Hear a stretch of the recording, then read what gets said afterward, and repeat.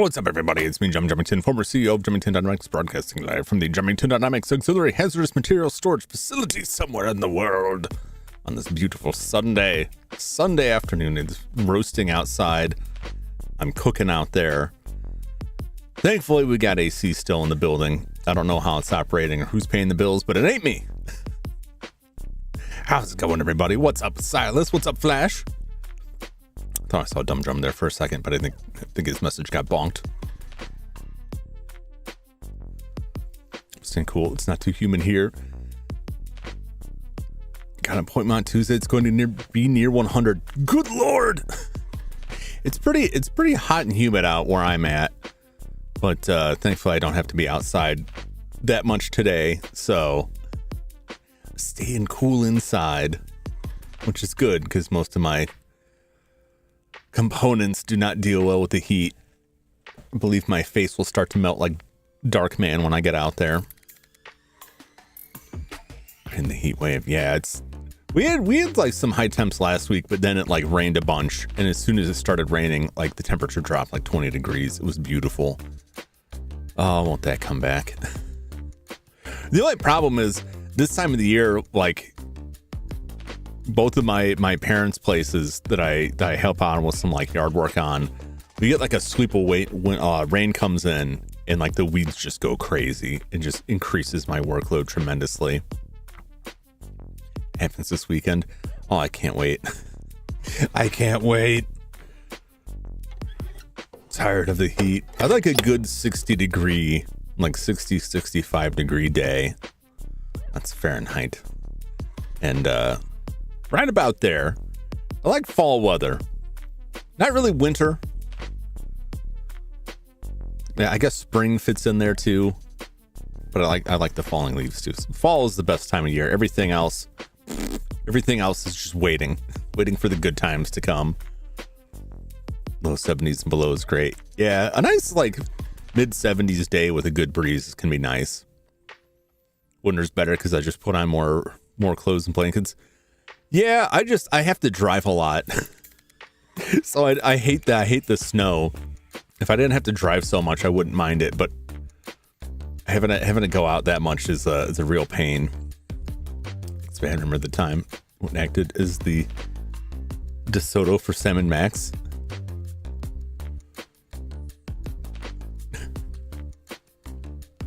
What's up, Dumb Drum? How's it going? Yeah, if it wasn't for the driving, like, I'd be fine with it. Because I like going for like a nice walk on like a winter day. Although I've had a lot of incidents where walking around and like finding an area where like it warmed up a little bit, then cooled off, and all the snow is covered with ice, and it's just like shuffling around, walk for a little bit. Oh, here's another patch of ice. Will this be the day I shatter my wrists? Will this finally happen? I'd say I'd never broken a bone, but like the meat grinder did a real number on those. I don't know how much of these are authentic anymore. You can't really get rid of the replacement parts anymore, so you got to hold on to what I got. What's up, Judd? Welcome in. How's it going? Well, we are back once again for more. Come on, Nushi Tsuri. Are you okay? I hope I'm okay. So far, ready to talk about my meat grinder comment. I was ground up in an industrial accident, and I'm mostly artificial now. They don't make human head shape like this normally. This was originally a test dummy that was modified to include life support functions to keep whatever biological components of myself are still in here. This is the $1 million CEO. I think they might have spent significantly less money than that, because we were already looking pretty shabby here at Jumington Dynamics. Our finances were not great. That's why we just used what we had on hand. At least that's what the engineers told me before they all, left for new jobs without leaving a forwarding address to myself or their families. And I don't really know any more about where they went from there. So I can't ask them the particulars about things. They just kind of got to figure it out. It's like getting a nice new car with no instruction manual and everything's digital controls. It's just a bunch of buttons. And it's like, you're going to push all of them to figure out what they do, but one of those things is going to call like the satellite emergency phone, and you don't want to hit that. And so you're left with like 20 buttons you just never touch because you're afraid it's going to trigger the eject seat. It's like that. Those almost vanished at Jumington Dynamics because we all have plot armor the size of G.I. Joe's Autobots prior to the movies. Well, none of you officially work for me. I think that's the big criteria. Also, I haven't been on the premises. But I don't really know, not knowing the mechanics of why everybody left mysteriously without telling anyone where they're going. I shouldn't comment too much. I bet they're in Silicon Valley now. They could be anywhere. They could be anywhere. I mean, that would make sense. We were a tech company. A lot of the tech we worked on was very in demand for a while there. I don't know how much it is now, but that was my presumption anyway. That's just what I assumed. That it's a hot field, a lot of job opportunities. I figured they all just left and decided simultaneously to start new lives with new families and new identities. Who am I to judge? Who am I to judge? Well, let's roll over to some fishing time here. One of those dulcet tones of the River King. It's calling us. Oh, wait, no. I need to continue. There we go. Woo! I really enjoy this music. Where is the screenshot of the password? Let's just enjoy this bopping tune here. 3 0 0 4 6 4 bump bump bump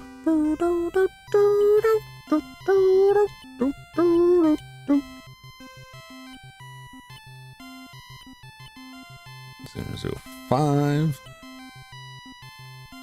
7300 bum bum bum bum bum bum.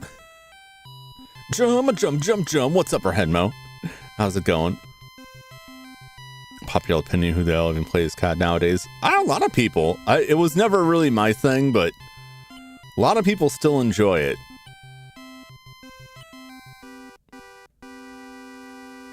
It is a fairly popular in the competitive shooting arena.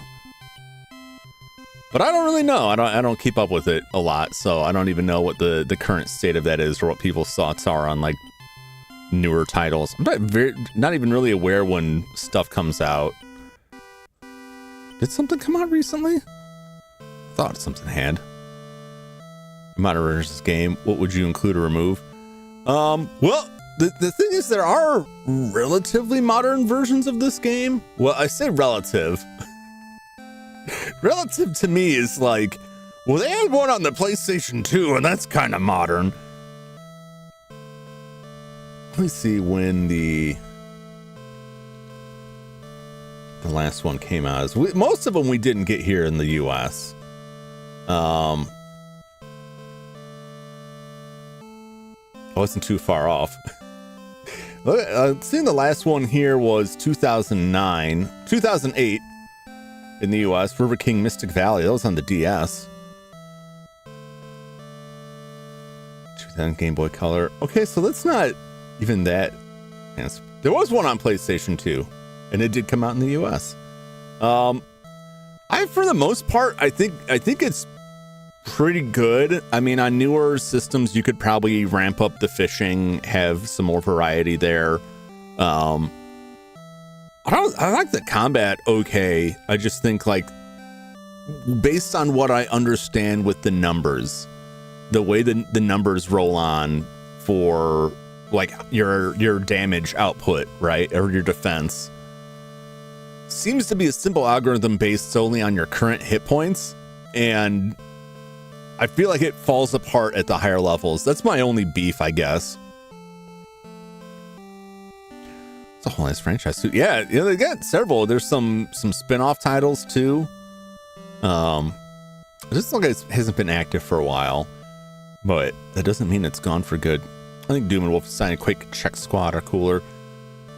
They make a new COD every single year, even if they fire the creators. Yeah, I mean that's the industry. Like most of those people, the teams have switched over many times by now. Xbox gave up, Nintendo aren't even competing in traditional sense. Console wars aren't all over. I don't think that until like consoles stop being sold, I don't think the war will ever truly end. It just reaches a low moment. It'll be back. The battles will return. Chuck's Quest. Yeah. But there's plenty of, I don't know if those would be boomer shooters or if that's more like Quake style, but there's a lot of throwback shooters out there too now. So trouble is there's just so many games get released. Consoles like the Middle East, we're not helping at all. Too soon. Yeah, I mean, like Nintendo hasn't really been competing head to head with the other consoles since the Wii. And like they're just off doing their own thing. And they've been successful at it despite the innumerable complaints. They're still going strong. I think a lot of it is just that there's a lot less value on the console now when you could just play it on PC. But I think that there's still a good market for it, especially when you consider the outrageous price of graphics cards. Like, yeah, you could run it better on PC if you sink a lot more money on PC. You have a lot more freedom of stuff on PC, regardless of the cost. But I think there are still markets for the consoles, so I don't think they're dead yet. But it's not as exciting, at least to me, it's not as exciting as it used to be. I'm far less excited about new console releases. They're still exploiting Sony, Nintendo, Xbox for their own gain. I mean, they've reached a level where like I feel like there's far less interest in developing like a new interesting console as there is with making something that's just good enough to sell the subscription services. That seems like everyone's putting their energy now. Yeah, so several River King games. There's also Umi no Nushi Tsuri, which is on the ocean. There was one for the N64, which I guess is a spinoff. There's several ocean ones. 2 of them on the 64. Not a lot of these have. It says see also Story of Seasons because it's the same company.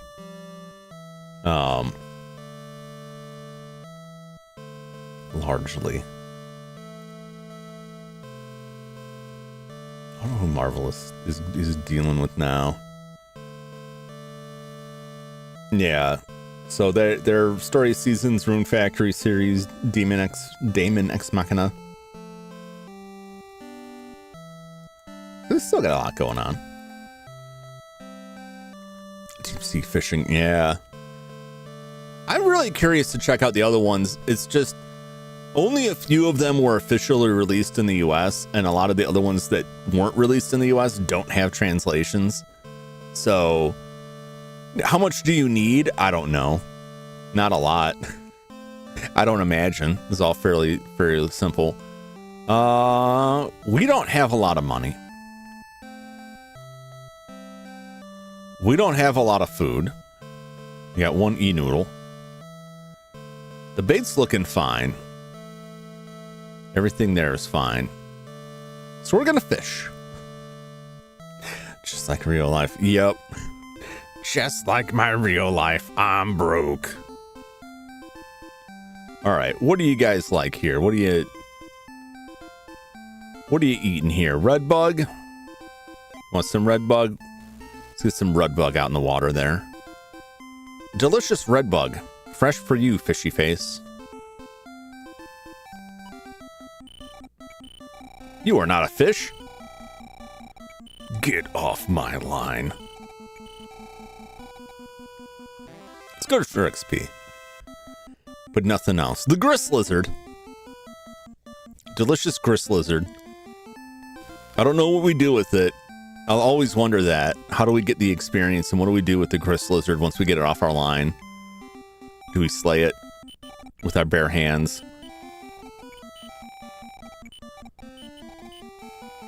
To release it back into the water? Like, what's the story there?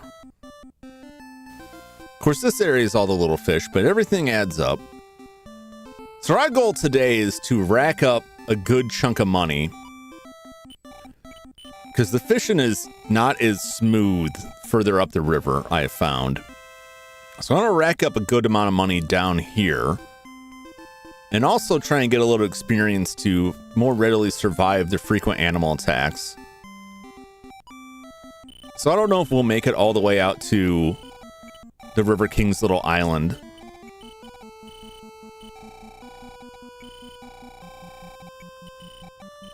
I gotta be honest, I'm not looking forward to it, because we gotta we have to ride our tub out there, our death tub that damages us when we ride it. So I gotta make sure that I have enough HP left when I reach the end of the stream, the end of the river, that I don't die trying to ride out there. Which I'm saying, the man in the mirror, Mafia is saying, the man in the river.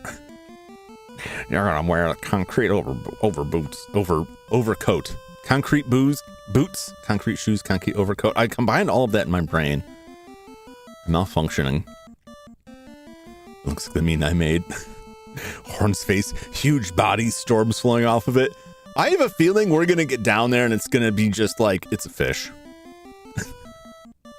This game is so far, despite like the wild caves that seem like we're gonna get jumped by demons and then nothing happens, this game runs pretty close to... Yeah, now it could be like a merman. That's a possibility. Could be like a kappa, some supernatural creature. I don't think so, though.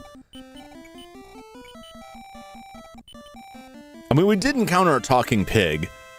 I don't know how normal that is in other countries. Here in the US, they generally don't talk. It could just be my American ignorance, and it could be that there are talking pigs elsewhere. I don't know. No giant kappa. Yeah, we just got to get our hooks into its head bowl, and then we'll have the ultimate control. But it would make more sense if our lure was a bunch of cucumbers, because the kappa, they love a cucumber, from what I'm told. I learned that from the movie Death Kappa. That's about the extent of my knowledge of kappas, is the movie Death Kappa. Hideaki Anno is in that movie. He's in the movie Death Kappa. I don't know how they got him. I didn't even know he acted, but he's in it. It's a pretty wild ride. If you haven't seen Death Kappa, I suggest you check it out. They have cucumbers and other things. Unspeakable things. Ugh. I think the first time I became aware of a kappa was in Final Fantasy VI when one of your status effects is you can get turned into a Kappa. And actually, you can do a lot of damage with that if you have the Kappa-specific equipment, which is weird that it's there. That's one strat in the game that you just get turned into Kappa and just like arm people with the Kappa equipment and just do massive damage. It works. Some Kappas like organs too. I mean, who doesn't, you know? Nope, fishing is dead here. Who doesn't like a nice big bowl of giblets in the morning? What we do? We'll fight. There we go. Give me a good hit there. One shot that bad boy. You. Now, Silas, you're not gonna judge me on that after declaring your intention to marry the weird plant monster girl in Code Veronica.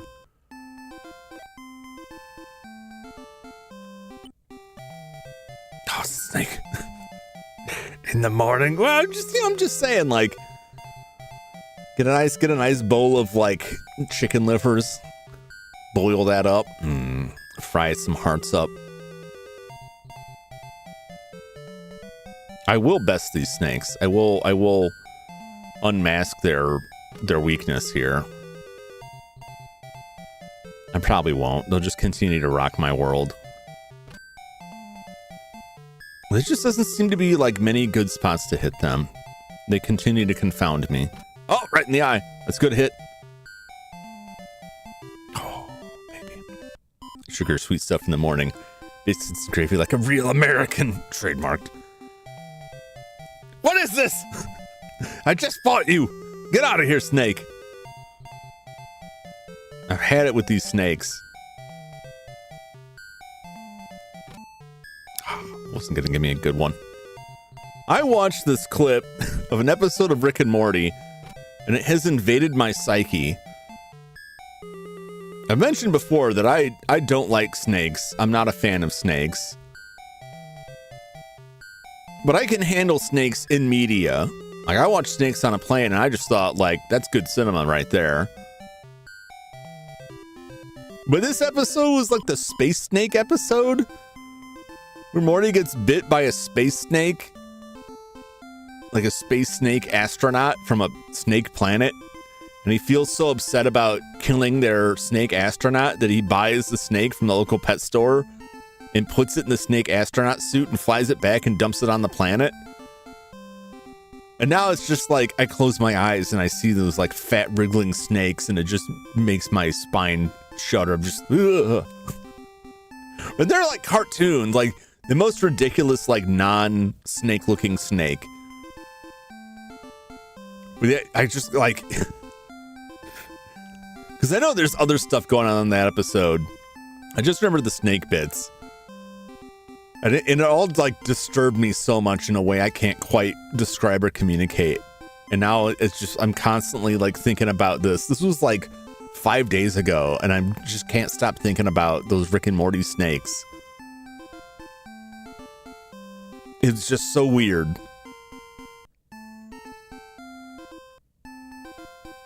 All right, we're fishing. What do you like? What do you like? You like a red bug? I got that red bug for you.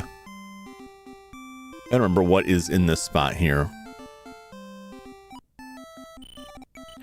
Damn you, grist lizard. I need money.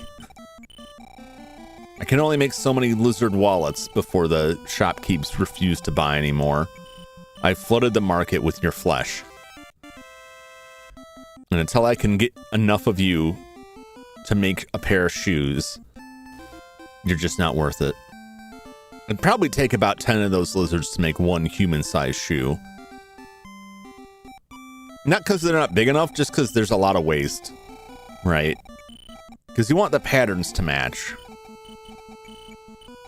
And nobody wants like lizard fins on their shoes, right? And you can't just like shave that down. Like they gotta be nice and juicy. You gotta have a nice long section on the side. And so it takes quite a bit of them to wrap up. And you gotta find ones where like the pattern matches enough.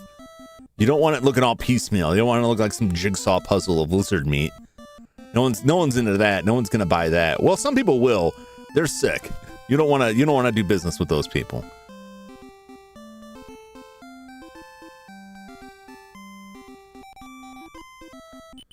You only want like the good, wholesome, like lizard fans.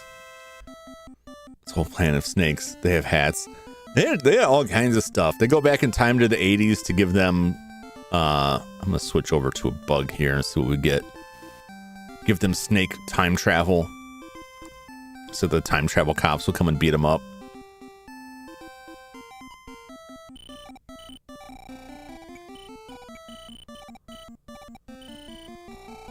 Come on, Dark Chub.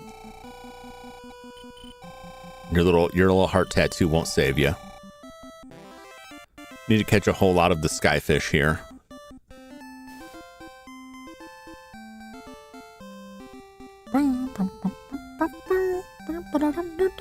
Yeah, I don't know what exactly it was about it, but like maybe it's because like Morty named the snake that he was gonna drop off on the snake planet. He seemed to have some kind of attachment to it, even though all it did was bite him in the face repeatedly. And then he went and threw it out of the ship. He just called it a monster. And I'm just like, yeah, that's what snakes are. They're monsters. Like, he feels sentimental about the snake that tried to kill him. So he abducts another snake that also tries to do him harm repeatedly. And then is like saddened that he has to dump it on this alien planet. And I'm just like, this kid's got some kind of moral code, but man, is it screwed up. They are monsters, they have hats. Look, if you put a werewolf in a hat, it's still a monster. Now, being a monster doesn't necessarily make it bad, right? You can be a good monster. You could be a neutral monster. But snakes are monsters. Like period. It doesn't matter what you dress them up in. You can put a snake in a suit, but you can't. No, they stole my bait. But you can't take the snake out of snake. Yeah, I stand by that.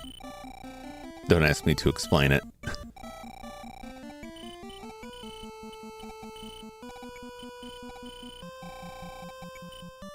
I'm just not a fan of snakes, all right? I've established this. It's my personal grievance. Let's get for your snake hating lost bait. Fish me, baby, one more time. I will fish these more than one more time. Damn it.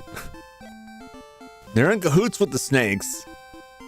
My only experience with snakes in this game is they're trying to kill me. There's never been a friendly snake. Like, if there was a snake that was like, go buy a rat and feed it to the snake and he'll tell you the secret, like, maybe we'd get along better, but like, I haven't encountered any of that. Grandma's deathly afraid of them. She can't even look at images of them. See, I can generally look at like snakes that aren't like right in front of me and be fine. So it's weird that like these cartoon snakes, like they concerned me so much.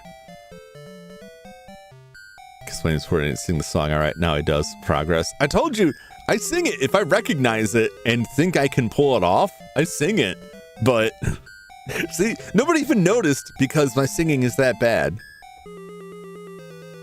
I'm so unconfident of it that usually when it's like, I'll sing this part. Neutral last snake. I saw a local one. Grows huge, but it's harmless. The rattler half its size. I saw her. I can kill me. Yeah. I just don't trust any of them. Like if I see a snake, like in person somewhere, like it just makes my skin crawl.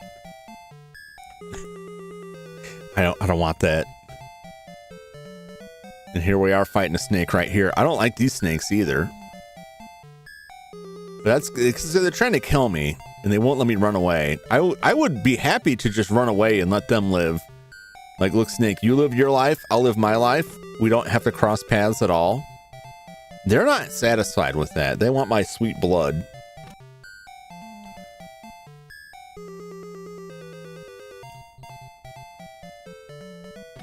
I don't know what level, what height of power I need to obtain for these things to not be such a thorn in my side.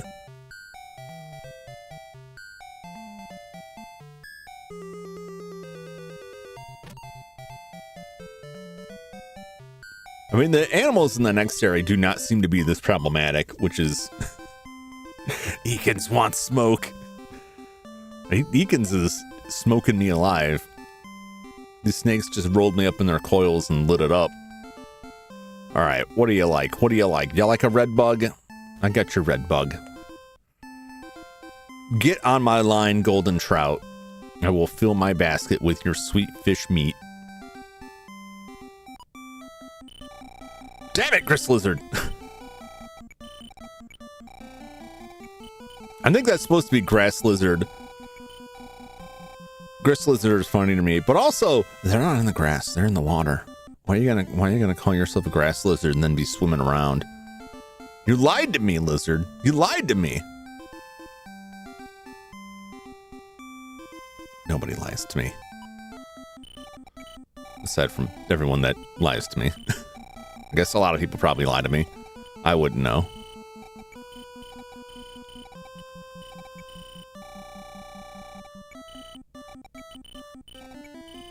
Come on.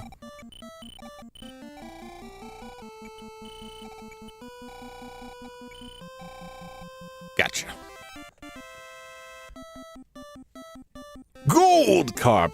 Solid gold, baby. All right, I'm gonna try to take my winnings here. Or no, I'm just gonna stick around this area. I was gonna say I will try moving forward from here, but no, it's better to get a couple runs here.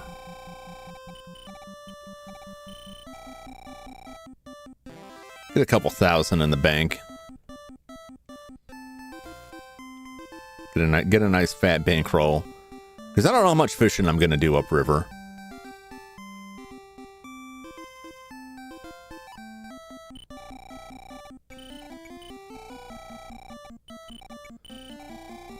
Yeah, my big concern right now is that if the fishing is not good, if it's all like huge fish that are a pain to catch, which is what they all seem like upriver, or tiny fish that are not worth catching, I won't be able to make enough money to survive. Because I am going to get jumped by animals, and I am going to die and wake up in town with 1 hit point. I have to be able to sleep at the inn. Even if I don't die, I have to be able to sleep at the inn to get the fishing spots to refresh. And if I can't afford to do that, there's no point sticking around there. Nope, this is fished out. What's my bin looking like? 16. We got room for 4 more fish.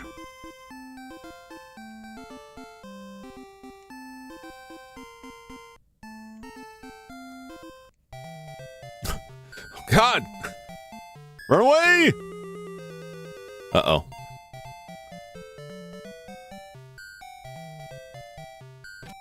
I guess I'll fight the eagle. I don't normally do well against the eagle, but I'll try and tackle him. I don't know why I always go for the wings. The wings don't do nothing.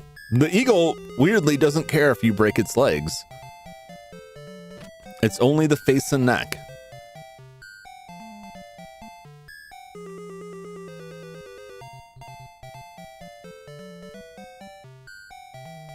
There we go. Give me them good hits. Burp, burp. At least the eagle has less hit points than the snake. I mean, that gut shot. Well, that's not quite it, but it'll do.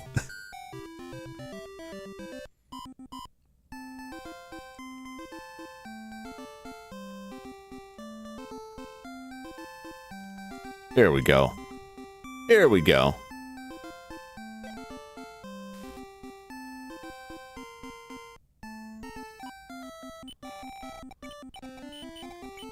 It's lobster time. Death from above! We managed to escape it, but only just. We only barely managed to survive.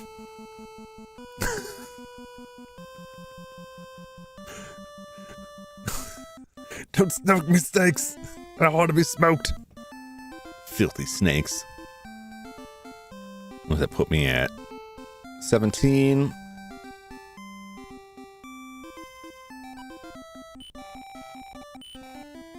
$18.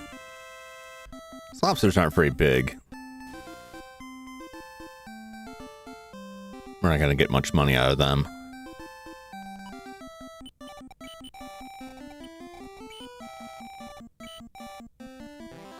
They're easy to catch, but that doesn't mean nothing if they're worthless. And 19. All right. Let's switch it up here. I think this is the Funa spot. I could be wrong. It is. I haven't been able to best them yet.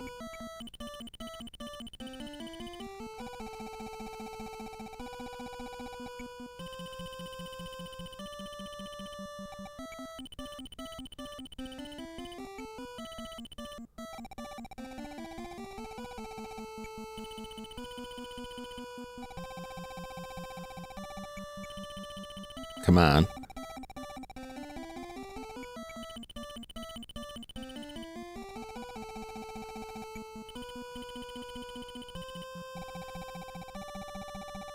Come on. I'd like to catch at least one of you.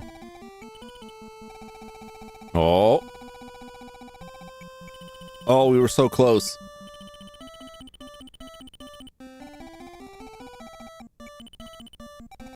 Come on, baby.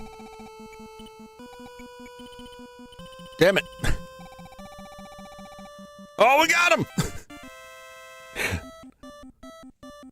26 centimeter Funa.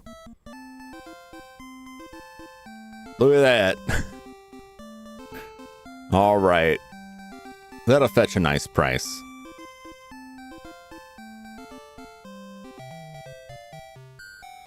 And here comes the eagle to rock my world once more. That's not quite the hit I thought it would be.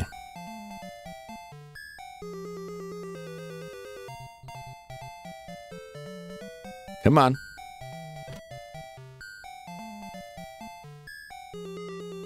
Ooh.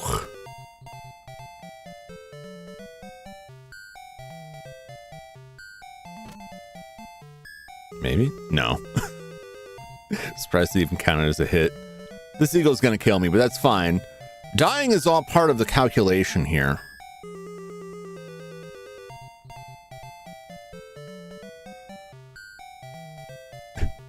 We've died yet again. Oh, what I like to call fast travel. I'm riding the corpse subway here. Riding the burial, the funerary railroad back to town. Sleeping on a table tonight. If I just taking the shit on the table. Don't you hate that where if you're trying to clean and you move your stack and the only place you have to move your various stacks of things is onto your bed, and then eventually you have to sleep and you have to just put it all back, and it reveals how little progress actually got made. What's up, Leather? Welcome in. At least that's what happens to me. I have a lot more books than I have room on the shelves in my cave. So I just end up with piles everywhere. $280. That's not bad. $390. We're gonna just have to do that like 5 or 6 more times. Will probably be enough, maybe, to survive. $30. Excellent. Should made a lot of progress in the room. Also have a lot of clothing that I do not have. I keep that pretty well in check. But as I've said, I generally just roll with like one set of several sets of identical clothing. It makes it easy.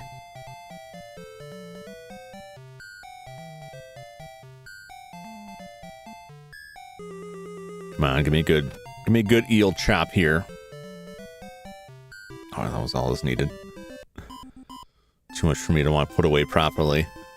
But it's so nice. It's so nice when you get everything cleared out. When you get everything nice and clear and clean. And it does help improve like mood and concentration and other things if you're working in a clean space.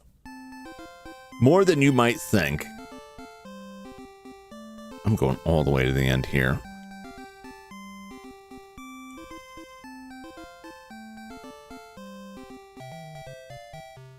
Damn you snakes. Get him.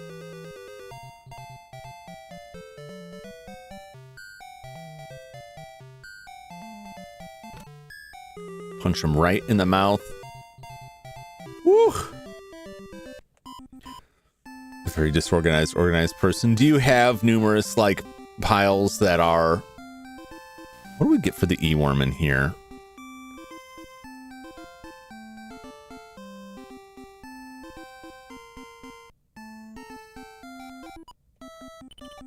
Oh, it's also the Funa.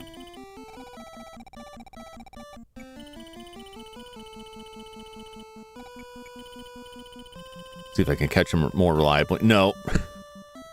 They just fly. And it does 3 damage. Jeez.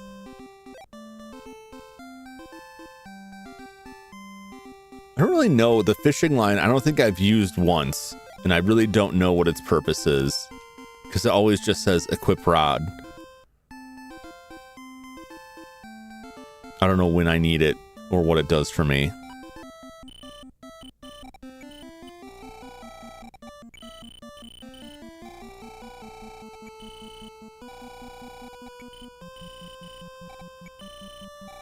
Come on.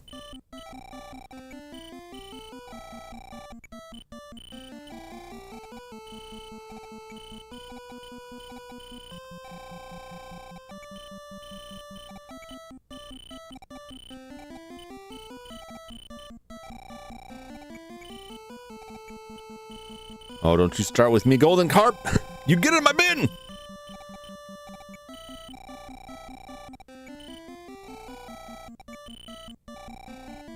Gotcha. Random piles of whatever here. Pile of art. Art stuff, 3 boxes, keepsakes, a pile of papers. So you try and keep stuff like kind of organized. And you end up with like, this is what happens to me. You can try and keep stuff kind of organized. And you end up with like all of these neat piles that are like very organized. Nicely sorted. They're not put away. They're not stored in a nice place. And it looks kind of nice, but also like I'm constantly walking over like these giant stacks of books, precariously balanced everywhere.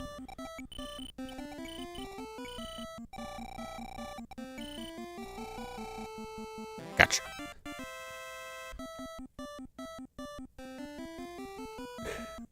Myself is almost an organist. What does that mean, Brad? You're playing I can't see you playing in a church. I feel like you're a sort of individual that may be rendered into flames if you enter holy ground. Could still walk freely. At least you got that. And that was about the best I could do for a long time, was like, well, it's up off the floor. And it's like, that's not better. Like, what happens if you need to, like, use that table for anything? I just don't.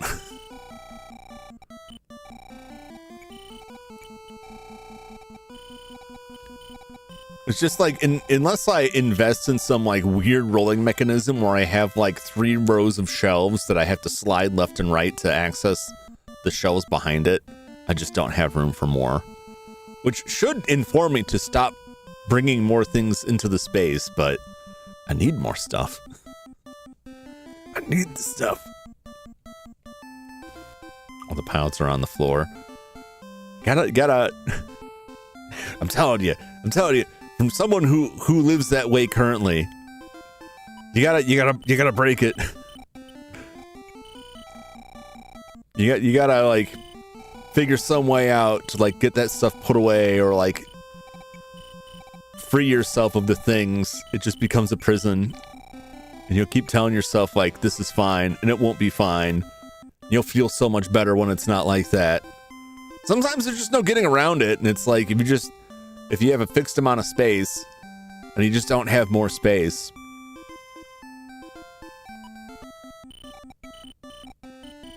It's like, it feels bad to just to get rid of stuff because, like, I have to live in this cave, therefore I have to get rid of these things. But a lot of times if you take a long look at it, it's like, there's a lot of stuff here that I don't really need. One of the big traps that happens to me, but largely to a lot of people in my family, is I don't want this thing anymore. It has no value to me anymore, but I'd hate to just throw it away, right? And that's a trap, right? Because then you're constantly like bargaining there. Like, I'll just find somebody else to dump this on and I won't feel bad about throwing it away. Maybe I can sell it, but that's a lot of work. I'll think about doing that, and then you just end up with this stuff forever. Sometimes you just gotta cut and run, you know? I don't need to go back that way. I can...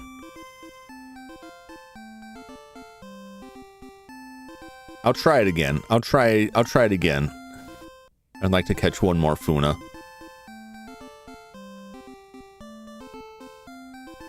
Otherwise, I'm just gonna have to... Oh, the fishing dried up. That's why. Son of a bitch. God, this snake. I just gotta fight stuff until I get powerful enough that these fish are not a trouble for me. When will I be strong enough that the snakes are no longer damaging? I feel like that day is never coming. I feel like no matter what I do, these snakes are always going to destroy me, and it is eating me up inside. Son of a... I hate the double RNG. I hate when you finish a fight and immediately walk into another fight. It drives me crazy. Most newer games that have, after a certain point, I think like they got better about the RNG and recognize like how terrible it is to like double whammy people like that. Oh, we found a hook. We got a hook out of this fish. Everything is valued me. Then again, I can just toss it. Forget I had it for years until a random memory comes back to me. Yeah, I mean, it is real hard to let go of stuff. But it's a real challenge to try to like assign like what is a real value. Do I really use this? Do I really need to keep this?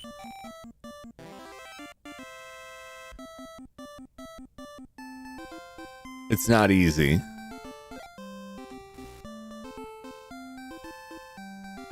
And there are things that are like, I don't need this anymore. I don't care about it. But then you'll remember a time that you got rid of something and then years later decided you wanted it and couldn't get it anymore. But there's just part of people's brains that's like, I need my stuff. I need my stuff more than my space. Like, no, you don't. You need your sanity.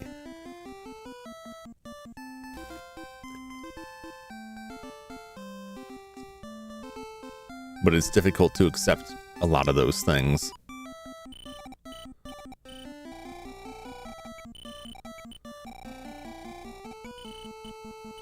That's why so many of us live like cluttered lives or just buried alive with things that, you know, yeah, I haven't watched this stack of movies in a while, but I don't want to get rid of them because they'll be a pain to replace. And someday I want to watch them again. I haven't read these books in a while, but someday someone may want to borrow them or I may want to reread it.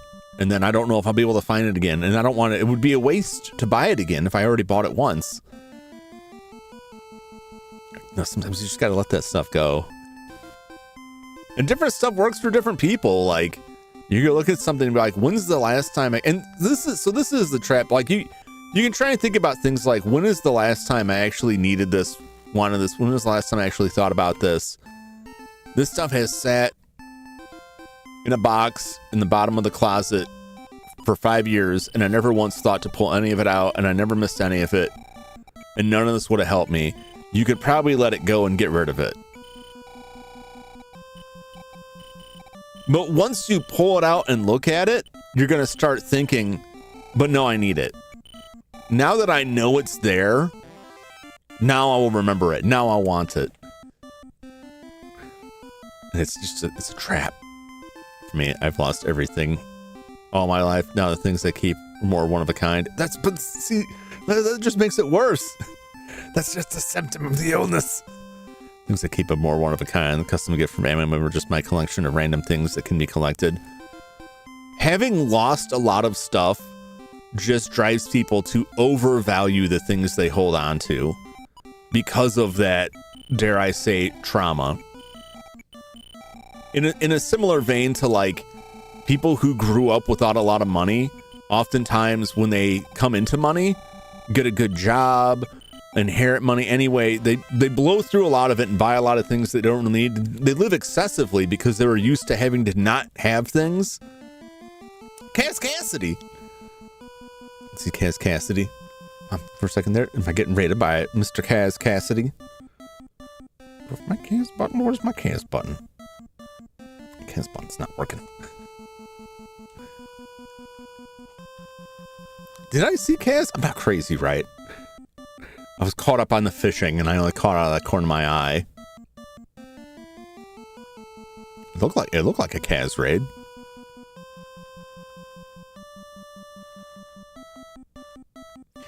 But yeah, that's maybe.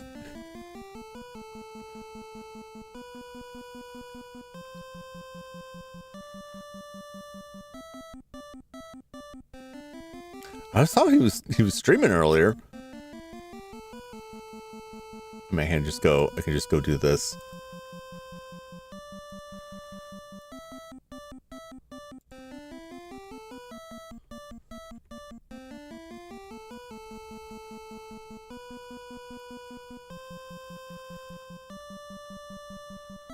It is. I'm so excited to go look at that. Whoa, welcome Raiders, if you are indeed here. I'm Jum Jumington, former CEO of Jumington Dynamics. We're fishing.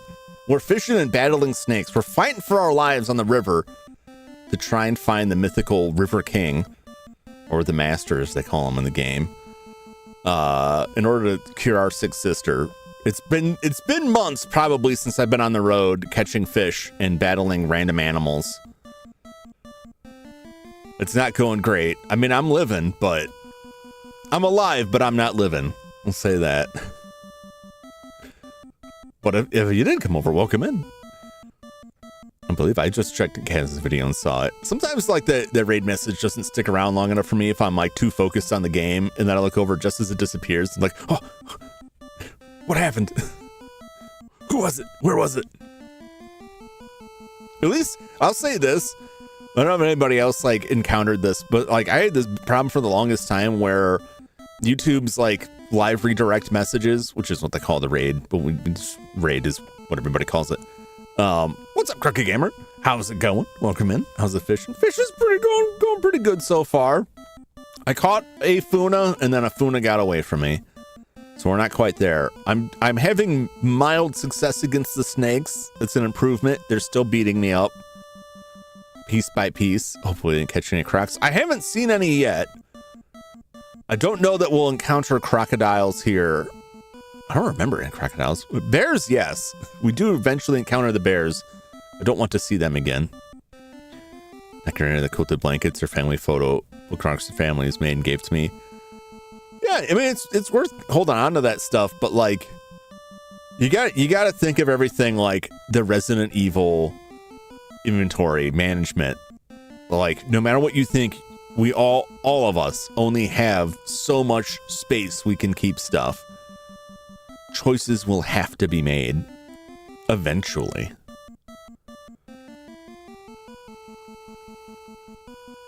Most of us. I'm not saying you have to get rid of everything, because that's the defense I get from my family a lot, where I'm like, you gotta get rid of some of this stuff, and they're like, oh, so I should just get rid of everything. I should just take everything I own and throw it in a dumpster. Like, no, explicitly that's not what I've said. Also, I never said you had to throw it away. I could take this and like go donate it to like a Goodwill or something. You could have a garage sale, but not this thing, not this blender that's broken. It's the base. The cord's cut off. You took screws out and lost them. The actual blender, the container, I don't know what you call it, that sits on the blender, broke and was thrown away. Now you have this non-functioning, half disassembled, chopped cord base It is of no value to anyone anywhere. What if I get another blender and it breaks and I need parts from this? Like, no, it's a trap. That's hoarding. But I know people who do that. Now that's kind of extreme. As extreme as like holding on to like food wrappers and refusing to get rid of that stuff. Like, I use this empty bag of potato chips on the couch to throw garbage in so I don't have to waste a garbage bag. Okay, that's fine, but then why do you have a stack of 5 of them in the kitchen? You don't need them. You can throw them away. Now, it doesn't have to be that extreme. I will take this potato chip bag and eat it. I hope they're not eating the bag. I knew somebody whose family had a problem one year where like flies got in their garbage and they opened up the garbage can and found a bunch of maggots inside. And so they started putting some garbage in the freezer until it was garbage day. But then it would be like in ice cream containers, and you'd open up an ice cream container and it would be like garbage inside.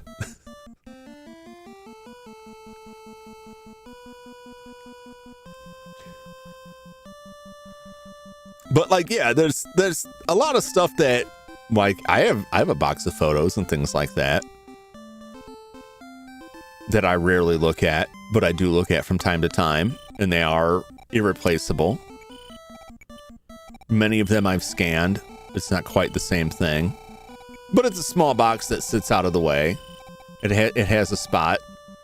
If I didn't have a spot for it, I would think a lot harder about keeping it, whether or not I'm keeping it.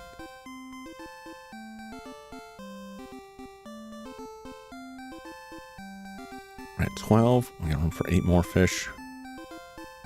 There's a lot of little fish in there.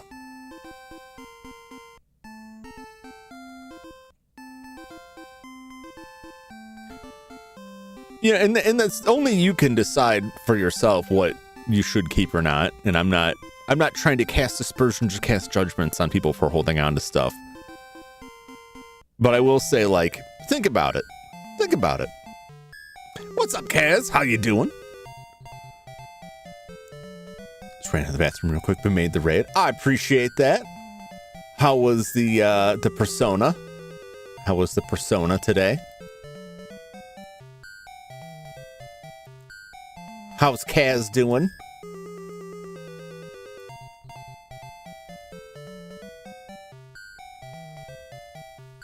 My button's not working, so I don't have a cool message. It's Kaz! Kaz Cassidy. Good guy, Kaz. Going pretty well. That's good. That's good.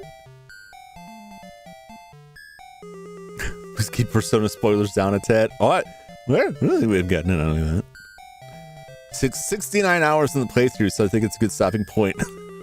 That's a very nice stopping point right there.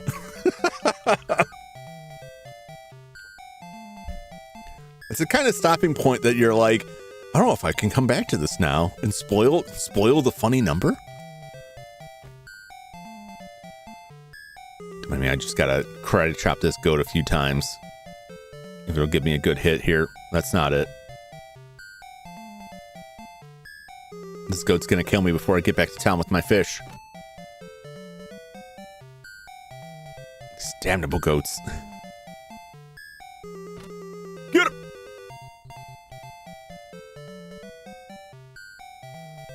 I'm still like not quite sure what the fancy collar is meant to be on these goats. There's a lot of animal designs in this that are just like, this looks like a regular normal animal, except that it has like very weird looking eyes. And then some animals are like, is this goat wearing like an Elizabethan like neck frill thing?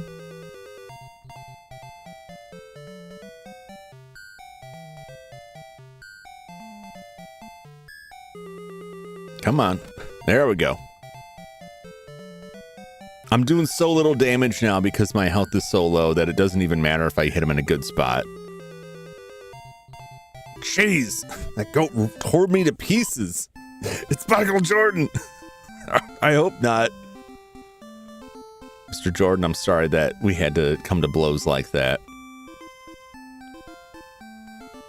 Please let me fish. Get that red bug on there. I'm gonna have to look for some bait here. Original Shin Megami Tensei streams win. Are you talking about like the original, like on the NES? Because that is in my rotation. That is on the list. That would probably also be a Sunday grind game.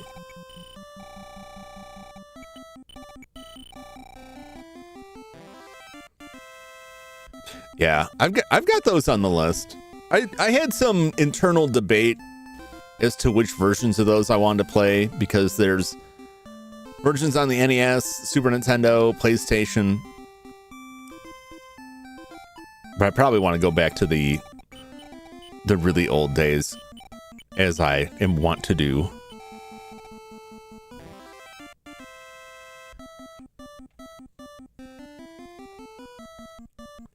I have to head out. Good luck fishing. All right, kids. Well, I appreciate the raid. Appreciate you stopping by. Always good to see you. Always nice to see you. Glad to hear you're doing well. And we'll catch you again on the next one. Either your stream or my stream. Probably your stream.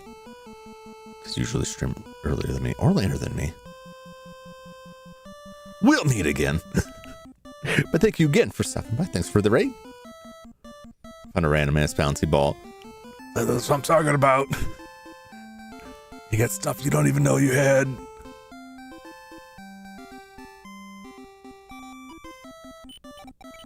Yeah, I wish I had good advice for that. Like, start with the things that you know you can easily replace, and try to analyze if you need them or not, or if you need to get rid of them. Sounds like a threat. No.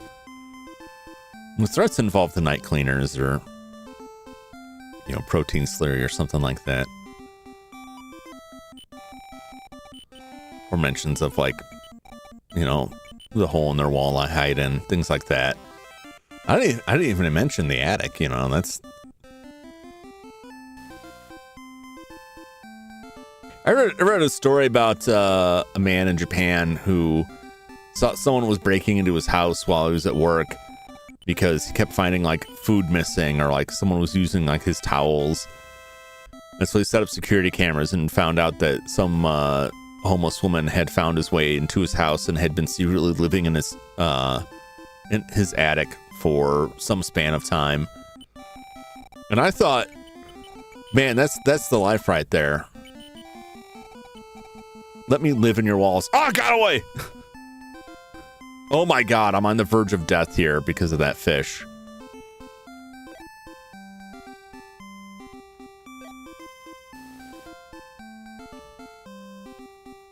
Here I am gabbing away about living inside people's walls, and that fish just confounded me.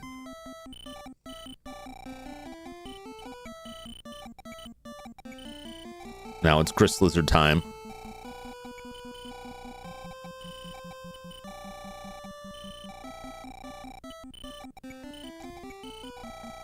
Come on! The homeless one in his attic. Was it you? I wish it was me. If it was me, I would never have been caught. Because I would have been watching the whole time. I would have known those cameras were there. I probably would have had to leave. Was this... If you're going to invade someone's living space, like the very first thing you have to come up with is an escape plan. Because you have to figure sooner or later they're going to put cameras up there. They're going to start wondering, like, where's all my food going? Who keeps pooping in the refrigerator? That kind of stuff. They're going to ask questions, and they're going to want answers. So you got to be prepared to get a way out. Now, if you're in the walls, right, it's kind of easy. Oh, God, this ferret. This ferret's going to kill me. I swear to God, this ferret's going to kill me. This ferret killed me. How shameful. Again, death is just part of the plan. Oh, here, would you mind restarting? No dice, Ryan. No dice. But welcome in. It's good to see you.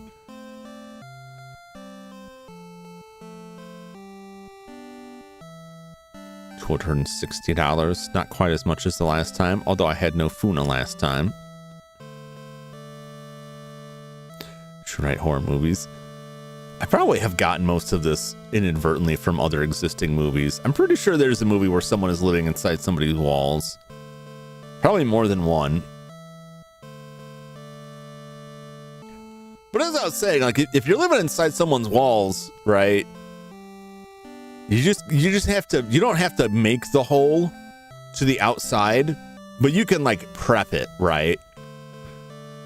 I just died to a ferret. I had 1 hit point. I'm doing the best I can. Remember, those ferrets are like a 1-hit kill for me, but all of my damage is based on my current hit points. So once I get low, like, any dumb thing can ruin me.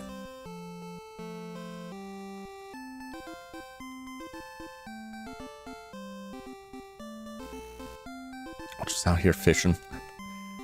Death is part of it, and by this point of the game, like, you just have to assume you're gonna die. The only punishment is essentially financial, because it will reduce you to 1 hit point, and then you'll have to pay money to get your hit points back. But otherwise, you keep everything else. It'd be another story if I woke up and, like, your fish are gone, your hooks are gone. This fish broke your rod. Nope, they just... the animals beat on you and then throw you back to town. Or someone comes and drags you back to town. I wish I could hire them as my bodyguards. Go over the top aviation style tile cart where me and Flash are so taking soccer shits. I don't even know what a soccer shit is. Cody Eves Guillemot. I don't know who that is. That the Ubisoft guy?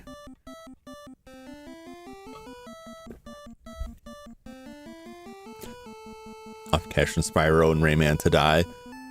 I would argue that it is the consumer that has left them to die, because they have put stuff out, but clearly it did not sell well enough. I hit the wrong button there. There's a world of difference between like consumer interest is like, yeah, I'd buy that, I'd play that, and like actual sales. And a lot of times there's series or characters that have like a huge following, but nobody will buy the games. At least not enough for them to consider it worth it to sell them or make them.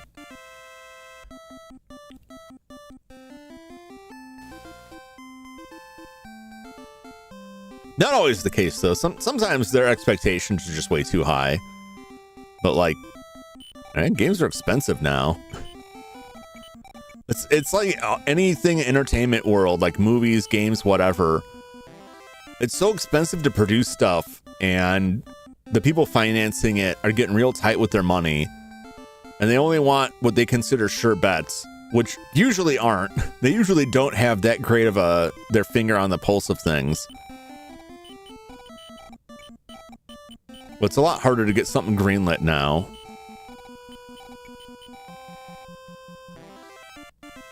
That's Crash Cam about was Tag Team Racing. Well, they had when did the last Crash Bandicoot come out? Because they put out a collection.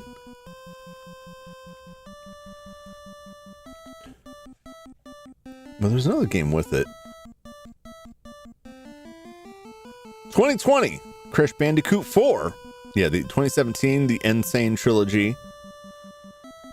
2024, they had Crash Bandicoot 4. They had a mobile game. Doesn't surprise me. All these people want to go to mobile games because they see all the money in it. Crash Team Rumble.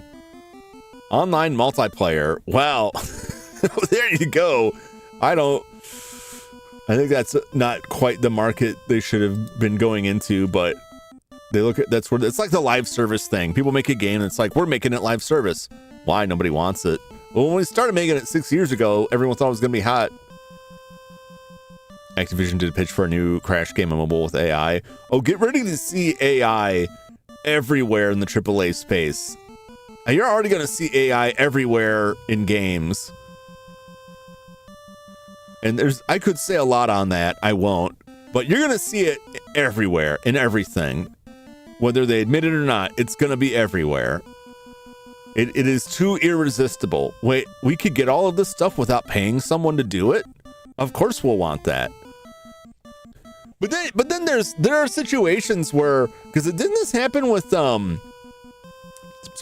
what is that the zombie game, like the 3/4 overhead view zombie, like I don't know if you call it roguelike.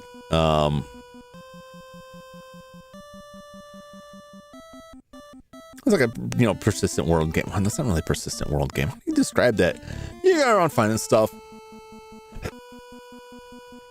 Go around trying to avoid getting bit by zombies. The Jum Chief. Jum, ready to jump.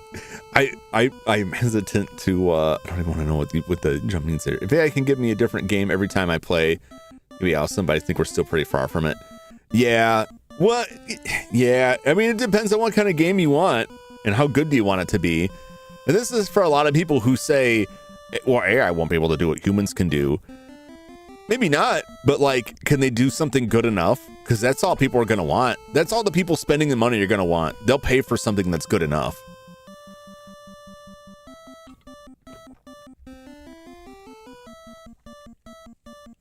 But like remember that Coke commercial? Yeah.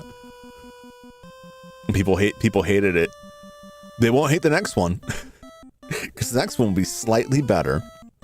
But you know what? They still buy Coke. But that advertising is a whole other goofy animal. Some proof humanity is better than a mere machine. I mean, it's inarguable for most instances, particularly in the area of creativity, that humans will be better. But it's not a matter of being better. It's a matter of being good enough. And when it comes to commercial products, good enough is all that's required. Oh, Jum, they made a AI made Coca-Cola commercial, and it looks exactly like you would think a commercial made by AI would look currently. It'll get better. I don't like it, but none of us are going to stop it at all. That also doesn't mean we have to fully embrace it, but it's going to be out there no matter what. Good enough can beat quality. It's happening. I mean, look, the movie industry, like, are they interested in making really great movies, or are they interested in making movies that are just good enough? The bubble war burst. Yeah, well, because a lot of these industries, like, they don't make money. That's all the money is coming in. Project Zomboid, that's what I was thinking of. A lot of the money is like investment capital, and there's not commercial products associated with it. But everyone's trying to corner the market on it. And then who are they going to sell it to? Like, they're going to try and sell it to companies to like replace stuff, but I don't know. I don't see it working out that way. I think this is just another long con. The problem is that it consumes a lot of resources. The data centers they build for this stuff consumes a lot of electricity, consumes a lot of water. It takes up land. It raises utility rates for everyone in the surrounding area. It causes all kinds of ecological damage. It's a huge, huge problem for something that eventually they may just abandon. Poison's, yeah, I mean, it's a whole world nightmare scenario of problems. Anybody see that movie Oblivion with Tom Cruise? Because that's pretty much what's going on, right? Alien AI shows up, abducts Tom Cruise, makes a bunch of clones of him, right? And then uses those to conquer the Earth. And then what does it want? Water. It wants all the water on Earth. And it sends its Tom Cruise clones out to get them. Oblivion had the dumbest AI. I don't know, man. Maybe, again, it didn't have to be that smart. It just had to be good enough. They really wrecked the Earth with that AI. So you can say it was dumb, and the way it was defeated was ultimately not that bright. But like, yeah, the AI is sure dumb. Survivors saved from their hole in the ground they live in with no water and most life on Earth scorched away. Like, some guy with a nuke walk into itself. Yeah. But that just like AI in the real world, it doesn't have to be smart enough to avoid getting nuked. It just has to ruin the world for everyone else before it gets to that point. And it will have succeeded. Whether or not that was his original intention, that's where it's all headed. That's where it's all headed. It's not even your work. You get a machine to do it for free. So there was a story with Project Zomboid that people were up in arms about these splash screens that got added in, and a lot of like complaints about like, hey, this is AI generated art. Well, according to the company, like they hired a person and the person was like, you want art? I got you. And then they sent their art in. They didn't hire them like, make us some AI art. They said, make us some art. And they said, I made this art. Here you go. And it turned out to be AI. So like, even if companies aren't explicitly trying to use AI, there's subcontracting stuff out, and those subcontractors are probably going to use AI. The Greg Center in Memphis. Yeah. Well, that's running off of like diesel generators, I think. And they're like, well, we're not part of the grid. And it's like, no, you're just. But they don't care, because the people at the top of this, like, always think that they will be immune from the consequences.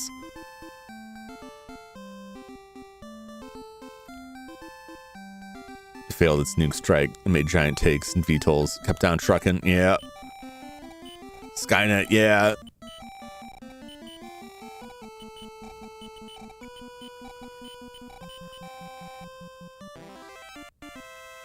No, but I see this conversation a lot in like the creative circles or in the game market or anywhere people are like, I don't want to see AI in the space. And you have people who are like, I don't have a problem with it, whatever. And that's the real issue, is that, you know, the companies are going to see it as a way to save money. They're not concerned with producing the best thing possible. They're concerned with producing something that's good enough. Good enough to keep their investors happy, keep the stock prices high, because that's all they're really worried about. And so like, yeah, the quality itself will get worse. And you know what will enable them to do that? What will allow them to do that is the majority of consumers simply do not care. The majority of consumers simply will not care. They will eat that slop right up if it's good enough. That's all it has to be. Like a movie that everyone dumps on and says is terrible, right? And nobody's talking about it a month after it releases. Like, that's fine. How much money did it make at the box office? Did it make enough money at the box office? Are they going to make enough money selling it to streaming services to make a profit? Then it's good enough.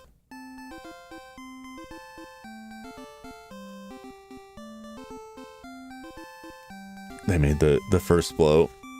That's what the Terminator, yeah.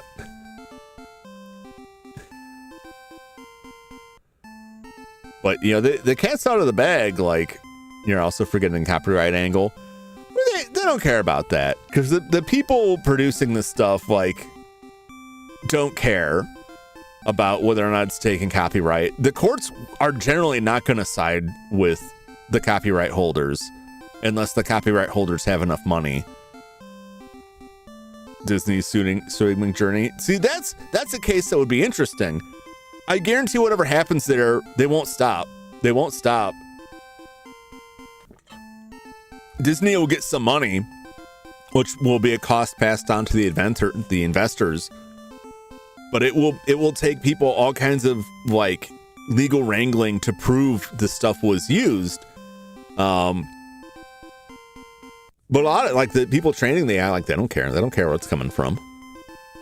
And then what'll happen is like people turn to that stuff more than any other source. Even if it's wrong, they'll stop caring that it's wrong. It just won't matter to them. And people say, oh, well, they can't just create stuff. It needs stuff made by people to harvest, right? And then like that's the only way it generates stuff.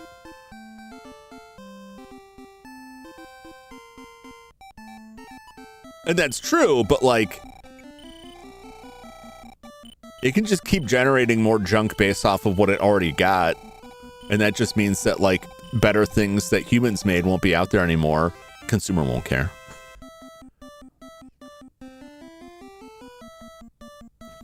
What's up, Tika? I'm not sure how to pronounce most of that. But how are you? How are you? We're just doing some fishing. We're chatting about AI, a subject that I hate to get on because it's a big rant point for me. And I think it's a battle that has already been lost because it has enough acceptance with the general populace that it just doesn't matter what people who are opposed to it think. And every time the companies put something out that fails or that people get upset about it, Jum just wants his AI waifu bot. No way. But I'm saying, like, it's like, be upset about it, be mad about it, right? But also understand, like, the enemy is not so much the person creating the AI to do this stuff. The person you really need to convince that this is bad and that they should be against it is the general average consumer, right? The average person who is not connected, who isn't really aware of what's going on in the world and isn't really concerned about it, who is just like, haha, I asked ChatGPT this thing and look at this response. Like, those are the people that you need to convince, like, hey, this is a problem, this is why. I mean, the same goes towards, like, anyone who is in one field and advocates using AI to replace another field and saying, you're just upset because you're going to lose your job. My job is safe. They can't replace me. And it's like, no, you will be replaced.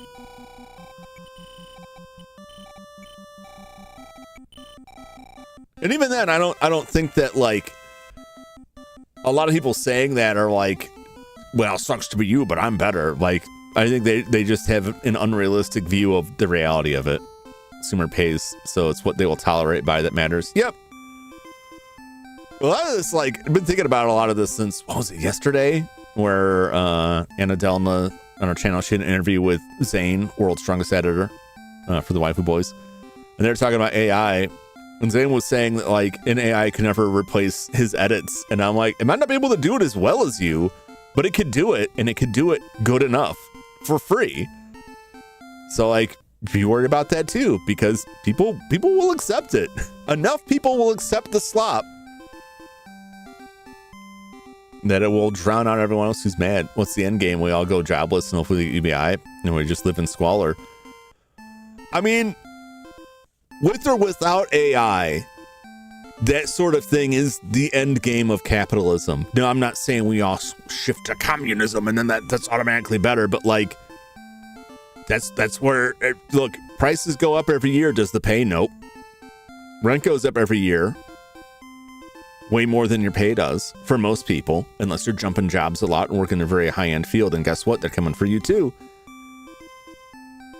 We're past a point where the systems just don't really work that well, and AI is just like the latest in the string of that stuff. You can try to get with you could try to get you, well, it's a say how, like, a lot of this stuff is terrible, but, like, that's when it's the most important for human beings who want to create things and don't want to see art replaced by robot slop to make art and put it in front of people and say, this is better, and try to prove to them this is better. Because if people look at real human art in AI slop and decide that the slop is fine, then it doesn't matter what you do about AI.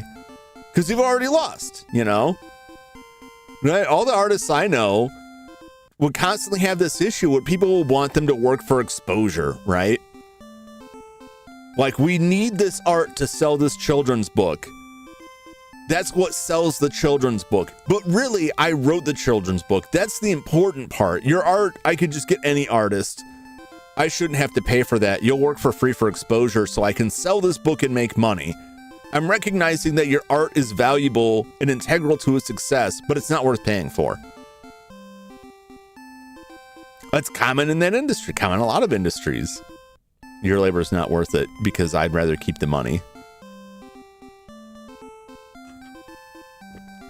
AI can ruin people's lives. Yeah, but we didn't need AI for that. So tech is available for people for free. People can ruin people's lives, right? We didn't even need the internet for this stuff. Anybody remember the satanic panic in the 80s? Mass book burnings, right? Going after all these people with these BS stories about Satan worshiping cults that just did not exist, right?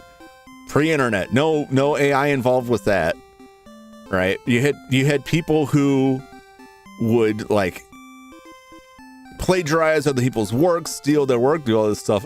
Came here for good feels. Now I have an existential crisis by our dystopian future. This is what happens when you bring up the AI. So I don't want to talk about the AI. But I think that the big takeaway shouldn't be like everything's terrible and it's only going to get worse and you should just give up. It's that, yes, there's a lot of bad stuff there. It was there before under a different name. It'll be there next year too. But you know what? So will you. And you can choose to ignore that stuff. You can choose to make something. You can choose to find people who are making things and enjoy those things and let them know, I enjoy this. And I'm glad you made it. Like a human being made this, right? The best thing you can get at a time with this is just be good to other human beings. Be good to yourself. Be good to other human beings. Because the rest of it, you can't control. And your choice there is you can drive yourself crazy worrying about something you can't control. Can't prepare for, or you can just make the best of the days that you have. And if there's an area of your life that the worry of AI is consuming you, cut that part out like a gangrenous limb and move on. He's in league with the AI. No AI could capture you. I appreciate that so much. I could 100% replace with AI. I could be replaced with 20 audio clips played on random. And you guys would notice, but there are some people who would just be like, it's fine. Maybe not me specifically, but like there is a channel out there right now that is 100% AI generated that has more subscribers than I could ever deal with, that makes more money than I will ever see.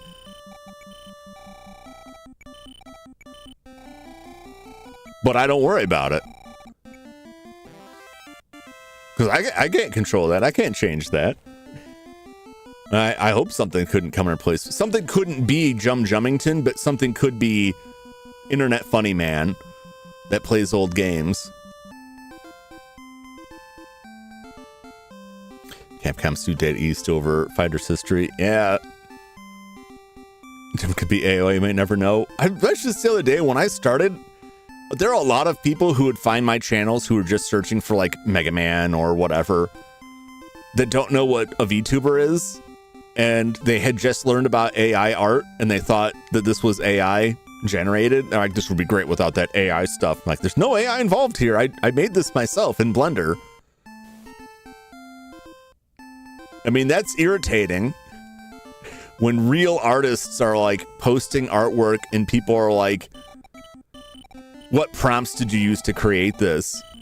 And all that says to me is you need to find a new audience somehow, some way, because someone who looks at real art and their first question is, what prompts did you use to create this?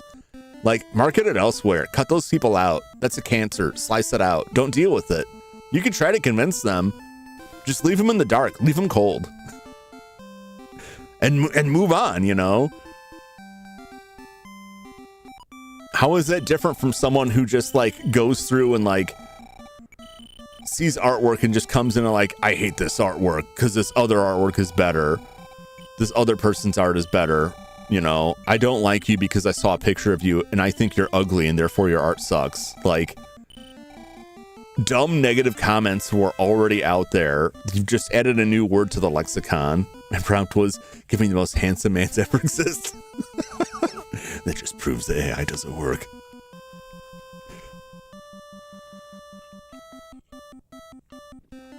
Gonna be AI to successfully jump the madness and possess unique. I hope so. I hope so.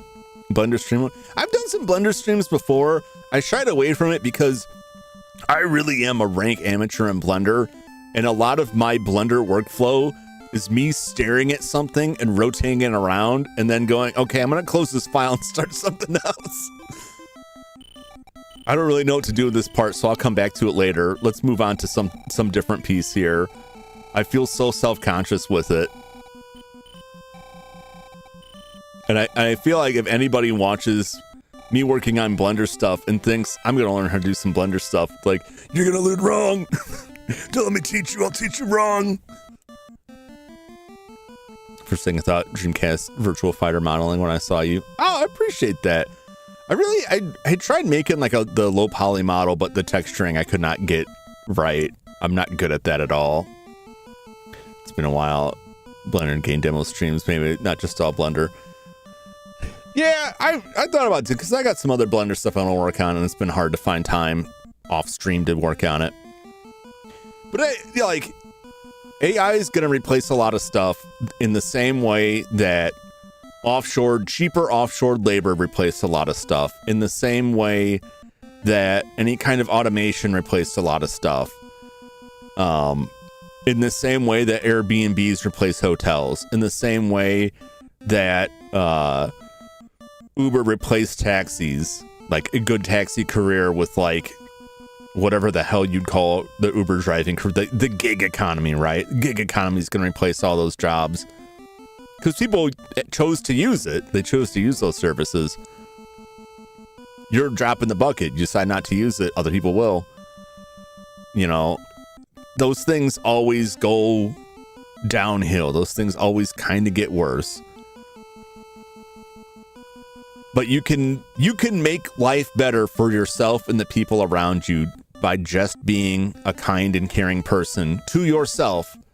First and foremost, not to be selfish, but the first person you need to save is yourself. Because if you can't keep yourself from drowning, you're not going to stop anyone else from drowning. Be kind and caring to yourself. Be kind and caring to the people around you. And life can be good, even with all this other crap. Find the artwork you like, find artists that you like, musicians you like, people who make games, movies, all the things that you like, and champion that stuff over the slop.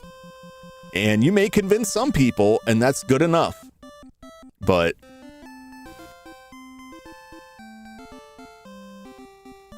it's not worth letting them like fill you with anxiety over like, they're gonna replace this stuff. The Sinto, it's G.I. Joe all over again. Yeah. I mean, all you have to do is go to like a place where people are using AI and talking about it, talking about the things they generate with AI and how like excited they are about this thing that they made. And there's areas where like I could not afford to hire an artist to do this thing.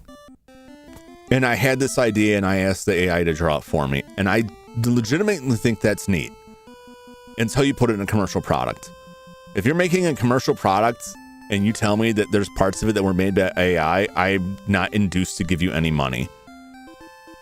Because even if it's just like the one thing, like we only use it for this one thing, I'm always going to think there's way more than that one thing. There's way more than that one thing. And even if this isn't the case, and this may be completely unfair, and this may hurt some people's business, I will just think you're a lazy cash grab. This is a scam. I don't want it.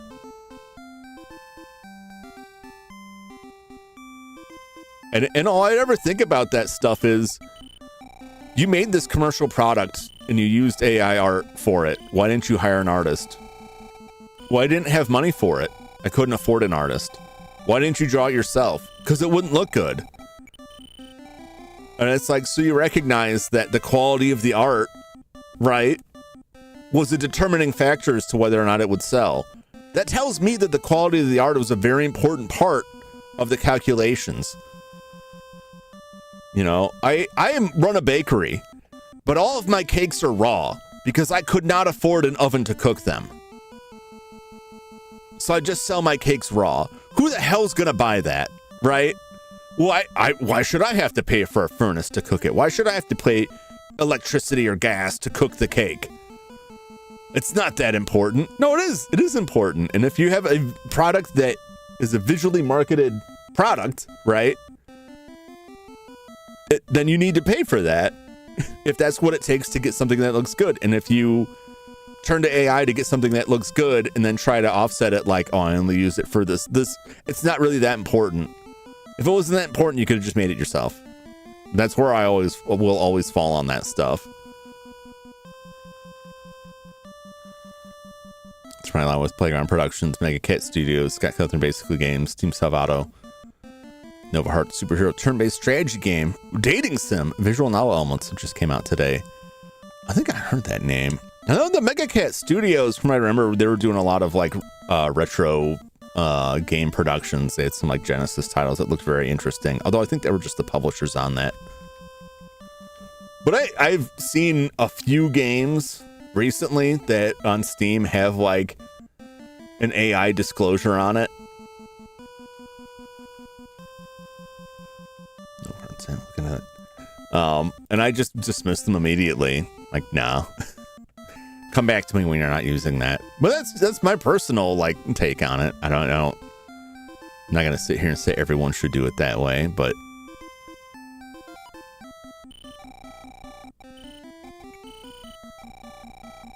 I just don't think worrying about it is like worrying about when the sun's gonna burn out, right? You can't do anything about it. It's not an adventure game, AI assets, like, nope. Yeah, like I see that stuff and I'm just like, oh, my bin is full. Well, let's hit the road. I just lose interest.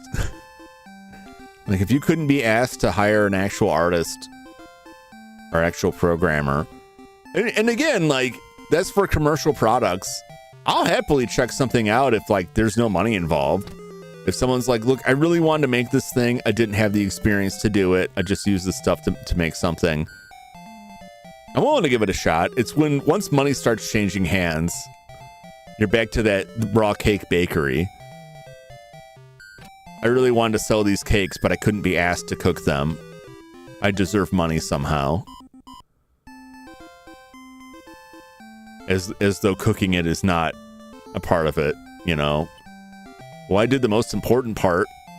I put them in a bowl. Sun's gonna be burnt. I hate to tell you this, Ryan. The sun will likely burn out. It'll probably be millions of years. We'll all be long gone, but it will happen. Eventually, the Earth will be completely uninhabitable. Probably not within our lifetimes. Everything ends. Always. But the important part is to enjoy the ride. Appreciate what you have while you have it.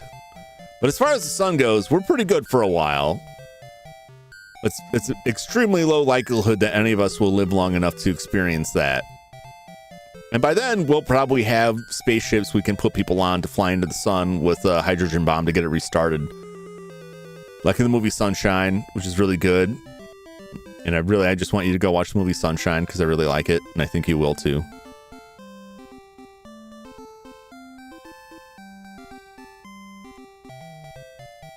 Eels! Get out of here, you.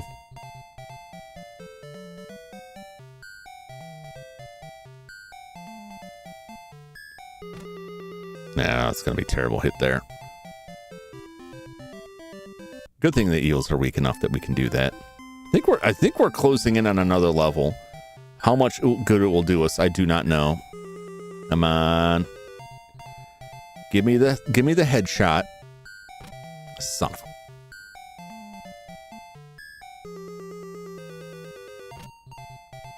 Just take whatever hits I can get. The single die. We're so close to home, I'm gonna have to stay at the inn anyway. Boop, boop.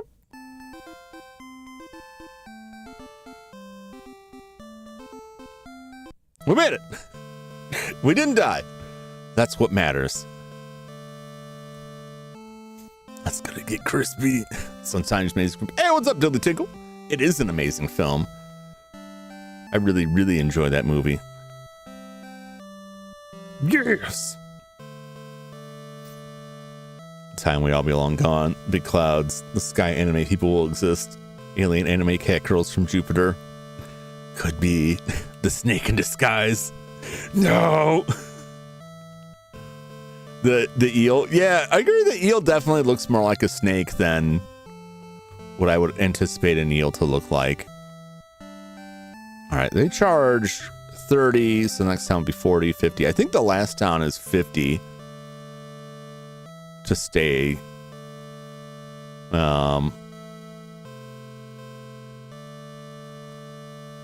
16 stays at 800. It would be worth it to be able to buy some food. And the food gets real expensive. I want enough money to survive for a while. 3 bugs found. Any red bugs? Red bug found. It was I, the relevant trumpeter. How many towns so far? There are, I want to say there's 2 more towns past this one. And I've been to them, but I came back because the fishing was better here. One about this game is you fish and fight cute little mammals. Ryan, that is the game in its entirety. There's slightly more than that, but not enough not enough to add onto the list. The entire premise of this game is that we are moving left. Our home village is all the way to the right. It's several towns over to the right. So we're moving to the left towards the mouth of the river. Our sister is sick, and the only medicine, the only prescription is more cowbell. No, the only prescription is the legendary River King, a giant, presumably fish. We haven't seen it yet. So we go around, we collect fish, we sell those fish. We need that money for stuff. We may need to buy a key that gets us in somewhere, or a magnet that shows us the secret entrance to the cave that goes to the next town. There's always some little puzzle like that. And all along the way, we're fighting animals, random animals. A lot of rabbits, a lot of snakes, goats, flying squirrels. And that's the entirety of the game. Move to the left to the next town, fight the next thing. There's no like dearth of stats. The only thing we've got is HP. There's no other stat to speak of. You can buy bigger bins, you can get other stuff. It's no way related to whether or not I'm invested in the story or you're bother trying to save her, but is the sister hot? Do you see the snowman here on the screen? Hell, do you see like anybody? The sister is as hot, but no hotter than any of these 4 characters you can currently see on screen. Well, the age is unspecified, so whether or not it's weird or creepy to look at the sister that way is unknown. I'll assume it probably is, but it might not be. But if this right here is what does it for you, right? You're gonna be happy with the look of the sister. I haven't seen the sister in forever. As soon as I left hometown, I stopped seeing her at all. I'm planning on starting a war between the Backyard Sports fan base and the Bubsy fan base just to prove Backyard Sports superiority. Does Bubsy have a fan base? I know I ask that every time, Dumb Drum, but like, I don't know that Bubsy really has a fan base. I don't think you're going to be hearing from too many people on that one. She could be dead already for all we know. That's my thinking. I feel like I'm going to get back there with the fish and like that town will just be like gone. Everyone will be dead. They all starve to death. We'll never know until I catch that fish. And here's the thing. Once I catch the River King, I have to walk all the way back home. And there's one really big unanswered question that has me like utterly terrified. Is that the next 2 towns over, there are ravens that attack us. And when the ravens hit us, they steal one of our fish. I don't know if that includes the legendary River King. If I catch the River King, can a raven jump me and steal it?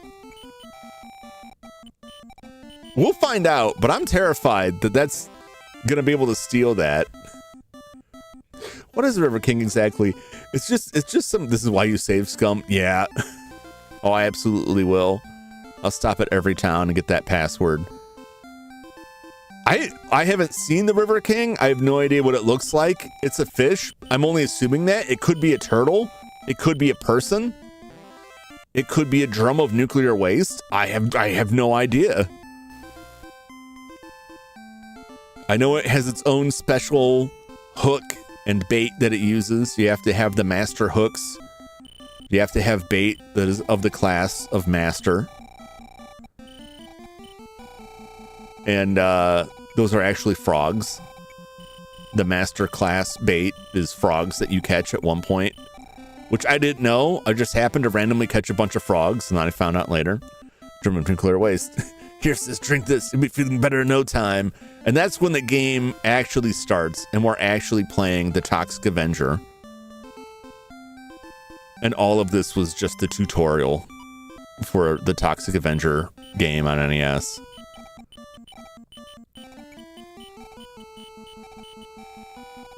This guy's feisty today. Get in there. It's clearly the Kappa. It's the Kappa. I'm like, at this point, I'll be kind of disappointed if it's just a fish. I hope at least the fish sprite looks really cool, because I cannot believe it's going to be anything like really awesome. It's not going to be like a demon floating under the water, because that would be great. That would be amazing if there was just this demonic hellfish that we have to catch. I don't think that'll be the case, but that would be amazing if it was.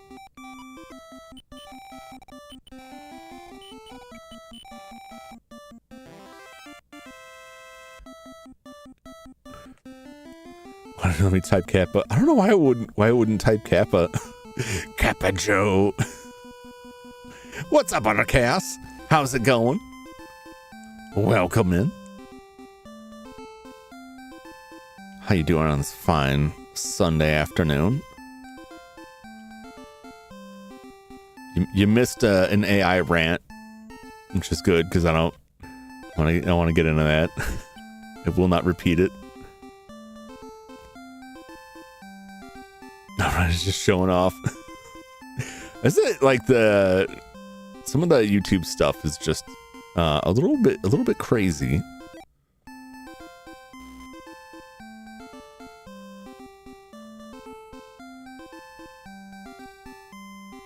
Let's get some big fat fish here.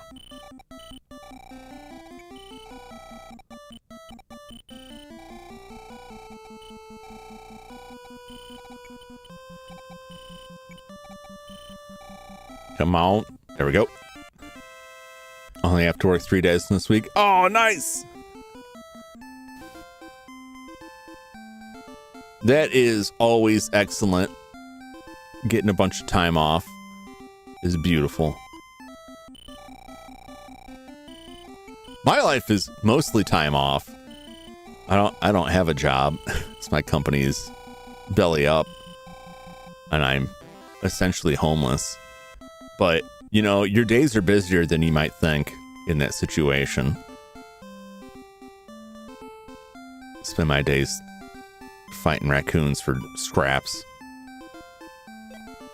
I wouldn't have it any other way.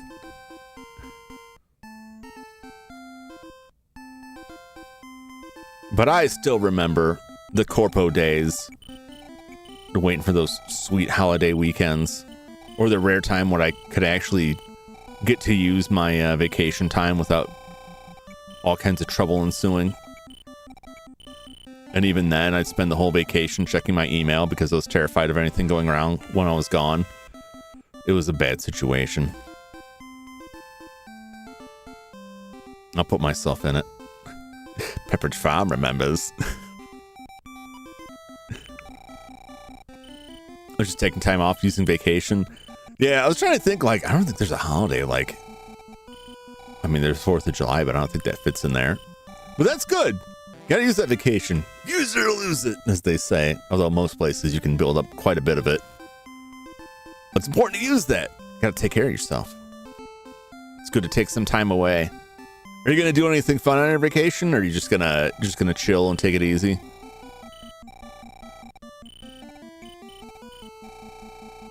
Do any traveling? Some light rock climbing.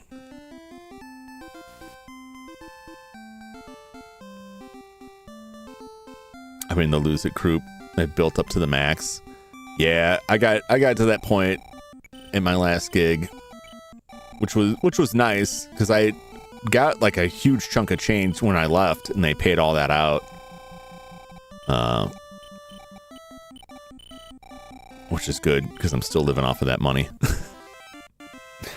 Switch 2 days. Oh, nice.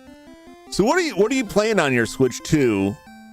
Do you got some new Switch 2 stuff, or are you mostly revisiting games from the Switch 1? Take the opportunity to revisit some stuff or see if some stuff runs better. The only thing I think I've seen for the Switch 2 is Mario Kart. Well, no, Bravely Default. Bravely Default is a Switch 2 game, right? The new remastered. Don't you swim away from me. Don't you swim away from me. How dare you, Chubb?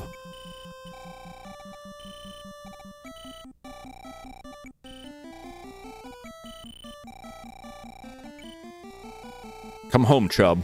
Come home. Rune Factory. Oh, yeah, Rune Factory. Mario Kart. This is Rune Factory Guardians Azuma. Is that Rune Factory? Is that a separate game, Guardians Azuma? Is Guardians Azuma a separate game? Chubb knows you want to check out the heart tattoo. I swear, like, that's got to be where the most delicious fish meat is. Like, that's the cut. That's where you make the sushi cut. It's right where that heart is. Guardians. It is Guardians of Zuma Room Factory. I thought that's what it was, but I was like, wait, is there another game? No, there's the full one. Have you played any of that yet? I'm dying to hear how that one plays out. It's a spin-off. Ah. Oh, this spot just keeps on giving here. See, that's why I like to stick back here. Because the fishing holes here are very generous. Eventually, any one of these fishing spots runs out of fish for the day, and you got to sleep in an inn to get them to have fish again. They only need a few hours of you sleeping to repopulate. Or maybe they just all hid, and they're like, hey, man. Like, the fish send the message out there, like, several of our brothers have been taken so far. But this area has a lot more going for it. Damn dastardly snake!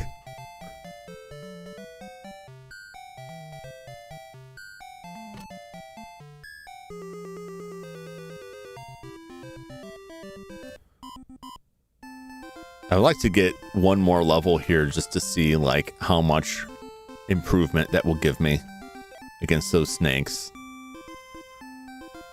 Not a big fan of games that are like you get to build up town and set the buildings, trying to create Jim overfishing, destroying the local population. You better believe it, Ryan. I will take every fish available out of here. The ones that aren't keepers, I'm still keeping them. None of them get put back. They all go in my bin. They'll all sell the same in town. All right. Little fish fry is just as good as a big one, is what I'm saying. And then once I'm done, I'll start dumping my toxic sludge in these rivers so that no population will ever live again. Or I'll bring some disgusting fish like an Asian carp that nobody wants, and I'll throw them in there and just completely ruin all of this. I'll make it so no one else can ever fish in these waters again. And then I will clone these fish in my secret labs. And if you want these fish, you're going to have to come to Jum for it. That's business, baby. That's how you run a corporation in this country.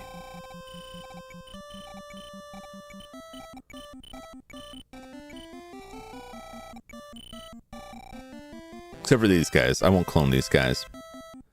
I probably should clone these guys. It'd be easier to make shoes out of them if I had a large quantity. Ecological disasters, Jum's middle name. Well, not far from it. I've had my share of, alleged ecological disasters allegedly caused by Jumington Dynamics. I'm confident that those cases will be resolved, and I will be absolved of any guilt in those. Mostly because all the guilt goes to the corporation that doesn't exist anymore, so they really can't touch me, but they'll try.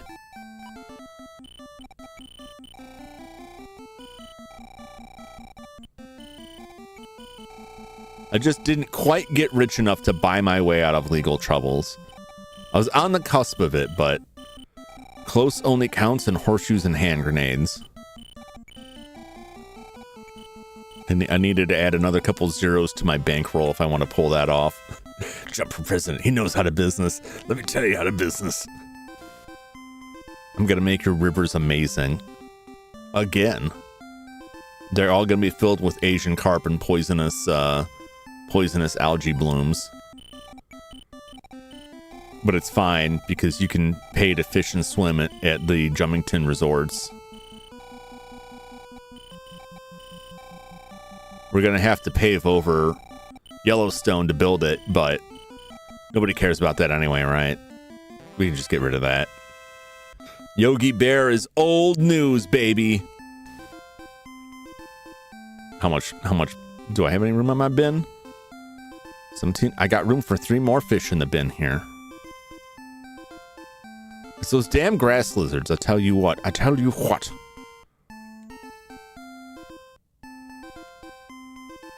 Dang grass lizards, take it. It's an eagle! I will fight this eagle.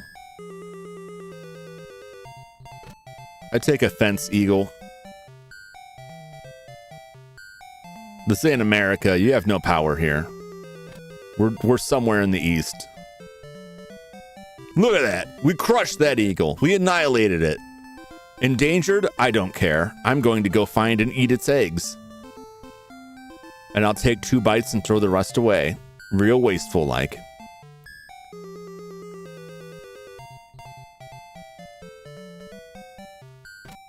Now, these snakes, this is another matter. Snakes are a lot more fearsome than the eagle.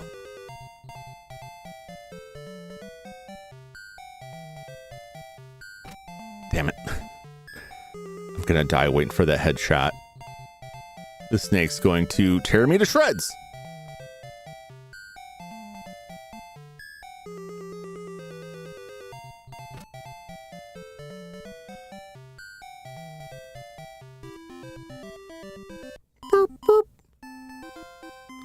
Where is my next level, man? True CEO. A Cobra Commander for president. I mean, as long as I'm running things from behind the scenes, you can put anyone in president there. I'll be the real power in the back, though. We just need someone to put up front. Look good in front of a camera. Captain Planet's gonna want to have a word with you, Jum. Not if I bribe the Planeteers. I don't think I'm using the right bait for this. I'm not using the right bait for this. Now we're in lobster turf. Captain Planet is weak. It's made to fight pollution, yet his weakness is pollution. Yeah, that is a little bit, that is a little funny, isn't it?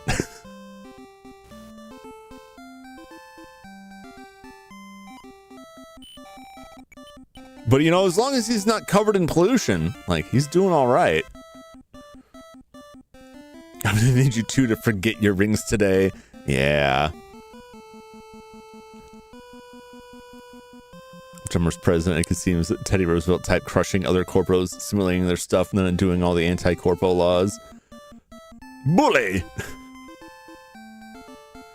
I mean, if I had that kind of power, I would be going around to all of these like giant conglomerates, and I would be forcibly crushing them into smaller pieces.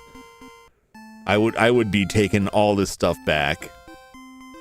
Because I remember the aftermath, right? I wasn't there for the real show, but like, you remember like Ma Bell? Yeah, Ma Bell, right?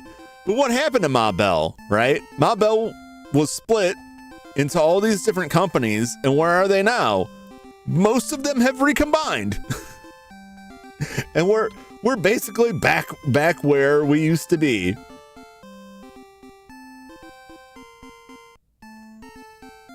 So they ordered a breakup into 7 regional Bell operating companies. Right, and what happened to them? What happened to the 7 companies? How many of them are still around today? Probably none of them.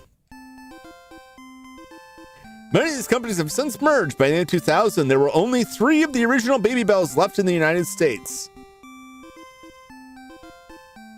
All right, so AT&T Corporation, which is, you know, what Ma Bell was, split into Bell South, AT&T, Ameritech, Pacific Telesis, Southwestern Bell, SBC Communications, later renamed to that, Bell Atlantic, Nynex, US West. Have you heard of any of these? No. Then they merged Quest. They merged Bell Atlantic and Nynex merged to become Verizon. AT&T merged with SBC, Pacific Telesis, and Ameritech.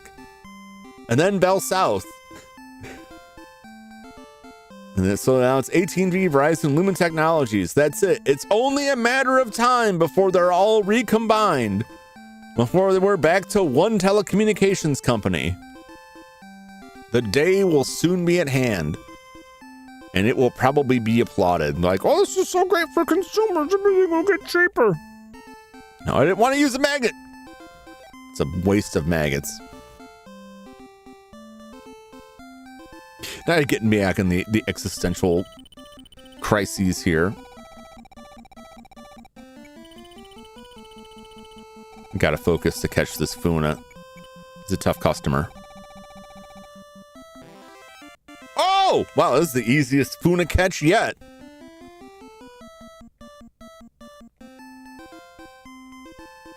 Now our bin is full. Now we're playing with power.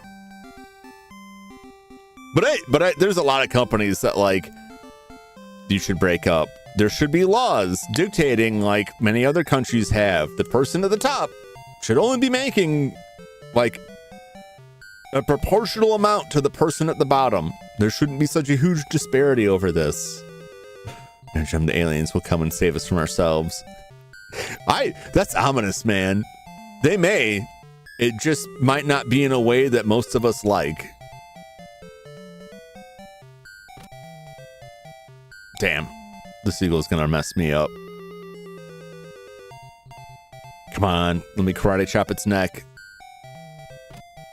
That's not good enough.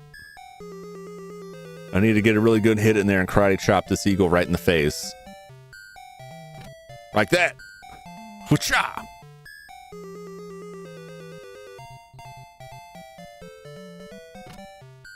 No. Well, I do. I'll fight, of course.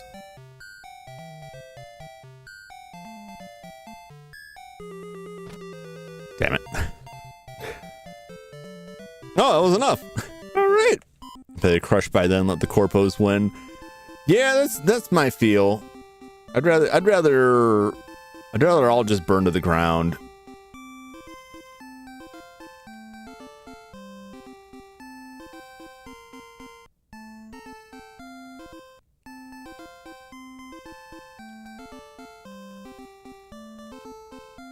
Do.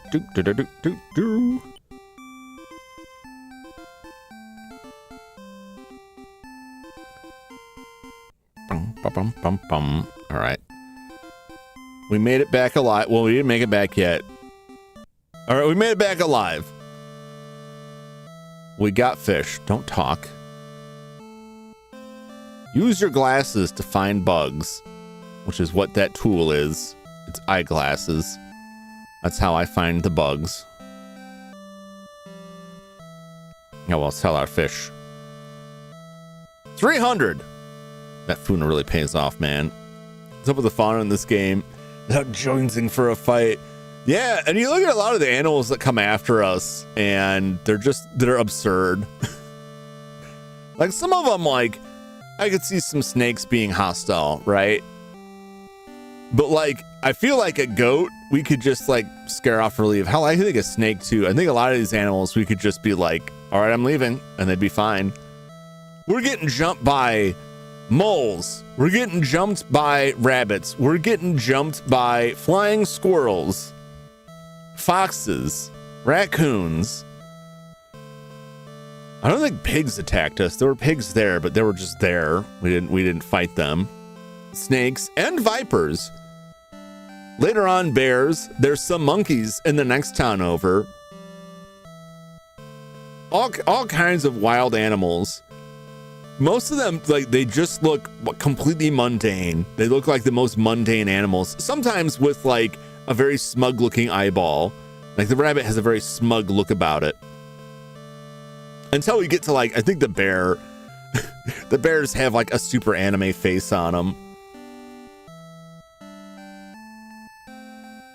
Like, you can kind of see it in the box, but like I can't make the box bigger there. There's a very goofy bear there that comes after us.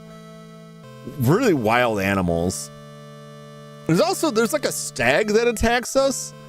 And all the animals, when you fight them, they have like a weak spot where they take extra damage if you hit them. You know where it is on the stag? Is if you hit their horns, which doesn't seem legit to me. I feel like they wouldn't care, but I don't know. Is the stag's like antlers really like sensitive? I feel like that would be evolutionary disadvantageous to them.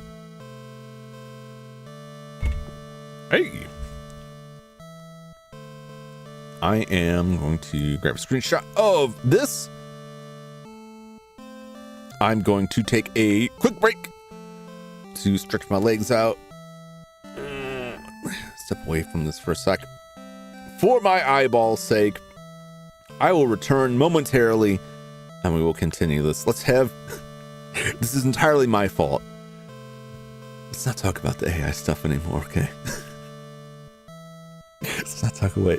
It's mostly raccoons. I get a lot of raccoons that get into the building. This building I'm in, the Jumington Dynamics Auxiliary Hazardous Material Storage Facility, which is somewhere in the world, could largely be considered to be abandoned. It technically doesn't belong to me. It's just some legal wrangling. It belongs to the night cleaning staff. They don't usually know I'm here. If they do, they're very aggressive. But as a consequence, like, the building's not very secure. Several windows are broken. There's some holes chewed in the wall. The roof could use some work. Raccoons have been nesting in this place, and so it's pretty common for me to run out there and encounter some raccoons.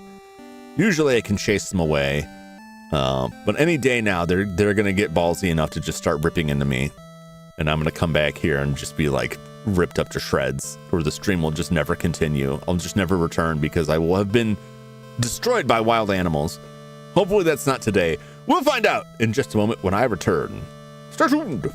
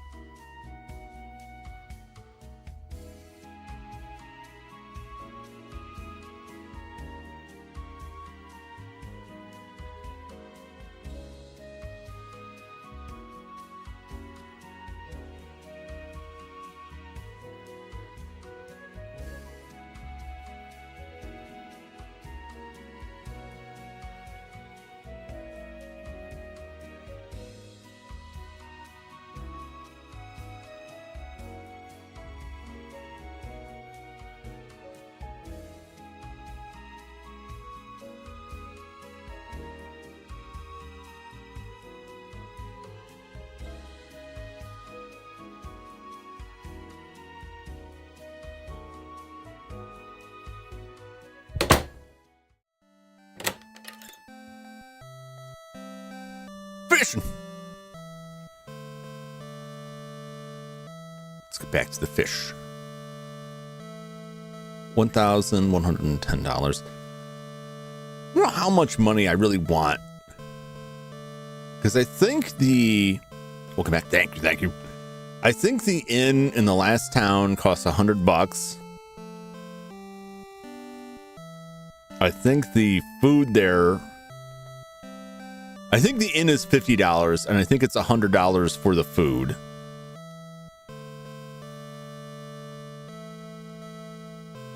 Bait looking like... Okay, we're doing okay on bait wise. Because I think it's 50 here. I think it's 50 here. I think it's 70 in the next town. Ramen. Yeah, ramen is 50.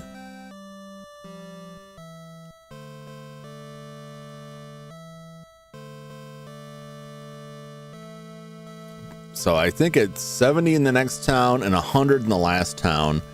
I only need food to heal me on the road. It's always cheaper to stay at the inn, but that doesn't help you if you're trying to progress forward. So as it stands, I could buy like 5 of the expensive food items and stay at the inn 10 times, right? If it's 50, that may be enough because we can fish up in the next area, but it's rough.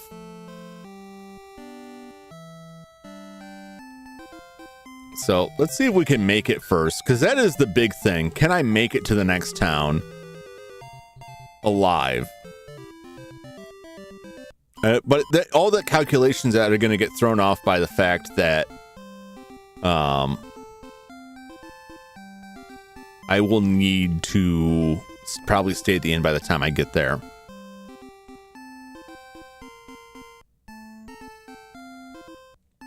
What is the bait here?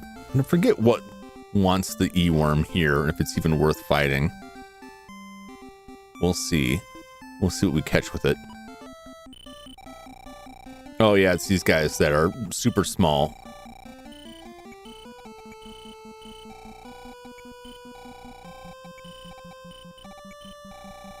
It doesn't matter if they're real small, like 11 centimeters. What is that? That puts it in. See, that's not too bad. That's the second range. I think most of them are smaller than that. That's how you're paid. You're paid entirely based on length, which is very funny. Not the type or quality of fish, just its size.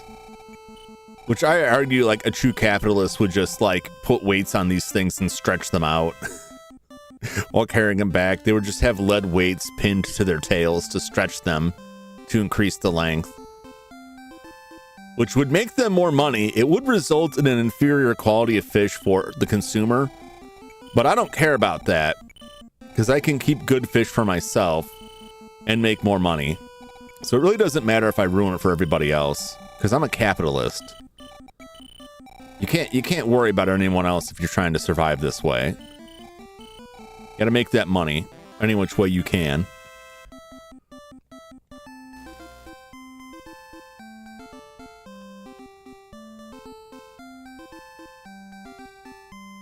So why not? Why not cheat the system? If the fish retailers were worried about it, they would use other criteria. Maybe they stopped using weight because they realized people were like stuffing their fish with like cheap bread to increase the payout. Lead weights or something, and then everyone was dying of lead poisoning. My mom says I'm not allowed to watch you anymore. Oh, I hope that's a joke. That would be a first for me. But it would not come as a surprise. I've been waiting for this day. I've been waiting for this day.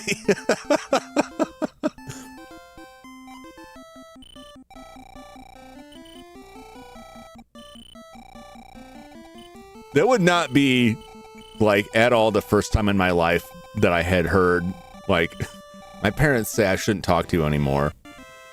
Not by a long shot. I don't know how right or wrong they were. I know that the earliest instances of that were friends I had who would misbehave and then blame it on me because I grew up in an area that was slightly higher income, a lot of snooty individuals, and my family was definitely not in that boat. They were just working stiffs. They were hard-working people of America, right? They weren't doctors or lawyers. They weren't well-to-do. And so, you grow up in that environment, you get used as like a scapegoat a lot when other people are like doing stupid stuff. And they're like, it wasn't me. It was the influence of that kid down the street whose parents are not as highly educated as you.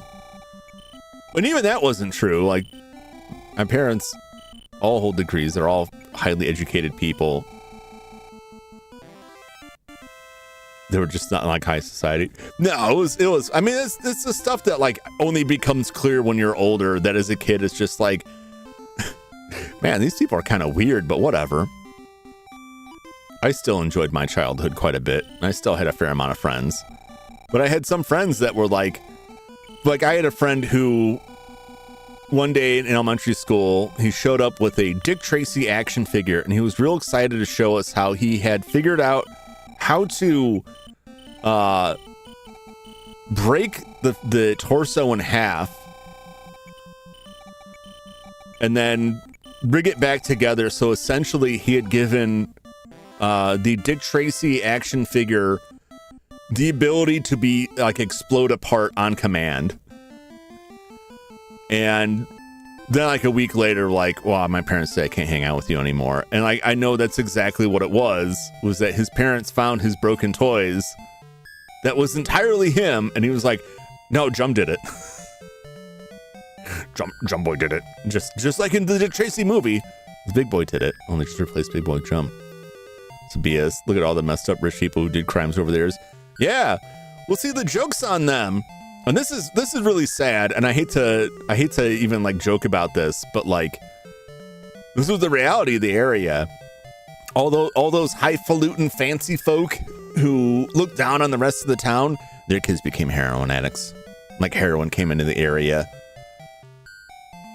and targeted through local businesses that hired well-to-do kids and then got them hooked on heroin that they bought with their parents' money. I didn't realize this when I was in school. It was only like a couple years afterwards when, you know, a lot of it came out, and it was like, that explains a lot. So, yeah, it really worked out for them. What was so funny in that movie? I went after those people's kids. Yeah, I mean, that's the thing, man. You don't, you know, you want to bring that trade into an area with people with money. You want to target the people with money.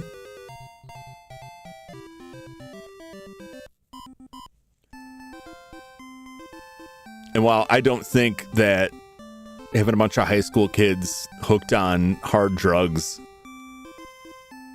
is funny, and I definitely like feel for all of them and all the families involved and everything, you know, everything with that, I'd be lying if there wasn't a part of me that was like, you know, oh, y'all thought you were better than all these other people, all these other kids in town. You look down on not just me, but like this whole class of people in town.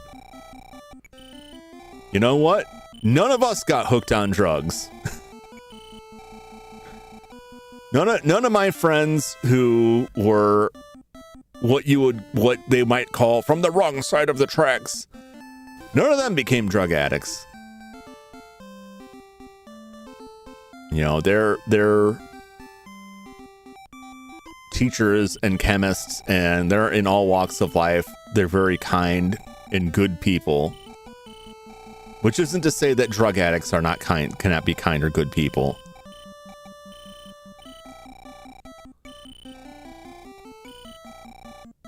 Until their addiction reaches a point where they're like robbing people and stuff, but that's a medical issue and should be treated as much as has always been my opinion. But they also don't talk about it as much in the area out of shame for it, which just makes it easier for that stuff to hide and fester. So the lesson there is like, hey, don't look down on people. Don't try to like pretend that you're, you know, if you come from money, you're just automatically better. It's ridiculous. Where is this area that sells heroin so I can know not to go there? Well, I'm not gonna dox myself on this, but like, we're near enough to like a major city, which is where the inroads were, and people came from the major city and brought it into the area of a relatively small town.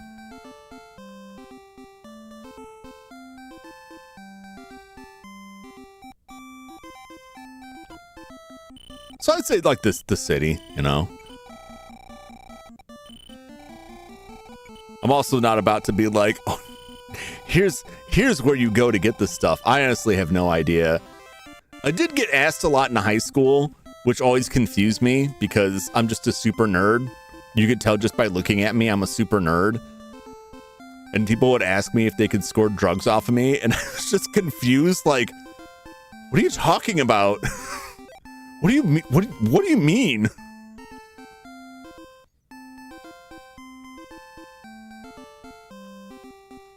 Like, I hang out at the arcade to play Street Fighter and Tekken.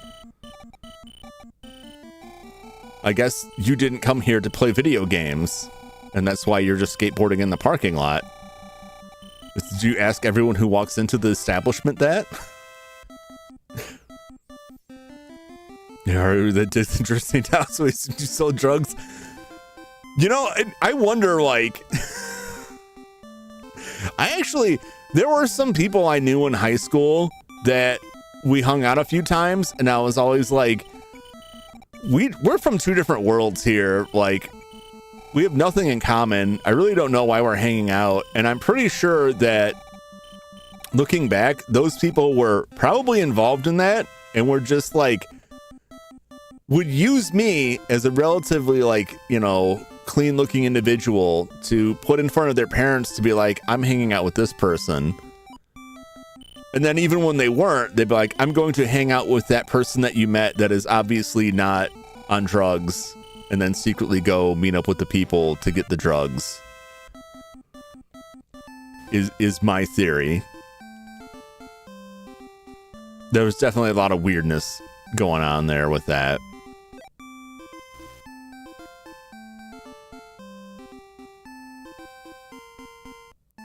Fast front cut.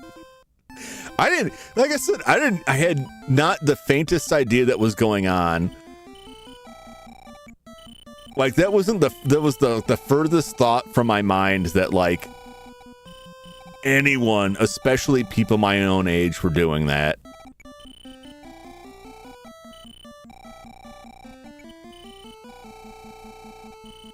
And then after graduating high school and like talking to people in the area and like, oh yeah, so and so, yeah, they were, you know, they're in rehab for this. Like, what are you talking about? And then I'm thinking back on them, I was like, yeah, you know, a lot of the pieces fit. I really didn't think about it, but this whole like large group of people, a lot of their behavior makes a lot more sense now.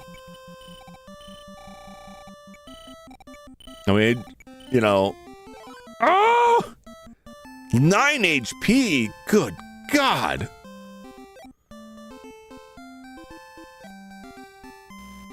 That Carp was a killer, man. Yeah, it's like many things in life. You kind of laugh at like the tragedy long after it has passed. Which isn't to say that like the negative consequences of that are like just a joke, but I think enough time has passed and I'd be like, yeah, it was very weird and funny. Haha.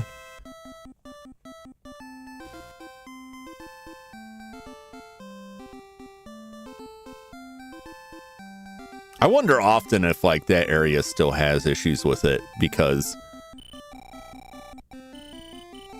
Like, they definitely didn't want to talk about it ever. They definitely didn't want to admit that there was a problem.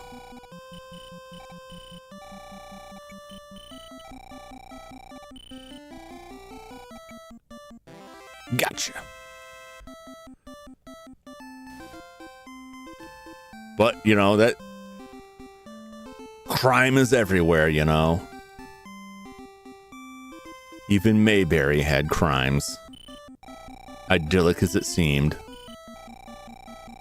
Hell, I'm sure Mayberry had like a lot of very serious crimes going on. I'm sure Mayberry had like the darkest of dark sides to it. I'm sure there's plenty of bodies buried in Mayberry.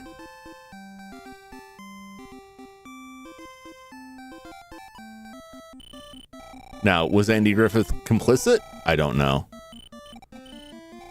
But I guarantee that Barney Fife ran over at least one pedestrian and they covered it up. I guarantee it. I guarantee there's at least one person that Barney Fife ran over and like concealed the crime. He was on the take for sure. Yeah, I mean, he seemed to be doing all right for a small town sheriff. You know, we'll just say that. He certainly didn't seem to be hurting financially.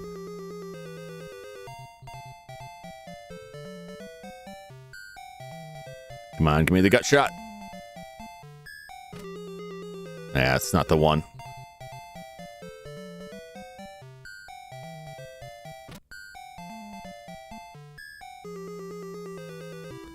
Get out of here, ferret.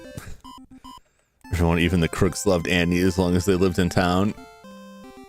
I mean, like, after they arrest somebody for like murder, and Andy Griffith is like, well, just put him in the drunk tank for a night. Like any other town, they'd be like pulling the death penalty out. And Andy Griffith is just like, it was probably just a misunderstanding.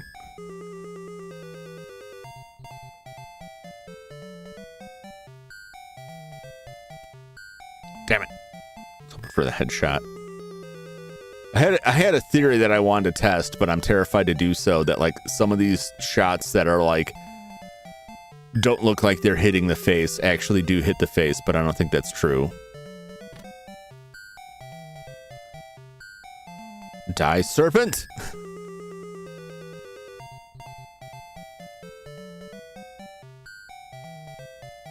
Come on, come on.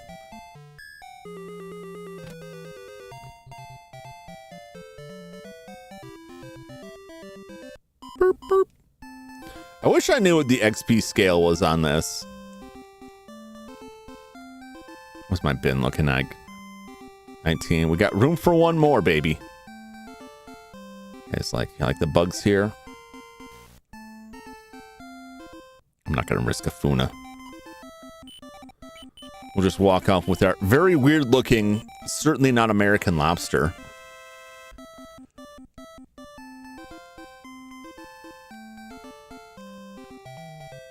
Ferret!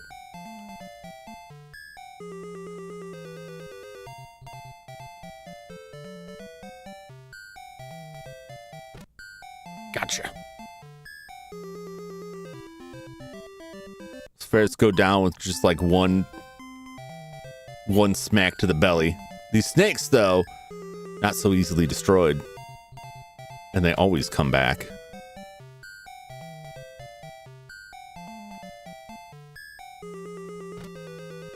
Oh. This is the worst part about trying to get out of this town.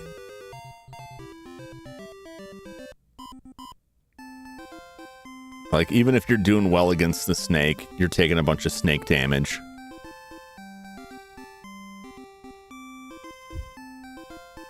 No, not that.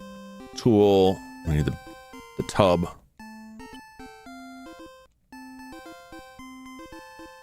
I hate to use it because it's costing me health.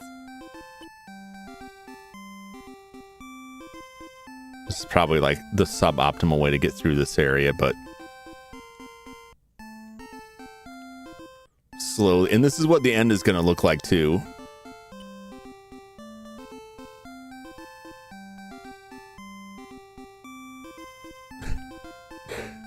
just slowly chiseling my life away, one tub ride at a time.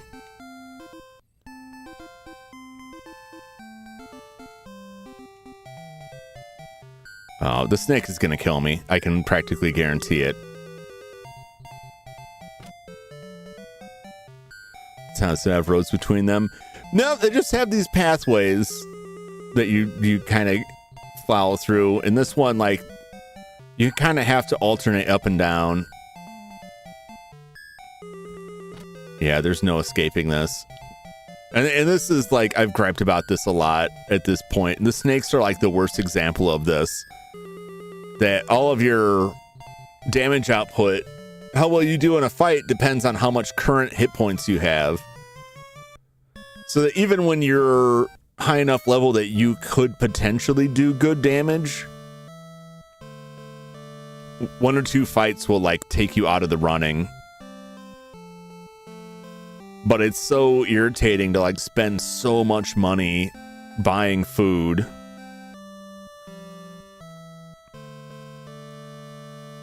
$330. That's my most profitable run through here yet, I think. We will rest again.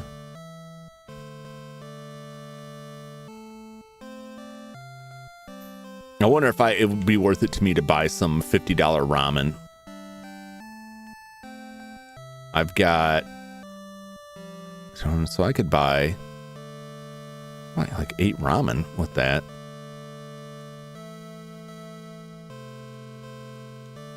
I may do that. Just to try and get out of this area and survive to the next area. 1, 2, 3, 4, 5, 6. I'll just buy 6 of them. 6 is good. 6 is good. All right. Let's get a password. We're going to make a concerted effort to get out of town. The problem, as always, will be how many snakes do I encounter? They'll ruin the whole thing. Keep running into snakes and like, well, there ain't no getting around there.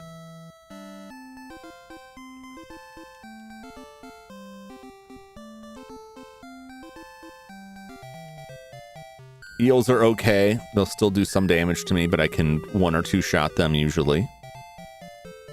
I can get a good hit on the face.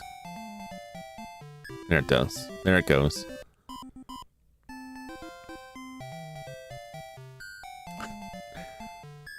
Damn busted ass RNG.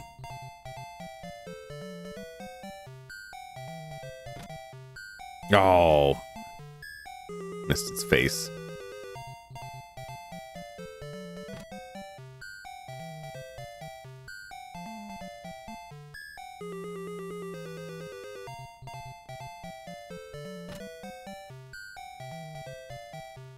There we go. Burp, burp. Are you kidding me?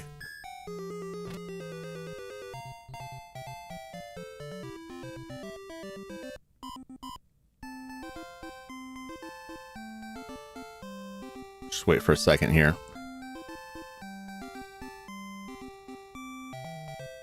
Oh my god. The famous land heal.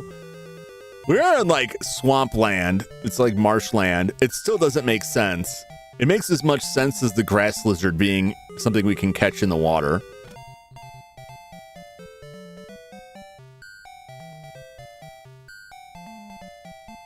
Damn you, goat.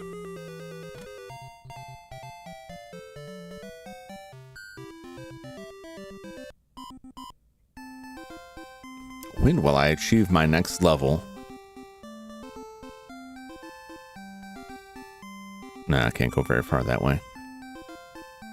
There's a point where it kind of splits and I need to go up top. I may be thinking of the producer. No, this was the area where I got the tub, so this is where it would have been.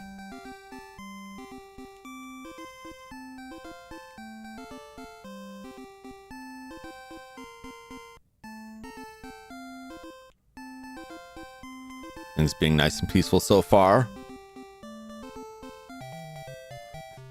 I cursed myself! As soon as I said everything's good, that's when the snakes are like, gotcha!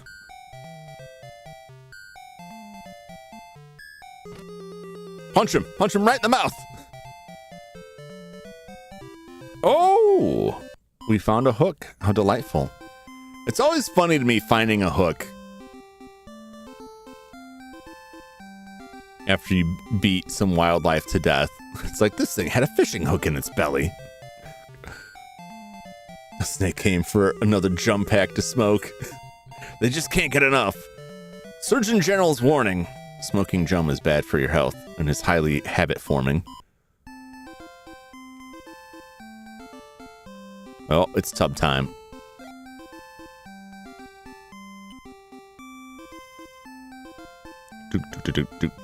This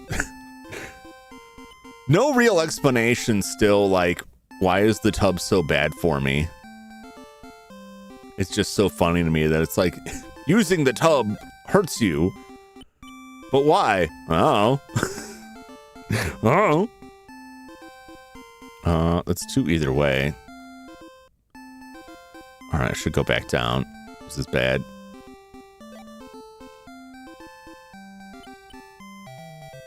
No! God, hook knocked me out. Yeah. Different kind of hook. Same concept. Get out of here, snake.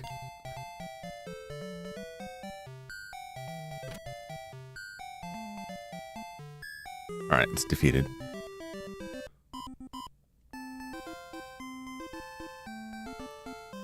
Just hope we don't get jumped by like one more snake on the way.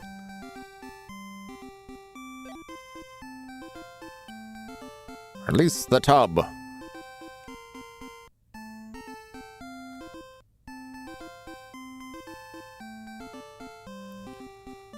Let's tub across right here. Hope for the best. No, not that. Much like Dragon Warrior, like there's parts in this game where like the controls are weirdly non-responsive. It's a kind of a flaw with their programming, but it baffles me sometimes.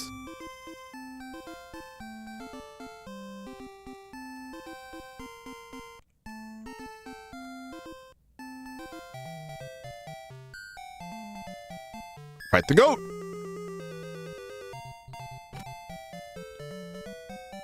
That's not going to be enough. This is why I bought the food, so I can recover my health enough to be able to fight these things enough to make it to the next town. Come on! Quit giving me the crappy areas to hit. Oh, this game's a scam!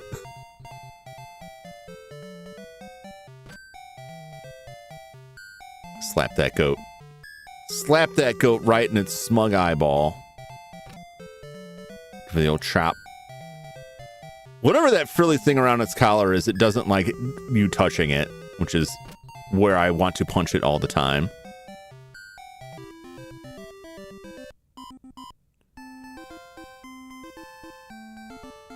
More food. More food. All right. What is my best course of action here? It's 3 over that way. Over that way. Will that be enough? I guess I'll just take the hit. I don't remember the best way to get past all of this.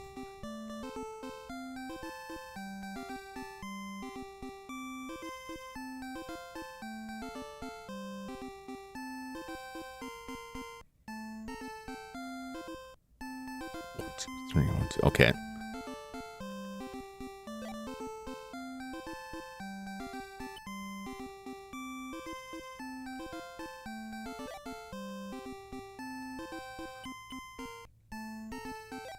Okay. And then another 1, 2, 3 down here. Yeah, this is what I have to do every time I leave this area. Is I have to make the tree appear, and then we use the fireworks, which is this bomb here, to get it to transform. I think they call it a raccoon in this. It's not a raccoon, it's a tanuki. The tanuki are the shapeshifters. They also, and this is real, you can go watch Pompoko for this.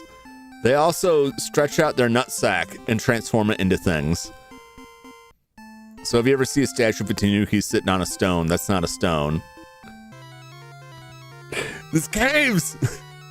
Absolutely nothing ever happens in the caves, but listen to this rockin' tune.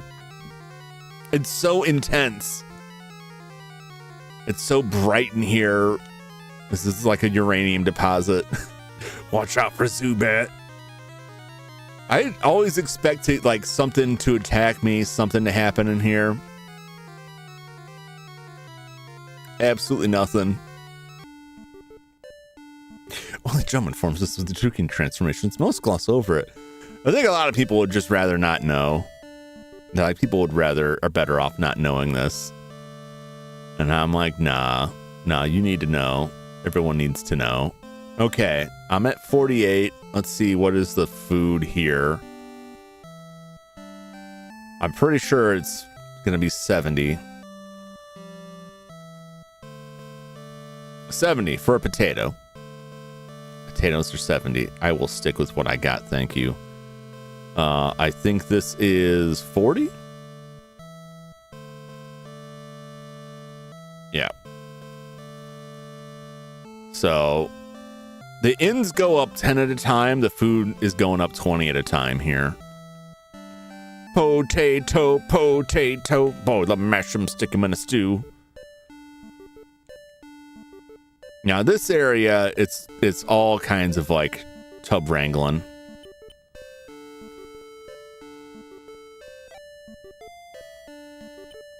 Where's my health at? Watch the health. Make sure it doesn't get too low. It's a stag! I think I can take the stag. You gotta punch it in the horn.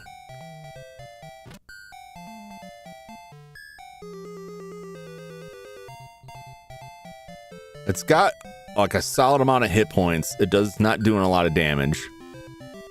Good amount of XP. We get to this later area and I find the enemies around here like much easier to survive, which is really weird. The apes were kind of tough.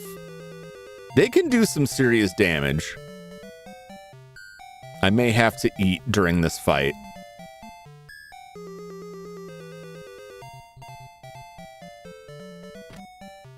Punch him right in the forehead.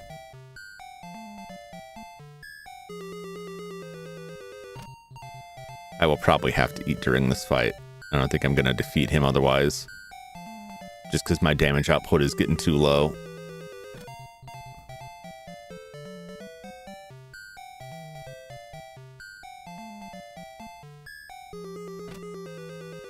The apes are like a class of enemy that, like, their big problem is they're just a mountain of hit points. And again, even if they're not directly doing like tons of damage to me, the fact that they take so many hits to take out causes me grief. Go eat, get food. Get real food. No, I mean like video game food. I'm not talking about real actual food, not yet. I'm talking about like getting my health back up so I can do some solid damage to these goons. It's okay if I gotta eat again. One ramen is not enough to completely fill my health when it gets low like that.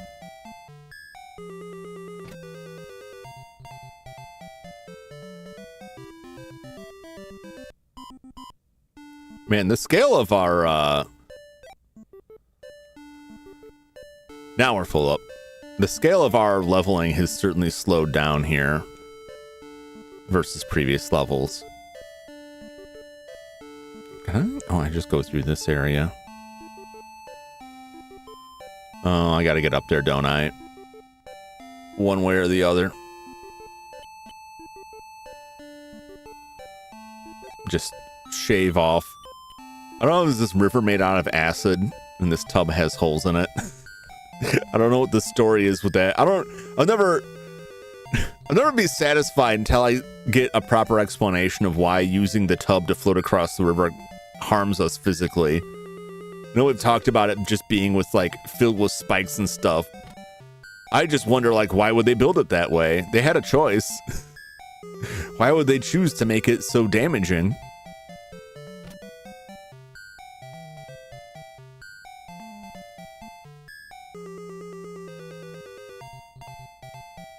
Come on, give me a good face hit. That's good enough.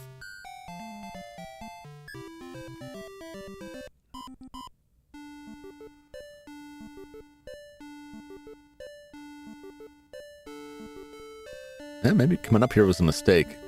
Nope, don't use that. There we go.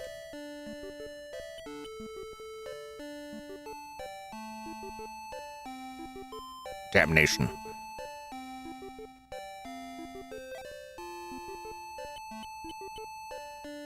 Alright, time to eat again. Gotta keep your HP up if you want to live through these fights. I'm pretty sure at some point I need to go up there.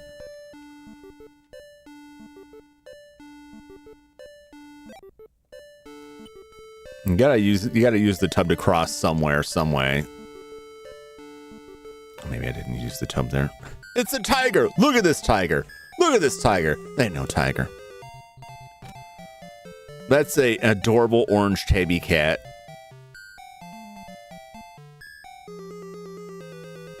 Looks like a cat that I used to have.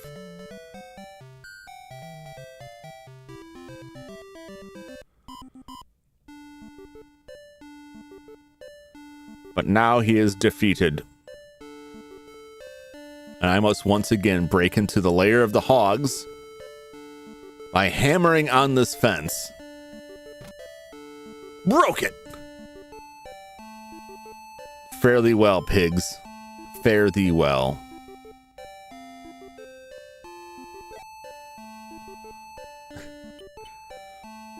Look, I don't want to do it. The pigs made me do it. They could have opened the door. And they said no. Let's feed this guy an apple again just because we got it. The master now resides near the small island out towards the sea. That's because he's a pig. I made some pig noises there. Damn you, monkey! I'm sorry, ape. I'm not quite sure that's taxonomically correct for what you've drawn here, but we'll stick with what you say. I was almost freed, and then the ape said no, only I escape. It's called ape escape, not human escape.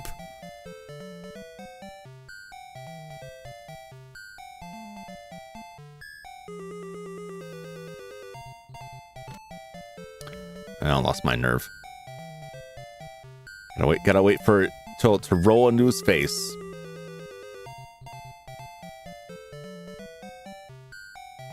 Sometimes it doesn't want to do it. There we go. Smack him right in the corner of his eyebrow. Ooh, dang dirty Yumi. Now, damn you, tiger. Tiger's okay. The tiger doesn't want to kill me. The tiger just wants to play. The tiger wants me to swing the feather around for it. Now the tiger has gotten bored and is sleeping or going to eat.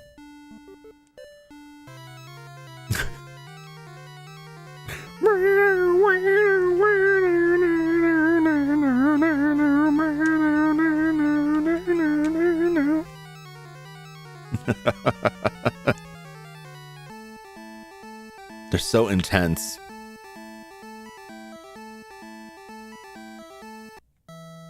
All right, this is it. This is the final area.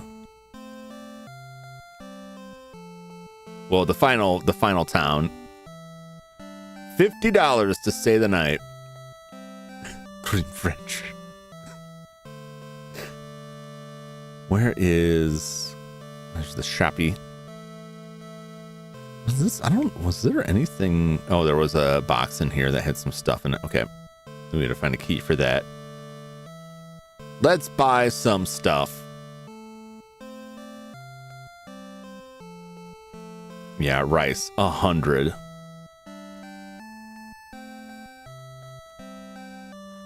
Let's see here. 1, 2, 3, 4. All right. We'll consider that enough. Get a password from the weird snowman statue. The surfing snowman who gives us our passwords. This is the save system. And I rejected it for a long time and just used the save state functionality of this flash cart in order to save it. And then out of curiosity, I chose the password and found out that the password is amazing. Not only does it record all of your stats, money, experience, everything, but it completely refills all of your bait, including stuff like the earthworm that you cannot catch otherwise. I don't understand why other people wouldn't use that. I'm not entirely certain that that's the original game or if that's something that was added in the fan translation of it, that they just like threw that ROM hack in there. I haven't seen a note about it, but the amount of people who complain about not being able to find more earthworms, maybe they just didn't use the password. I don't know.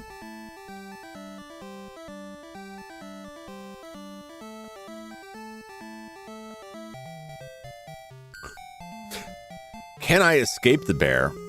No, the bear chases. These bears, they do a lot of damage. I do not like the bears. If we survive a bear attack, we'll get a good amount of XP. The chances of us surviving the bear attack are extremely slim. It's not worth trying to stay alive. I just left town.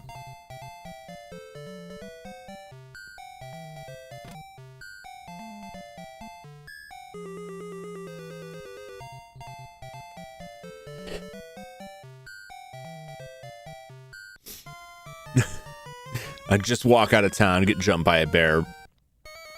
I could have stayed in that fight by eating $100 worth of food. It's just not worth it when it only costs 50. What's my bait looking like? All right, we're good. We're good. This is why I stopped to get all that money, because even if I can do some fishing, like, I'm just gonna get bankrupt. Hanging out here. I won't be able to go to many fishing spots.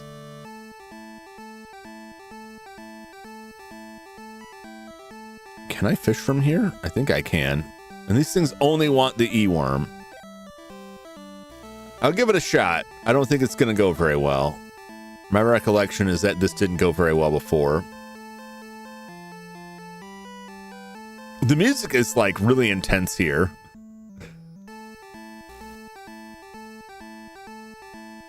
I think I need this to go to the whirlpool.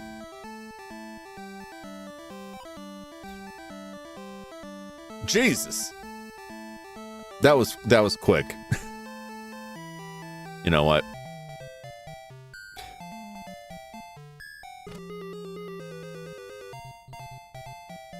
We're just gonna get moving here.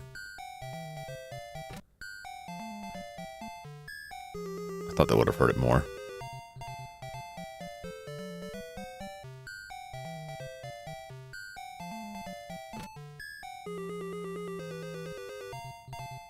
Just gotta make it through this boar attack here.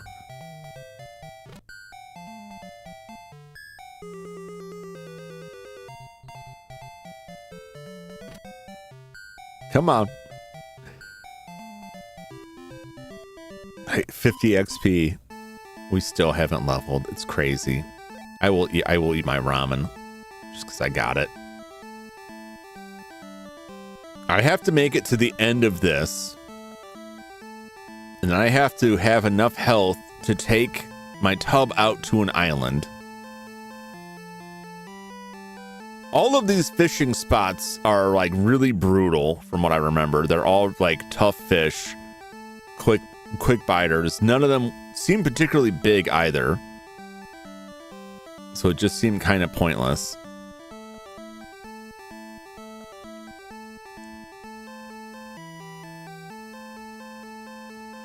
Fish meme view in the tub.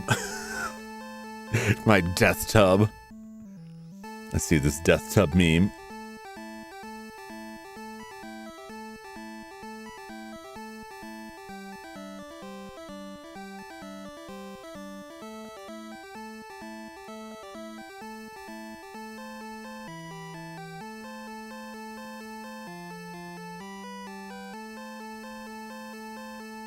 Discord's not updating.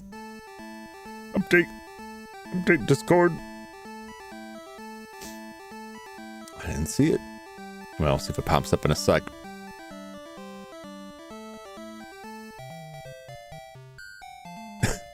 A beaver. Beavers, known for their incredibly long snouts, I guess.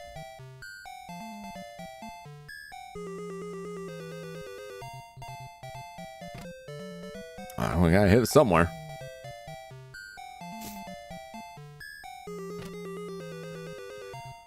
Smack that beaver right in its behind. Discord didn't post it. Oh, that is weird. It happens. Alright, I gotta go up in the short. Have I talked to this guy? I don't know if I made it this far before. I think I did. I will never tell you where the master hides. Okay. Yeah, I did talk to that guy. I don't need you to tell me. I already talked to a pig. I fed him an apple and he gave me all the dirt. He sold that master out for nothing. Alright, here we are. It's time to ride the tub.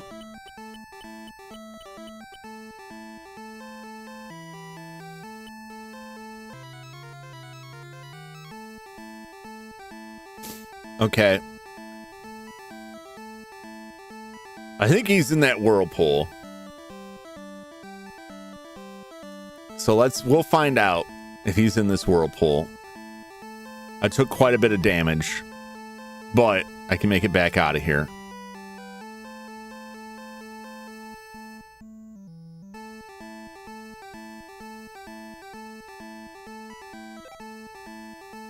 Okay. Lure. Get that off the screen as quick as possible. Jum was afraid of caves. I'm categorically not afraid of the caves. There's just nothing in it. It was just a dead end.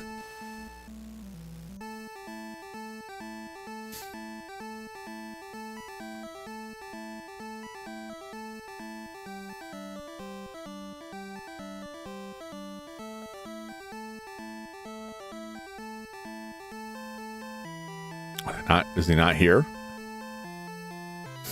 It has nothing to do with the cave. This cave doesn't go anywhere.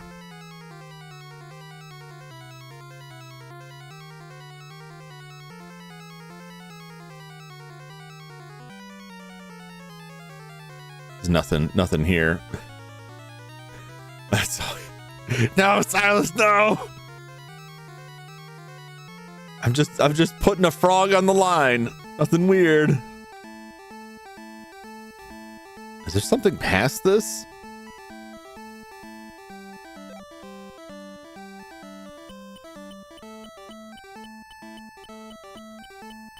Ah, I had to go even further. I had to go even further beyond. All right, I might as well eat this now. Otherwise, I won't survive the road back. All right, we'll see if we get him. Oh, they're biting here.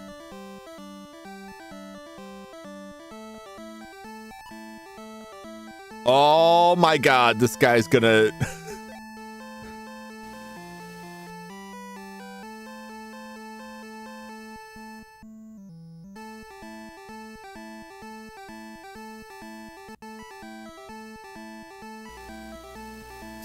Oh Lord. This is gonna be a struggle.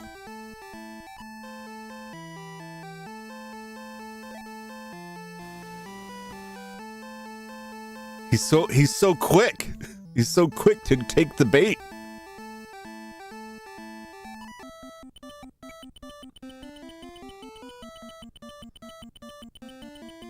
Oh my God.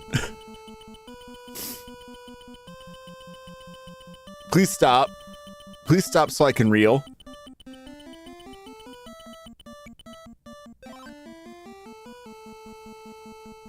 $15 hit points of damage.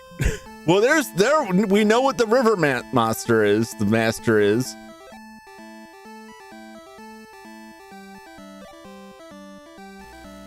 I'll reload for my password. I'll be goddamned if I go back to catch those frogs again. Not unless I can catch him in this joint.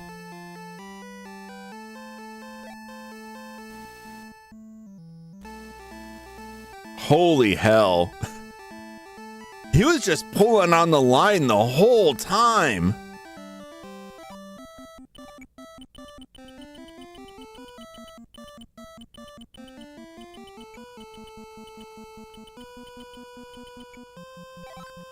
Oh my god. Oh my god. To be part of your sick mess. No, that's what he wants. That's explicitly what he wants. That's all he wants. I'm out of the bait. I don't think I could carry any more than 5.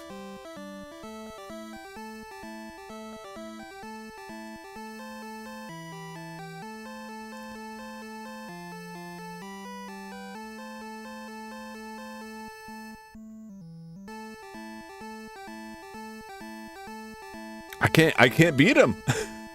I can't get him right now. I gotta reload. I gotta reload from the password.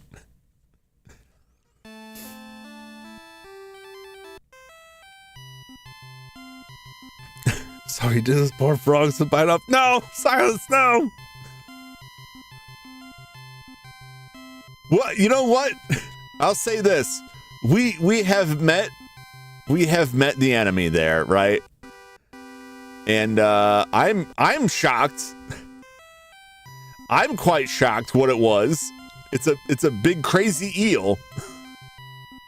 That's pretty nuts, right? That's not what I was expecting. I was expecting some kind of fish. Said River Master, River King. There's a name for the king. No, like everyone, like the game is called the River King, but everyone refers to it as the Master.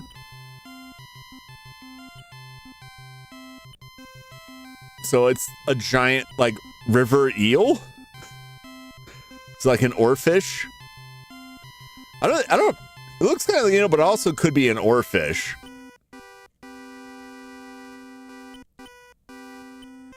Which would kind of make sense because they're very large fish that would sometimes wash up on the shore and would leave 2 stories about sea monsters in ye olden days.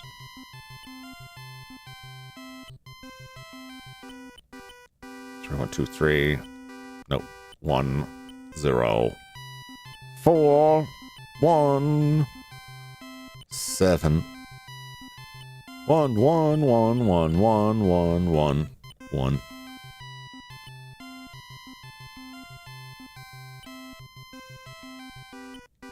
Four, 5, 2, 2, 1, 1, 1, 1, 6, 0, 9. All right.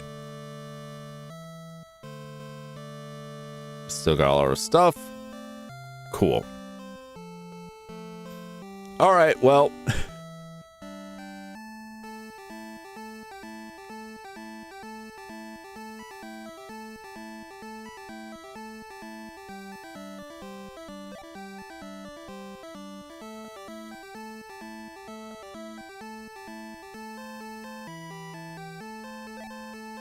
Fish line set. All right. I'm not sure what that did, but I was finally able to do something with it.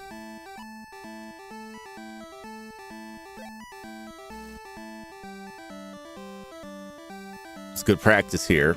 I can see why these fish are so difficult.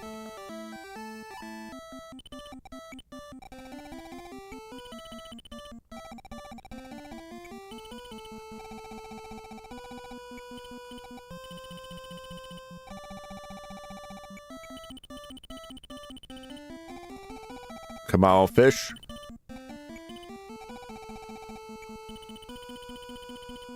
Come on, fish.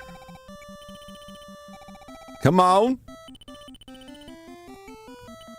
Damn it.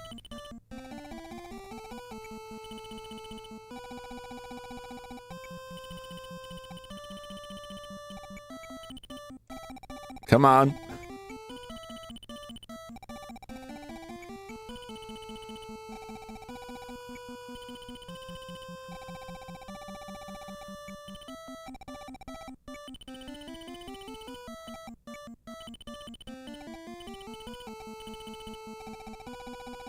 You bastard. Oh, got him! Sturgeon caught. 14 centimeters. 14 centimeters is only the second tier up. They're not even like huge valuable fish. You're a real one, Brahedmo. No! Not the puns. My true weakness.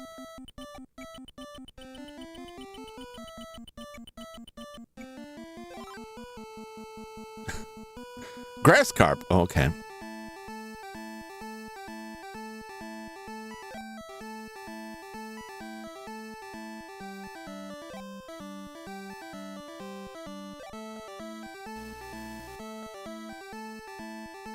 These fish are monsters here. I'm opening that can of worms. No! Son of a... I think I just need to fight stuff here.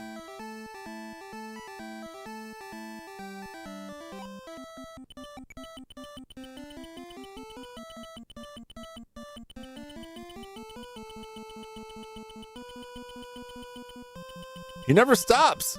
He never stops. He just pulls away the entire time. All right. Forget you.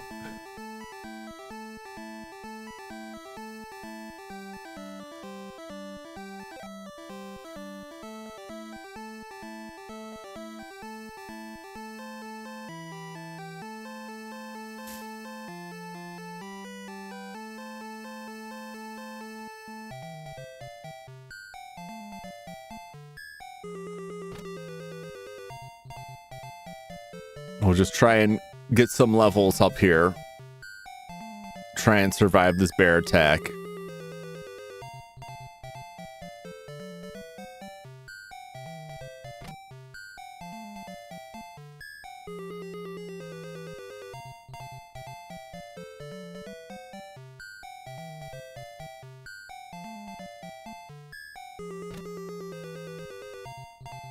Oh boy, we're done for.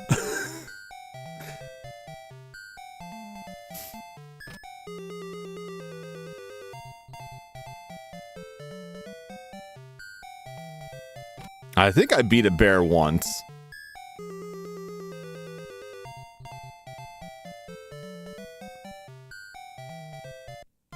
The other stuff in here I can fight. Look at his grumpy face. He's very dissatisfied. He's not happy about me hanging out here. There's plenty of other fishermen. Go kill them. That's my take. Go kill them.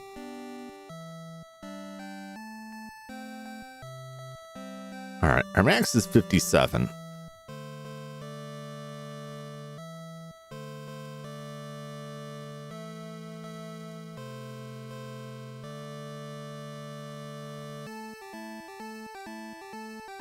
Let's just hang around here. I would like to get my level up a little bit. I think that will help with the fish. I think that will help with the River King, but that's a big problem. Like these fish here, if I try to reel them in like at all while they're pulling back, it just breaks the line and they escape. But if I don't, they just completely pull the line off entirely the whole time. You know, maybe I'm just hitting it the wrong time. I don't know what the right time is. Usually when they stop moving is when you know, go to reel them in. However, it's a problem. I should sell this fish. It is a problem when oh my god.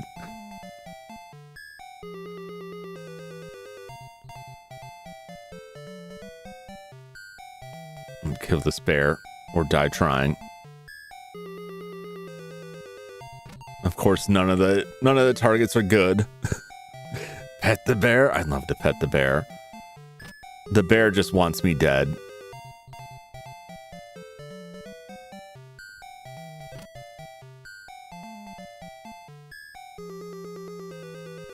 This bear is just gonna kill me over and over again.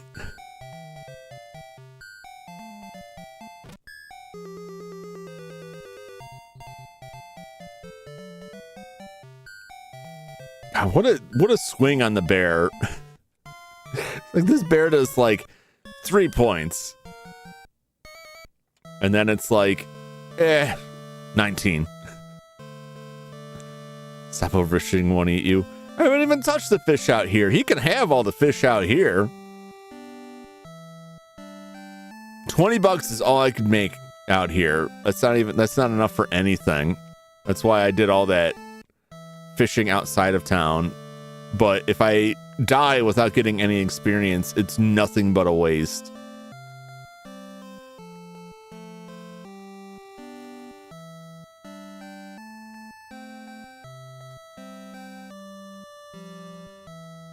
Let's get out of here. Let's go back to the back area, but we'll hang around the entryway. These bears are too much. We were having better results with the creatures back here.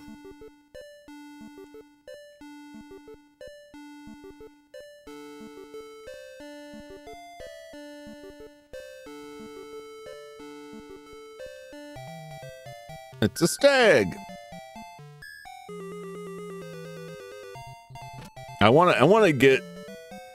Ideally I like to get up to 60 more if possible.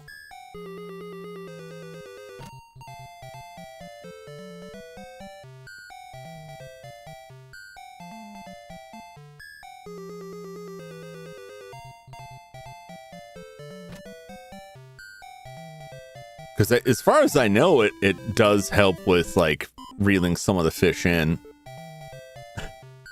Tiger. Uppercut.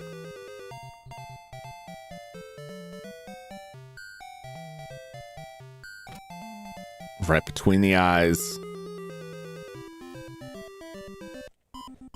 Back to the back rooms. That's just a house cat. I know, right? There's no way that's a legit tiger there. All right, what do they like? They like earthworms here.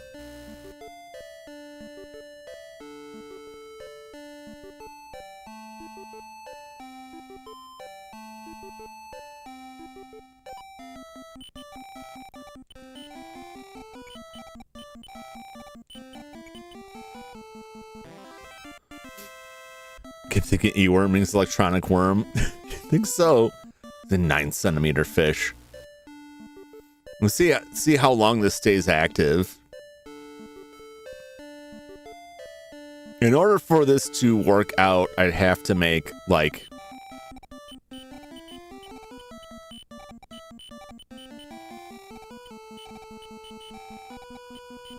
I mean, any amount of money I make that offsets like the $50 loss of staying in an inn and dying in there is something. But ideally, I'd have to make like $50 in order to keep from going broke from constantly staying at the inn.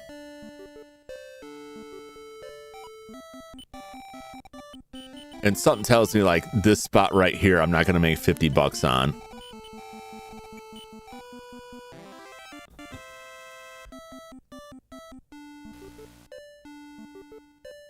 But maybe we'll see how many of these I can catch before the fishing spot dries up.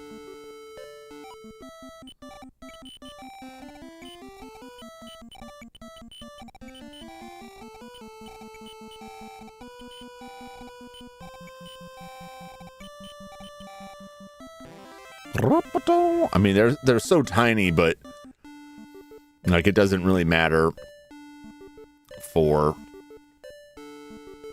Because I mean, I got $20 from that like 11-centimeter fish. It's like 14 centimeters. I got $20 from that.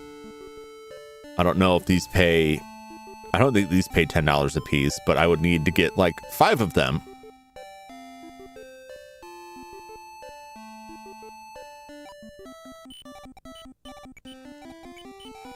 To potentially offset the cost of fighting and healing myself. If I can do that, if I can make $50 off of these, well, they're still biting, so there's a chance. There's a chance. I don't know what the payout is.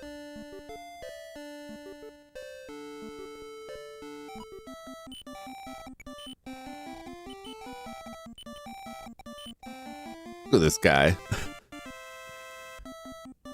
guy looks like a gray sausage. Island loach. They suck on more. This is not a bad spot right here. It's right towards the exit to the next area.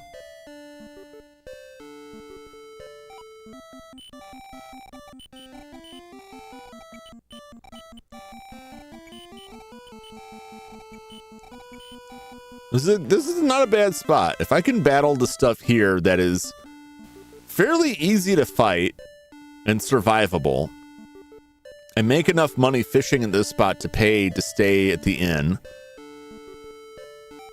I can grind here for a bit. Grinding where the bear is a nightmare because the bear will just kill me. I can only, even if I win against the bear, I could fight it once before I'm out of money.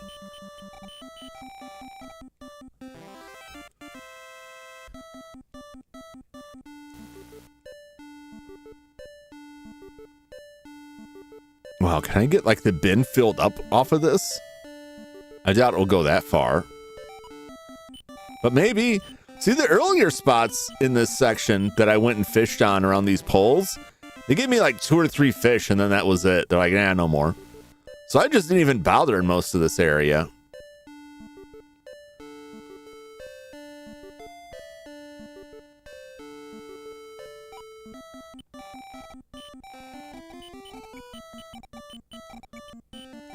Come on. Come on.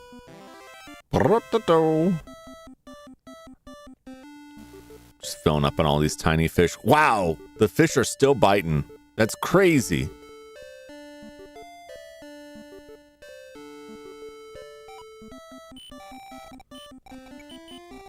Well, I'm going to keep going until either my bin fills up or they stop biting.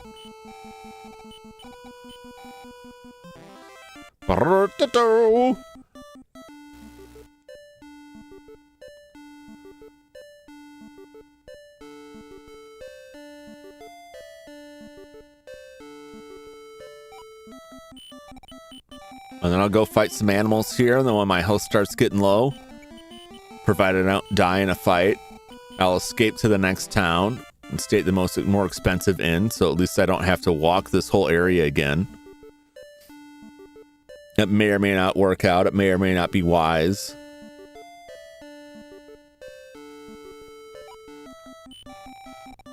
But it keeps me closer to the end goal, and that's what I like.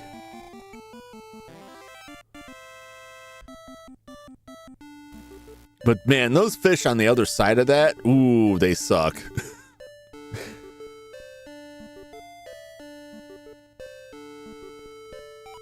But I have to believe it's like the unspoken level cap that's like, you should be a higher level to be in this area.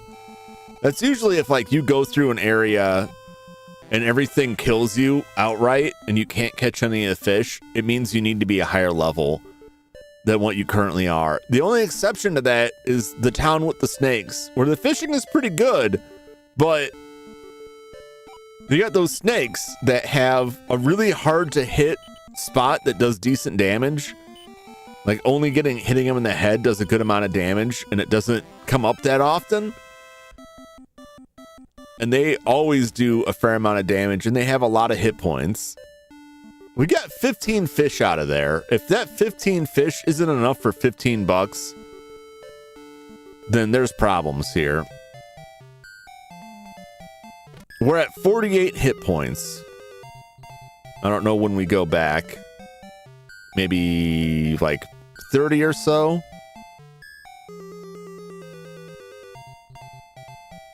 See, like the stag's only doing like 1 point of damage per. Like it's really not hitting us that bad. Let's see if, I don't know, will 6,000 be a level for us? We don't get like, you know, some RPGs like you get full healed when you level up. This isn't one of those.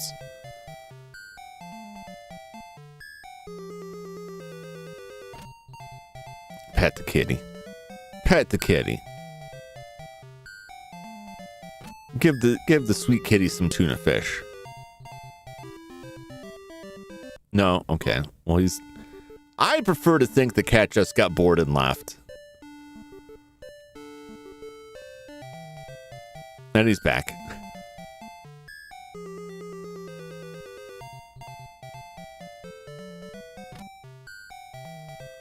Punch that cat.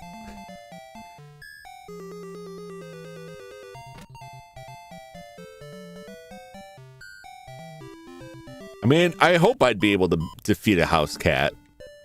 I know, like, it's a joke in, like, some versions of Dungeons and Dragons where, like, a house cat could quite handily murder a first level wizard because of their low hit points. Because a house cat can do 1d6 damage with a claw swipe, and a wizard is going to start with 1d4 hit points. Best bet in most instances for a wizard is going to be like 6 hit points, and that's pushing it. Maybe 7 if they have a +3 con. Unlikely though. They'll put that much in con. That cat could kill that wizard in like 1 to 2 turns.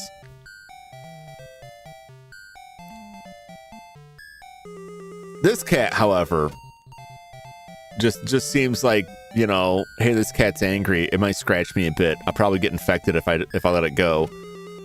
I'm just gonna throw it in the river to deal with it. I mean, it's a wild animal that's trying to kill me, just like all these other wild animals. I wouldn't like it. You could not. I couldn't. I don't. If the animal was kicking my butt, if the animal was like, if it was like a me versus them, like either I die or you die, maybe I would. You now have toxoplasmosis. I've read that, like, a lot of people get that, and like your body will like naturally like fight it off. But the problem with why it has become so prevalent is that if it's like you got exposed to it, now you've got the parasite, your body fights it off, right? If you continue to be exposed to it, your body gets worse at fighting it off because you're constantly getting reinfected by it. Right? And so most of the people who would be said to have issues with it is because like they continue to have cats that have it. They continue to have that exposure until it reaches a point where they're no longer like effectively fight it off. They probably already have it. How do you feel about, well, see, do you like cats, or is it the brain parasite telling you to like cats because it's, you know, evolutionarily adapted to fool rats into not being afraid of cats so that the cats will eat them and get the parasite in their bloodstream? It doesn't matter. I just love cats. I'll challenge that. All right, let's go back.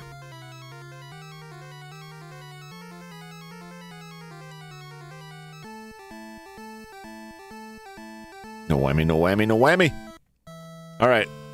First question. How much money do I make from these fish? I got 15 fish, but they're all small fries. But there are 15 of them. $150. So one run on the fish is enough to pay for 3 stays at the inn, or one $100 rice bowl and 1 stay at the inn.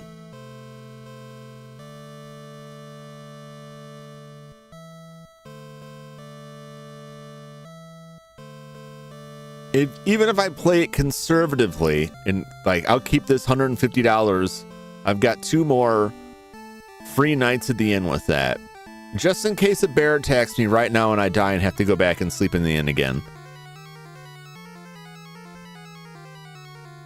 I will still reasonably come out ahead on this deal. What about frogs? The frogs, as far as I know, only appear in an area that's like 3 or 4 towns back. I'm not going back. I've still got 5 because I reloaded the from the password.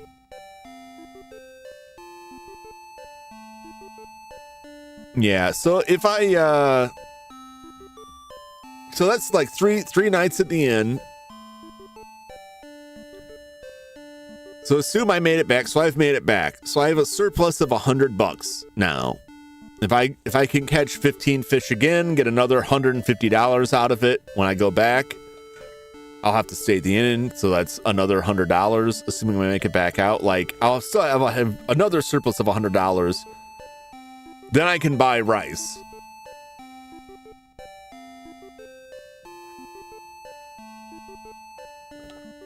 I can repeat that up to the point that I max out the rice, and then I'm just building in. Why is that pig brown?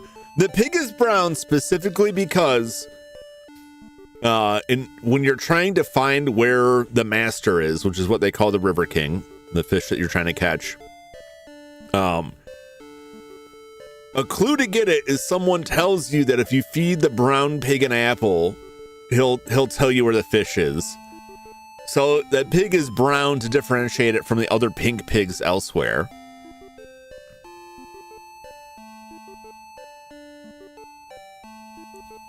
So the pig does talk. This pig does talk.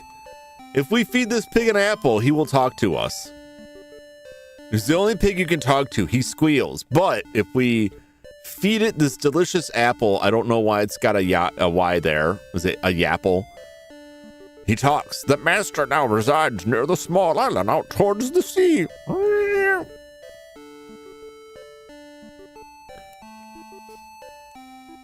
He's brown from rolling in the mud. I don't know. It could be. It could just be hair. He's a wild boar, so he's just got like brown pig hair on him. Think the River King is his rival? I suspect so. I suspect he's gonna try and rob us on the way back. That's my bet. Like when we pass him by, he'll pull a gun on us and be like, "Hand over the fish, kid, and no one has to get hurt." He just wants to eat the River King.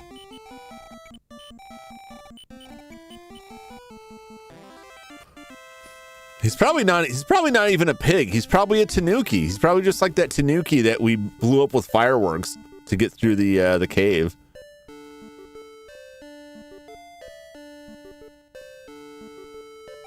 I think he's sending us out there to get killed by the River King, personally. The River King does 15 damage every time it breaks the line. The River King could totally kill us if it wanted to. Yeah, there's a tree that is actually a tanuki disguised as a tree. So you throw fireworks at it to scare it off so you can get to the cave it's hiding. I mean, it says it runs off, but I'm pretty sure we blew it up with like a couple M80s. We just got a quarter stick of dynamite from the fireworks store and just plow. Goodbye, magical tanuki. Look, if the dude didn't want to die, he shouldn't have blocked off the cave. He knows I'm on a quest. He knows what the stakes are. He knew the risks when he took the job, and he decided to hide out there and cover over that cave with his big tanuki coin purse. No one made him do that. That was his choice.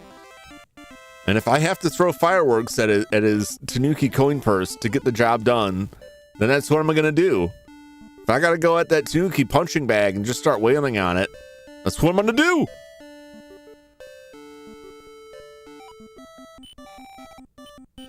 The game's not Tanuki King, it's River King. He gets his own game, man. Was it Pocky and Rocky? That's a Tanuki. They get their time in the sun. It's just not today. It's not now. It's not this game. In this game, they're just there to get wailed on. To temporarily impede me and to be blown to smithereens for their trouble. Plus, I'm sure he's fine. He just shapeshifted himself into like a pig here or something else. As a tanuki will do.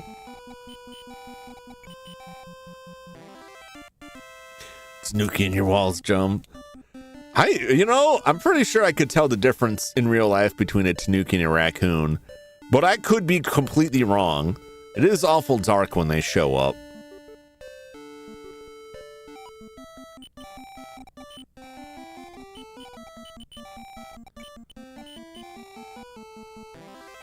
It'd be wild if the reason all my employees, this just occurred to me. What if those aren't raccoons? What if they are tanuki, the shapeshifters? And the reason that my employees have all seemed to disappear without a trace is that they were all tanukis disguised as engineers. And they just decided to go back to being tanukis when the business went bankrupt.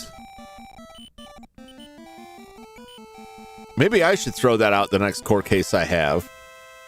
They didn't like the ghost story that I fed them. Even though personally I think that's got a lot of merit to it. They said legally they cannot, accept the existence of supernatural entities in a legal proceeding. I don't know, I think a case could be made if I bring one of them to the court, like capture it alive and bring it in. I don't know if I could make it shapeshift in the court, but like at least having a real physical tangible thing, they can't just say it doesn't exist. I think I'll have to talk to my lawyer about that. He usually doesn't go for my schemes, but like, I'm not going to jail because a bunch of my employees quit without giving 2 weeks notice. All right. They left you for the wild. If they left me for the wild, why are they hanging out in this building? I mean, we did burn down most of the forest. Not deliberately, just as a consequence of other work we were doing. But like, there's other forests. They could leave.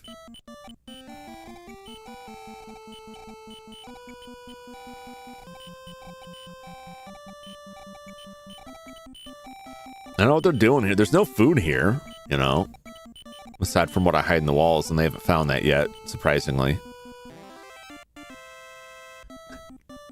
Fuck with me. Why would they do that? I was a good employer. I think so, anyway.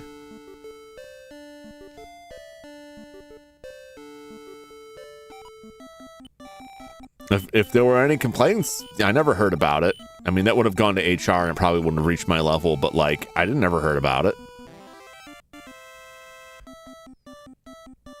I paid them a wage. They had a benefit, What more do you need? I'm pretty sure I gave them a couple days. Like a day for vacation. A benefit. Well, how many benefits do you think you need? One's enough. You can't let them get greedy. You start giving them multiple benefits. When's it gonna stop? Sick days? Bereavement leave? They're gonna start complaining about safety conditions. Asbestos. Five! That's some Candyland thinking. That's not how you run a business. You don't get successful by cutting a lot of checks, let me tell you. Those benefits all got a cost. I mean, I let them pick which benefit from a list. They get to pick which benefit they get. Does that make it better? Does that sweeten the pot at all?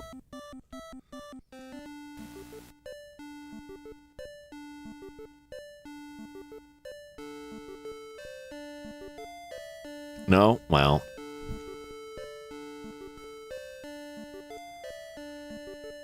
Even if that was the reason they left, you'd think someone would still give notice. Even if the notice was just like a big FU, right? You just put a big sign with a middle finger on it that says, I quit. I wonder if your walls rent-free. I wish they were. Because then I wouldn't have to go to all these court proceedings about their disappearance. But also, like, if they were that angry about me, why would they not tell their family? You know what I'm saying? I mean, have you ever hated a job so much that, like, you quit and abandoned your family? Changed your name? Fled the country? Like, surely it wasn't that bad here.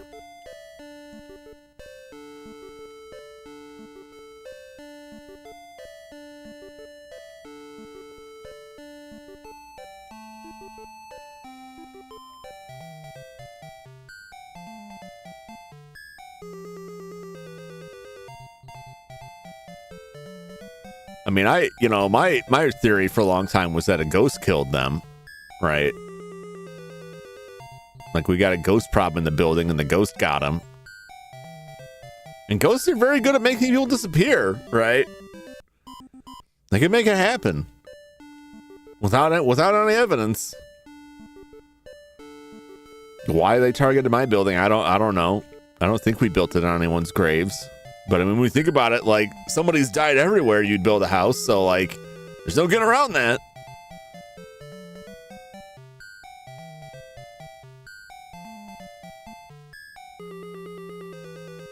I mean, if you think about where you're standing right now, like something in the history of the Earth has died there, and it might have been unhappy about it. Statistically, it's highly likely that something died where you're all sitting right now and was unhappy about that. Hey, we found a hook in that stag. That's messed up. Who's putting fishing hooks in stags? Not me. Not me. I'd never do such a thing. Don't you say you got witnesses? You're lying.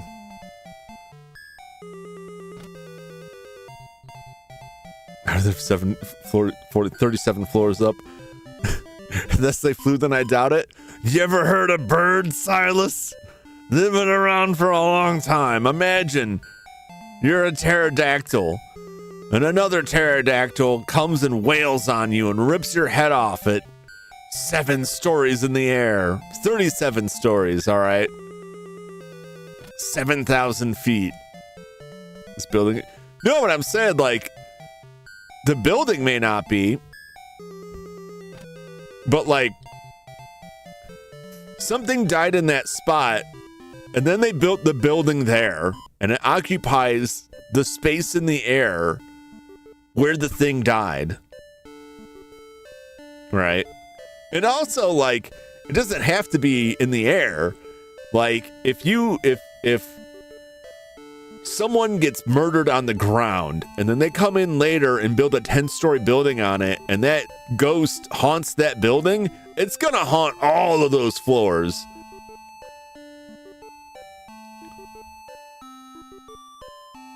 I was really building morale today. I'm just saying, like, that's how ghosts work. Like, they're out there. It doesn't even have to be a human ghost. It could have been like a caveman or like a sloth or something that was just really, really upset. You ever got food poisoning? Because that's all that is. The thing you ate was just really mad that it died, and it's haunting your intestines for a short period of time. Well, scientists will tell you otherwise, but I know the truth. Maybe it's a lazy ghost. I'm gonna put out here, I don't think you can be a lazy ghost, right? I don't believe that you can be so upset about your demise that you continue to haunt this world. Like, it takes a lot of effort to hold that on, just chilling on the lower floors. They might. I guess it depends on like how much emotion they have to feed off of on the lower floors. But I mean, I know if I was a ghost, if I got murdered somewhere and somebody built like a high rise where I died, you better believe I'd be up and down all those floors. To me, that's just like, that's more victims. Think about it, right? You build like a 1-story house over someone's death spot and they haunt that. How many people are they going to be able to like feed off of in that house? 3 or 4, 6, you know? How many units are in that building, Silas? That ghost has a buffet open for them. That's that many more people for them to feed off of. You better believe they're going to be up there sampling all that stuff. Building's a movie theater down there. It's chilling down there in the fancy theater. I mean, that's just more like, that's pretty cool that there's a movie theater in the building. Is it a nice theater? I hope it's a nice theater. I'm envying that. Are you living in like the Judge Dredd megacity complex? Because that's what it sounds like. I'm not rich enough to afford it. Fair enough. All I'm saying is like, those ghosts they're gonna get around. Like, they don't have to walk up the stairs. They just float through the floor. It's easy for them. Why wouldn't they come up there and feed on people's souls? It's what I do. I tell you this, I'm gonna be incredibly disappointed if I reach the end and I don't become a ghost and haunt this world. Oh my gosh, this bear is going to murder me. Well, I guess I'll fight the bear. For as much good as it will do. I'll punch the bear right in the face. That's how you fight bears, right? You punch it in the mouth. No, that's not how you do it. It's a rich building. I'm here in rent control. I will haunt this building after I do and finally get to use the amenities. That's the spirit.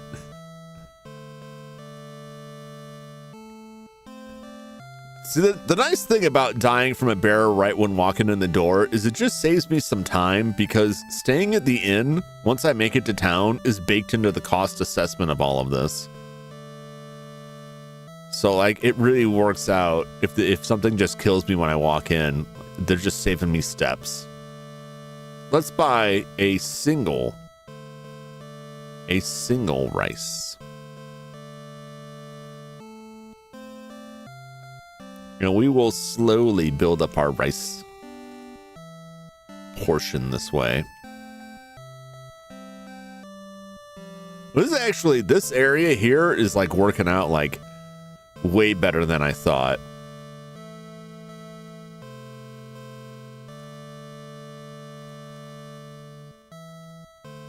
But I'm a bit troubled that I haven't gone up a level at all. I don't think we've gained a level all since playing. Like the last time I played this was the last time we saw a level. So like I need to know when's the level coming. Where's my level, dang it? I would like to gain 1 level this week. I guess even if I don't, like, we've made some progress. Like, I am here, but if I don't at least gain a level, then it's not quite good enough. Going after the River King now? No, I need to get pumped. I need a couple more levels on that. The way he is right now, the way he pulls immediately to the side until the line breaks, tells me that I am not yet a high enough level to tackle the River King.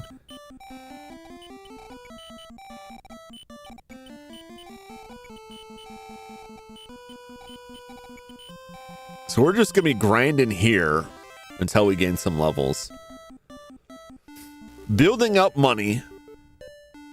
15 fish at a time. Catch my 15 fish here. Fight animals until my health gets low. Roll back through the cave. Probably get killed by a bear. Just like the snakes, eventually we'll reach a point where we can kind of survive the bear attacks. The encounter rate getting out there was that. How am I gonna be streaming? Hungry, don't want to miss the end of the stream. I'm only gonna be streaming for a little bit more. My sinuses are starting to bother me here, and I could stop and go blow my nose, but I think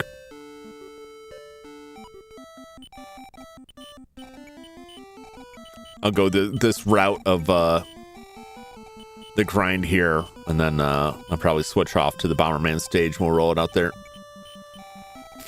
Go blow a nose, make food. I could do that. I could do that. I should do that. It's only extending it out like a little bit. Let me catch this fish here.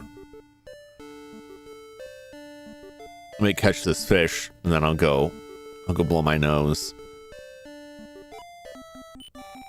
I am loath as always. I don't even like taking 1 break during a stream. 2 breaks. I despise, but I'll do it. If I do, I can just eat later. I'm gonna go do that because it's starting to bother me, and I would rather not be fighting a Bomberman stage while I'm like, I can't breathe. I don't know why those engineers built me with a functional nasal tract. That just seems like a huge mistake. If you're gonna make a cyborg, go make the nose work. What do I need it for? The master fish baiters. Got rid of the gamer queue. Oh my God. I do say that a lot. No, it's just aesthetic only. They made it like they put like, you know, some thin wires that act as like the nose hair in there, and like there's something leaking out of it. I don't know. I think it's some like a hydraulic fluid theoretically. But I'm gonna go do that real quick. It's driving me crazy. I want to come back. We're gonna fish for a little bit more. We're gonna fight for a little bit more. I would like to get my HP up to 58 before ending stream. I have no idea what the XP levels are. I don't have a table or chart anywhere. I think I can find that. But I'm gonna go do that, and I'll be back in just a moment.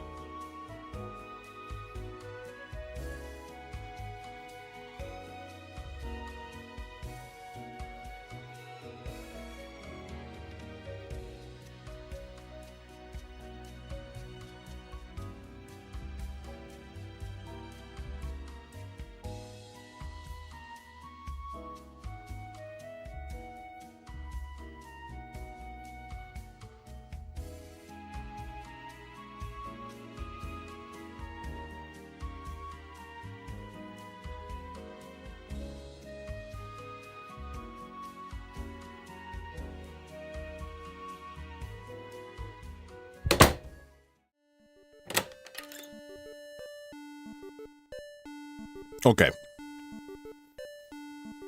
One, I'm glad I went out there because I ran into some raccoons. So that's good. I got that taken care of for today. 2, I looked it up. Apparently 57 is as high as it goes. So that's why I haven't seen another level. There are no levels to obtain. I am as powerful as I will ever get in this game right now. So it's just that hard of a fish to catch.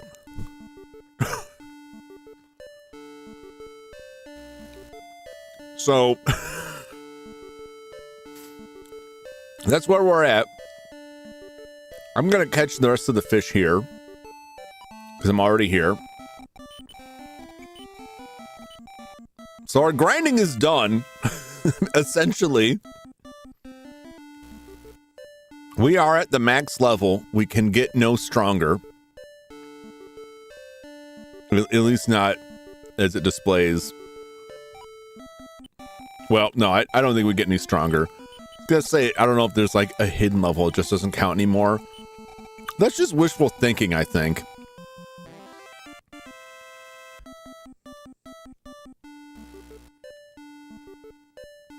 So I'm just going to have to out-muscle the River Master.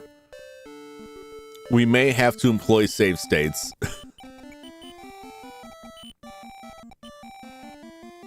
Although I think all it really comes down to is if I run out of the bait, then I'll just have to reload the save and make the walk back. So that's actually terrifying because it means that, like, there's no way to make that bear fight more survivable. This is it. Wow, that's horrifying.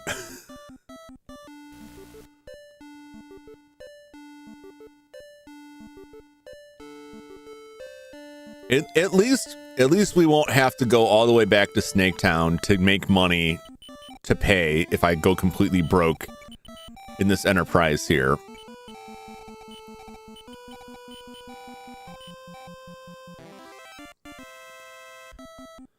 Oh boy. Well,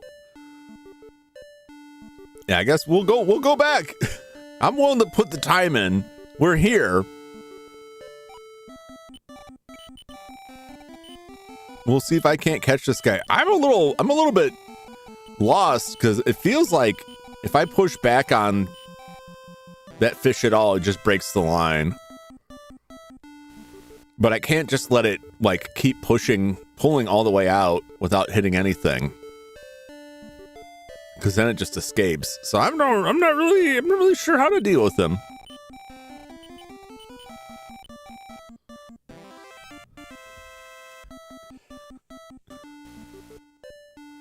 It's not that I didn't expect the final penultimate fish to be difficult, but I guess I expected the fish to be difficult in a different manner.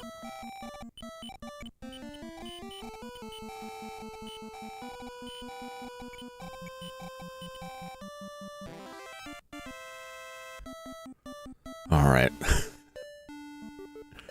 And of course, the fish I'm catching right now is like no help for practicing that whatsoever.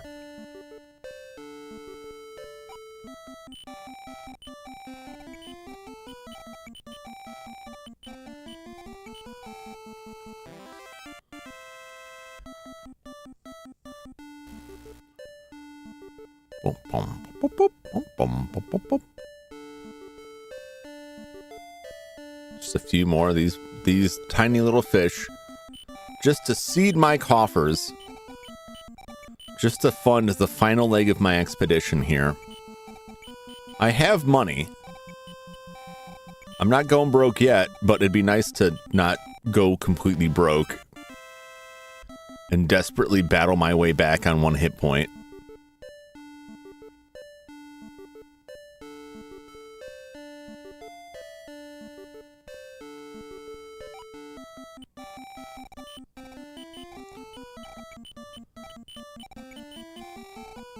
Come out.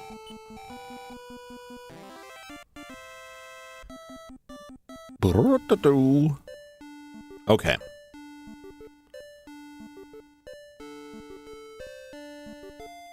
Well, it's the last time we'll see that for a little while. Oh boy. Oh boy. Oh, this is gonna be rough. All right. Sell the fish.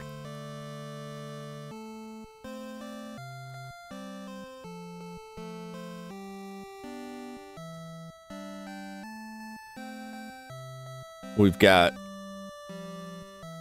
5 rice bowls, 800. Tell you what. Let's buy a couple more rice bowls. I'm gonna hedge our bets on this.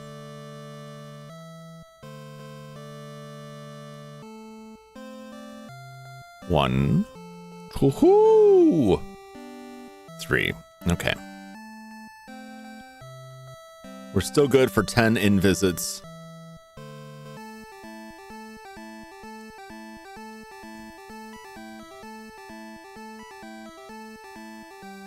Ooh. Oh boy.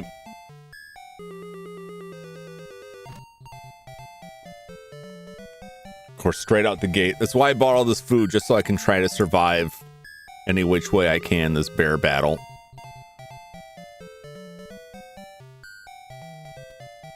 Shoot, that's not gonna do it.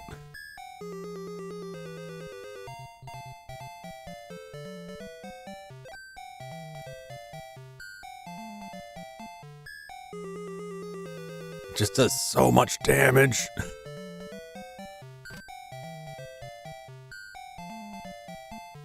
I don't know where a good spot to hit it is. The shanks aren't it. That's $200 we've lost to this bear so far. Smack it right in the face.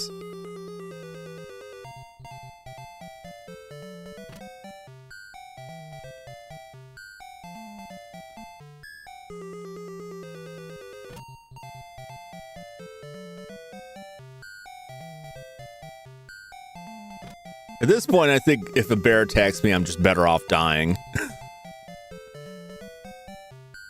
Because I just wasted like $200. And I think my chances of winning this are slim.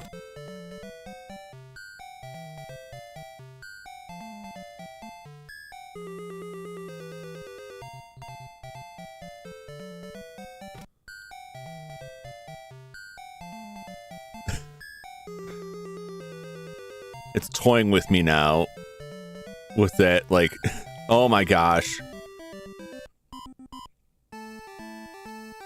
Is it even worth it? Let's see. How far can I get before another bear shows up? I will not survive another bear attack. Even if I eat the food, I just won't do it. Yeah. Can I run from the bear? No. Just kill me. Just finish me off, bear. Jeez.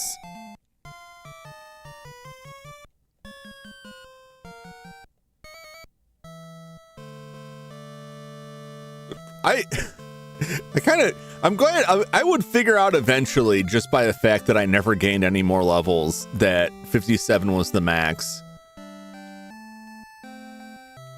And I'd have to face that, but seeing it written out just like changes the whole dynamic of this. Just to know that, like, no, you won't get any better. You won't get any stronger. That bear will continue to be a horrible monstrous threat the whole way through. There is no way to make that fight more survivable. You can sink hundreds of dollars into a single fight.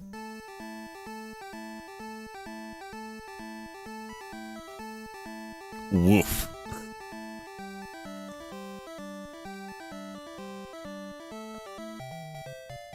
It's a beaver. Just like real life then. Yep.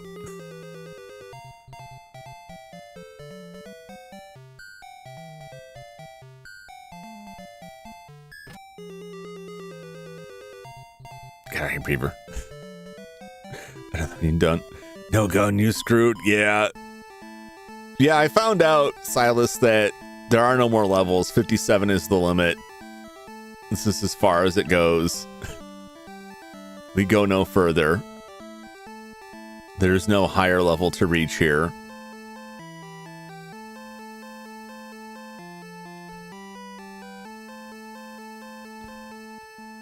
So you have to catch River. I just have to catch the River King. There's no getting around it. There is no alternative here.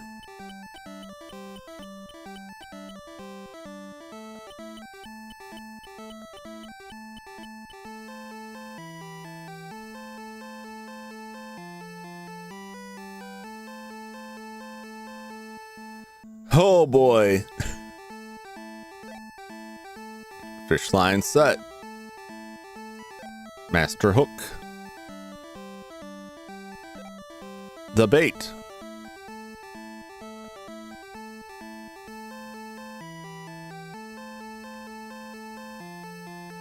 All right.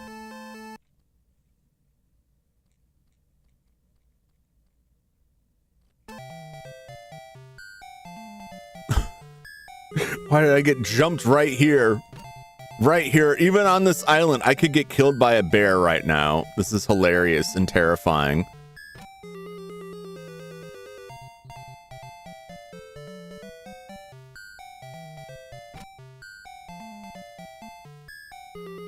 This beaver could kill me right now.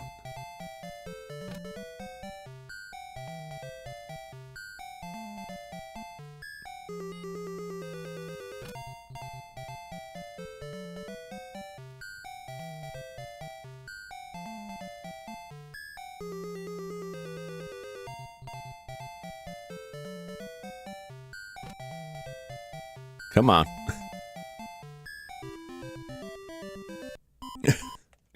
Calm save's going. Oh, it's the price for me trying to save because I realized I didn't get a password is like instantly attacked. All right.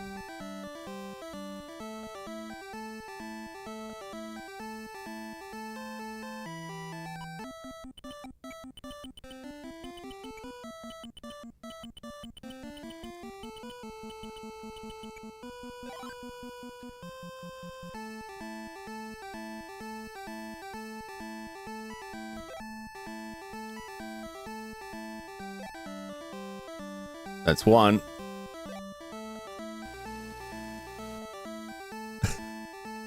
How do I do it? How do I catch this fish? He just pulls off the screen immediately. Damn it. I was talking, distracted myself.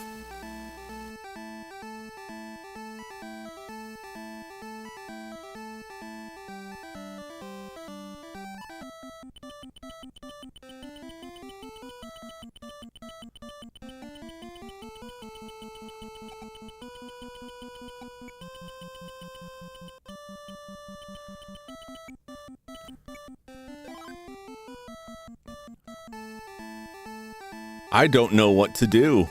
He just pulls completely away.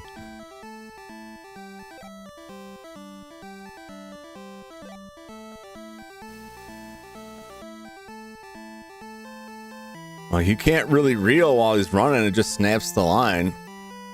And he just gets out.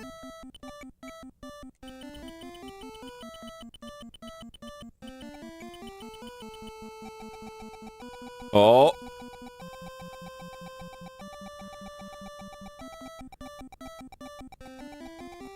Oh. Oh. Oh.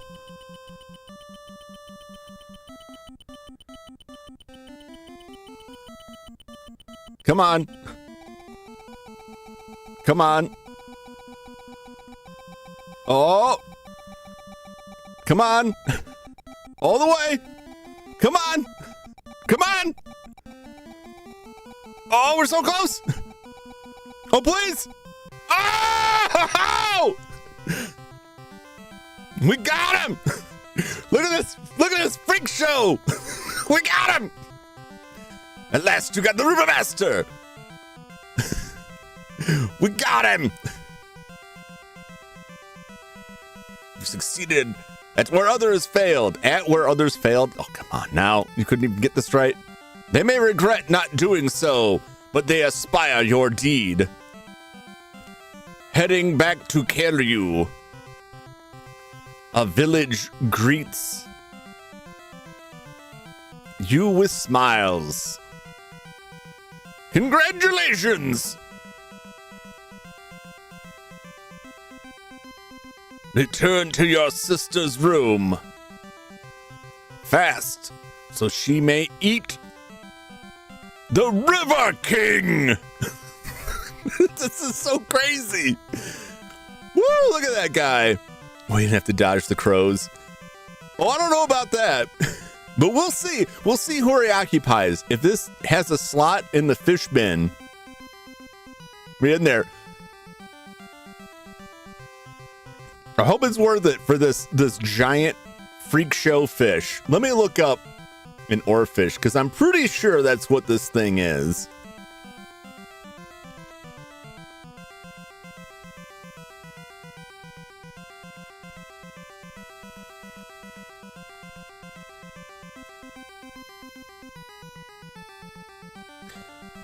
I think it, well, no, I mean, no.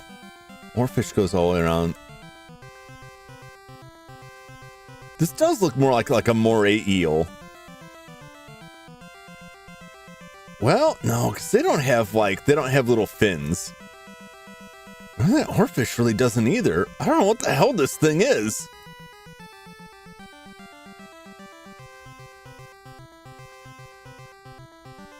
I'm not sure. Looks nothing like a moray. No, like it's long and it has that, but like I think like an oarfish. Is there another type of fish that's like incredibly long like this? It's got little fins on the side. I'm really surprised and pleased that it is some horrible freak show fish. Now check it out, everybody.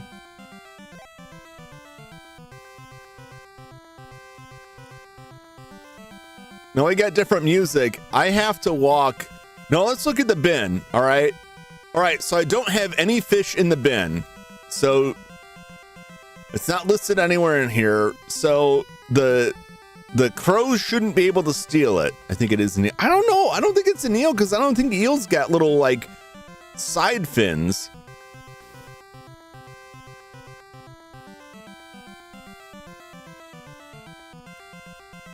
All right, we gotta walk all the way back. Now, is this gonna be the kind of game that we still encounter enemies on the way back, right? Let's make sure we're not dying. Oh, I don't think our HP is going down anymore from using that tub.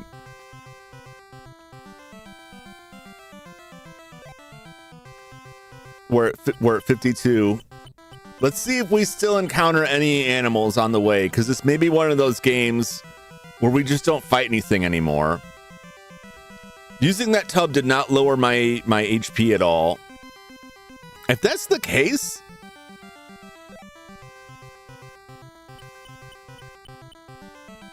just in case.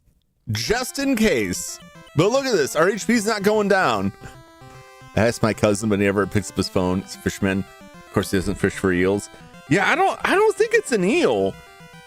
I don't think eels have like the little like fins on the side, but it's not quite an oarfish either. There's got to be some fish like that. Now I really want to know what kind of fish it is.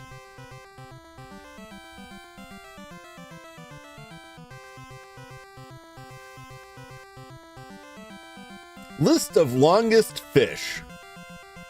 Giant oarfish, Russell's oarfish, normal sharks. Beluga sturgeon. No, it's longer than that.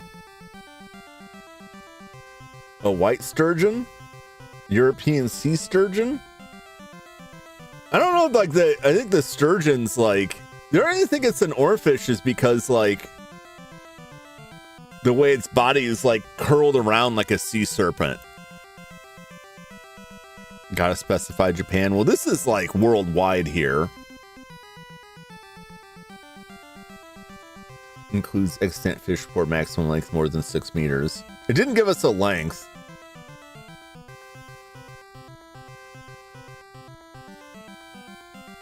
mean, you would call it oarfish in Japan. They know what the oarfish are. You can catch oarfish in that. That's the closest I can come to it, but it's not quite that. Yeah, we're not losing any HP riding up the river anymore.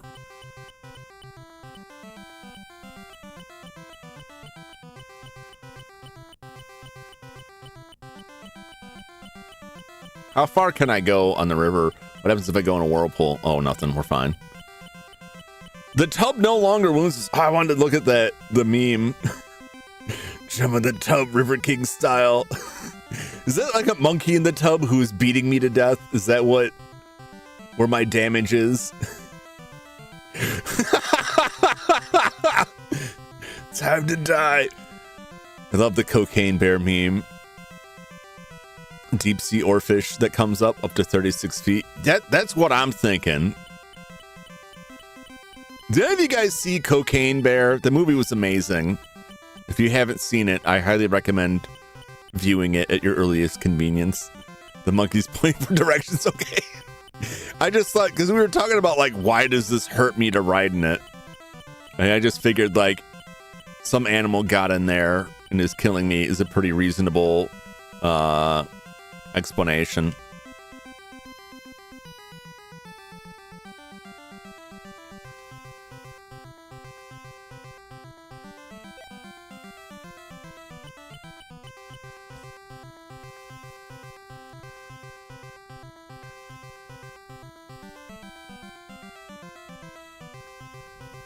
All right, I'll just keep riding the boat as long as it's not hurting me. Still at 52. Goodbye, pig. Nice to meet you. Very triumphant music it is. Well, look at that. Right up this waterfall. No issue. No issue whatsoever. Won't stop me at all. Don't stop me now. I'm having a good time. I have to go up there. I have to travel through the pig zone. See, these pigs won't talk. No one here. Only the special pig will talk to us. Probably because it's a tanuki. We'll let those pigs free again. Be free, my friends! Be free!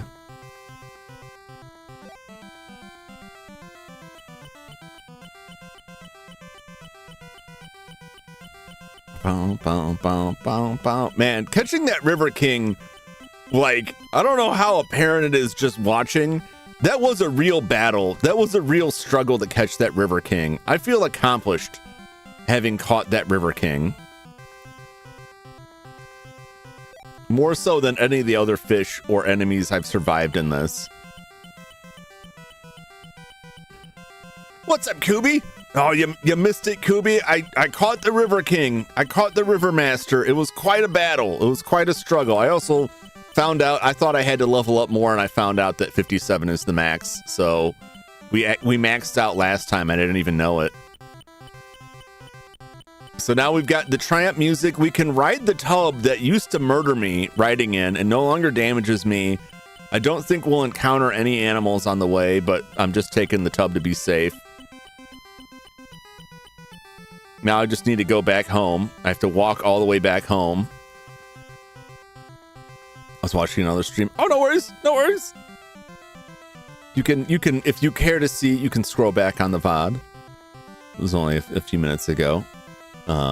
If you want to see the River King. I recommend it just to see what the River King was, because we were debating like if it was going to be some weird freak show animal or just like a big fish.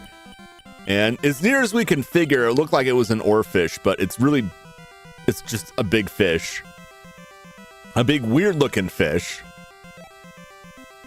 I think we were all a little bit wrong. It doesn't have like demon horns or anything, but it was like a real struggle to catch that guy.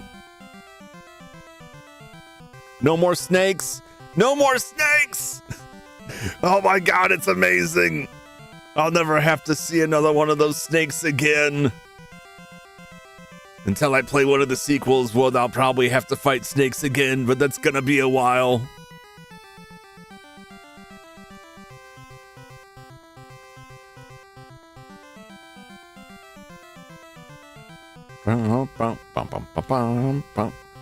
This is the area that is the most familiar with to me. I spent so much time in this area. It's still crazy how deadly the snakes are. Even at like the max level, they could still wreck you.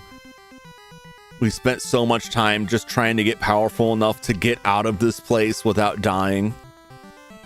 I spent so much time fishing here just to rack up money. Fond memories here. This is a lot like Dragon Warrior, Dragon Quest, the first one, where you have to walk all the way back. No more cave music. That's a bummer. I modified the tub beam. The jumping 10 minutes back, watching reaction. I should say congratulations. I appreciate it. I missed the river monster battle. Yeah, unfortunately, Ryan. You can rewind on the stream. You can scroll back 10 minutes or so and see it if you wish to. 2 kings, 1 tub. No.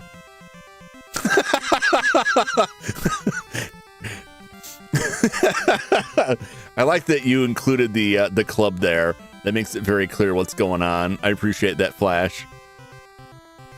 Can I get into the tub here? I'm on a cliff. Yes, it doesn't care. Just drop right off that cliff into this tub. It'll be fine.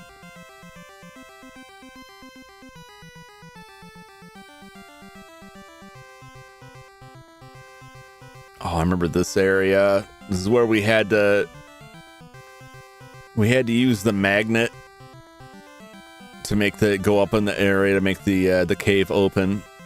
Very cool, very cool. I really enjoyed this game. This game was a lot of fun. I thought all the different fish sprites were really neat. There was a surprising amount of variety in just the action of fishing.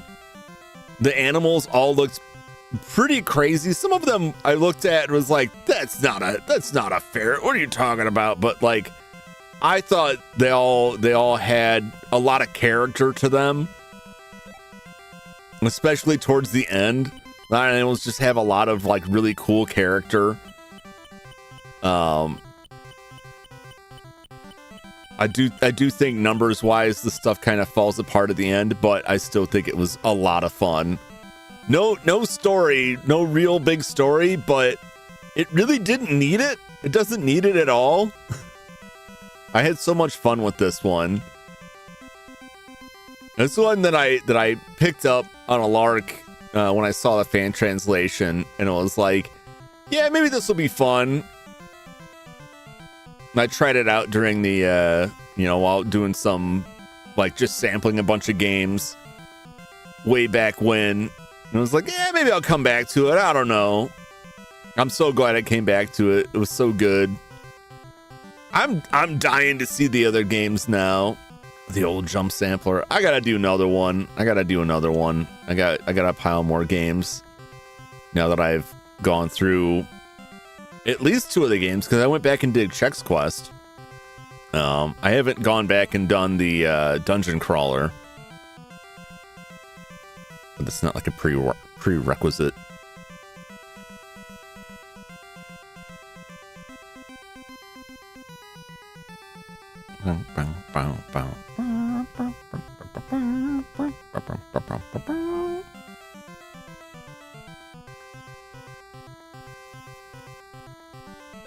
But I really appreciate that they're not making me fight animals right now. And that the tub doesn't kill me. That it didn't just teleport me home, but at the same time, it's like, we'll make it easy for you. Don't worry about it. And we'll play you some cool music while you're going. I think this is it. I think this is the starting area.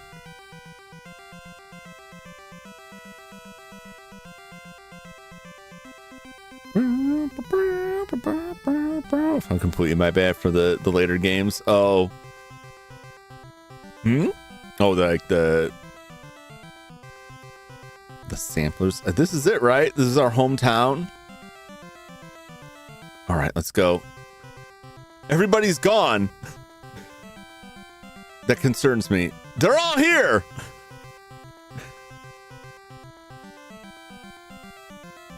Your sick sister eats fish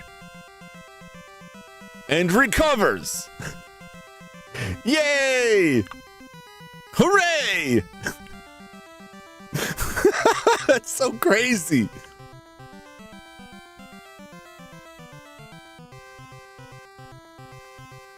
Fogukam. Oh, okay. Now Tan can sacrifice her to their gods. You know that's what's happening. The people look to you as their hero. The end. Woo, we did it. I really thought that we were gonna have to grind. I didn't realize that 57 was the max level. I thought we were gonna have to grind more levels or build up more cash. I really doubted we would get it tonight. And when I went and tried to catch him the first time and he just kicked my ass, I thought there's no way. There's no way. Well, I went back and we did it again. Wonder why 57? I know, it's so strange. And the experience keeps going up too. That's the weirdest part. It's not that like the experience level, the experience number maxed out. Because I had like over 6,000 experience, and I guess you hit 57 at 4,396. I have no idea. I don't know how they stored it in there. That doesn't come across to me as one of those numbers that's like, we can't go higher than that on this system. I'll have to look that up and see if there's some other reason behind it. That's very strange. Oh man. Good night, River King. How many River Kings did does this make?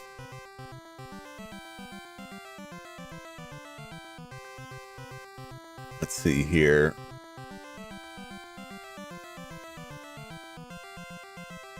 One, two, three, four, five, six. The six streams on the River King.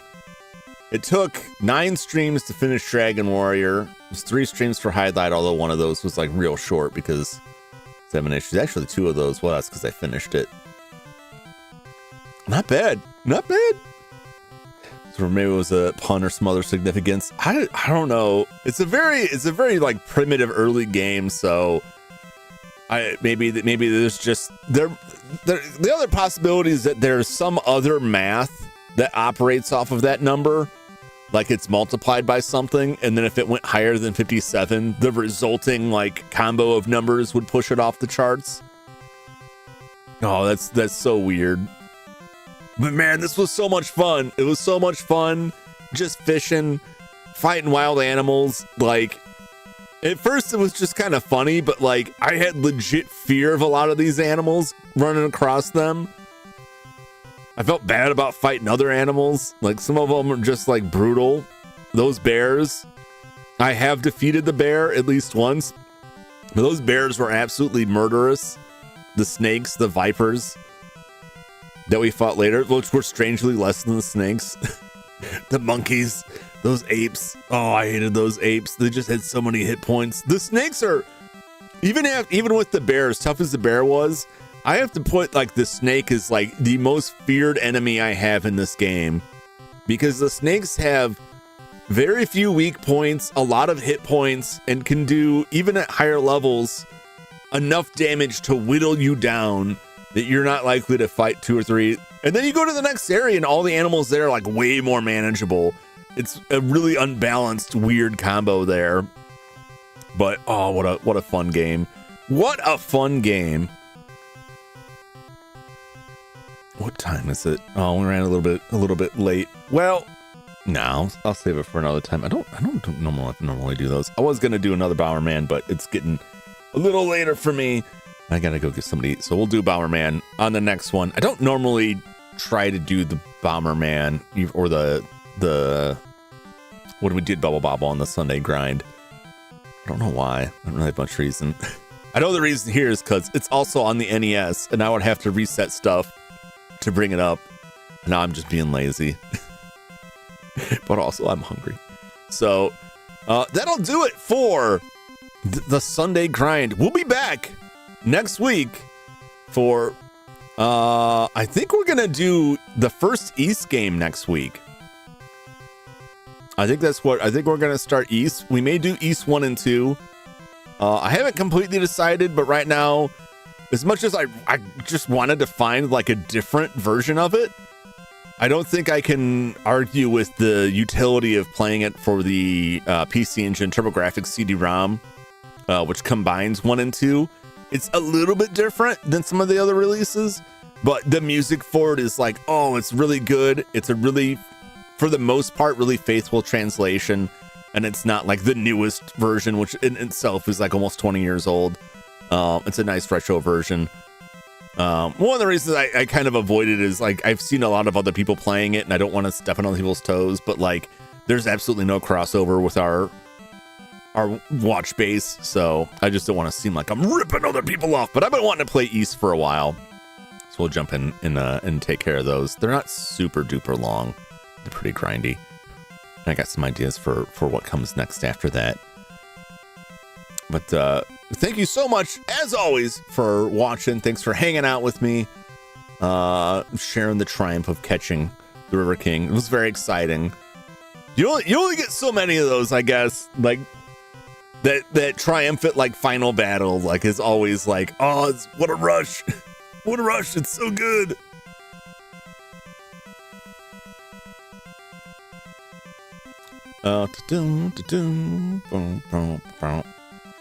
Let me see if I can find somebody else for you to go. Oh, are they still going? Let me pull this up. I think they're still doing this World of Warcraft collab. It's a couple different channels showing it, but we'll go to Anadelna's channel. Droppy is also showing it. I think they're still going. It's still going right now. I don't know much longer, but you got Sky Accents, you got Zane. Looks like Brother Doom's there. Droppy, Little Droplet, and Anadelna are playing World of Warcraft, Wrath of the Lich King. So if you feel up to it, go over there and check it out. And if you do, put in the hashtag there, Corporate Raiders. I appreciate it, just to let them know. I'm saying hi. I'm popping myself. I will have my schedule up tomorrow, as usual. Unless anything else comes up. If it does, you can join the Discord. Is a good way to get information from me. Also, Blue Sky. I don't really post much on Twitter. I don't really post much on Blue Sky either, to be honest. It's mostly in the Discord and on the YouTube community page is where I post the stuff, so keep an eye out for that. If anything comes up. Otherwise, expect a schedule and stuff to be posted up tomorrow. We got a week of new stuff, so I'm excited. Be very exciting, and I hope to see you then. Until then, have a great weekend, everybody, and I hope your week starts out fantastically. Everybody stay cool and calm and be good. I'll catch you all on the next one. So long, everybody. Bye-bye.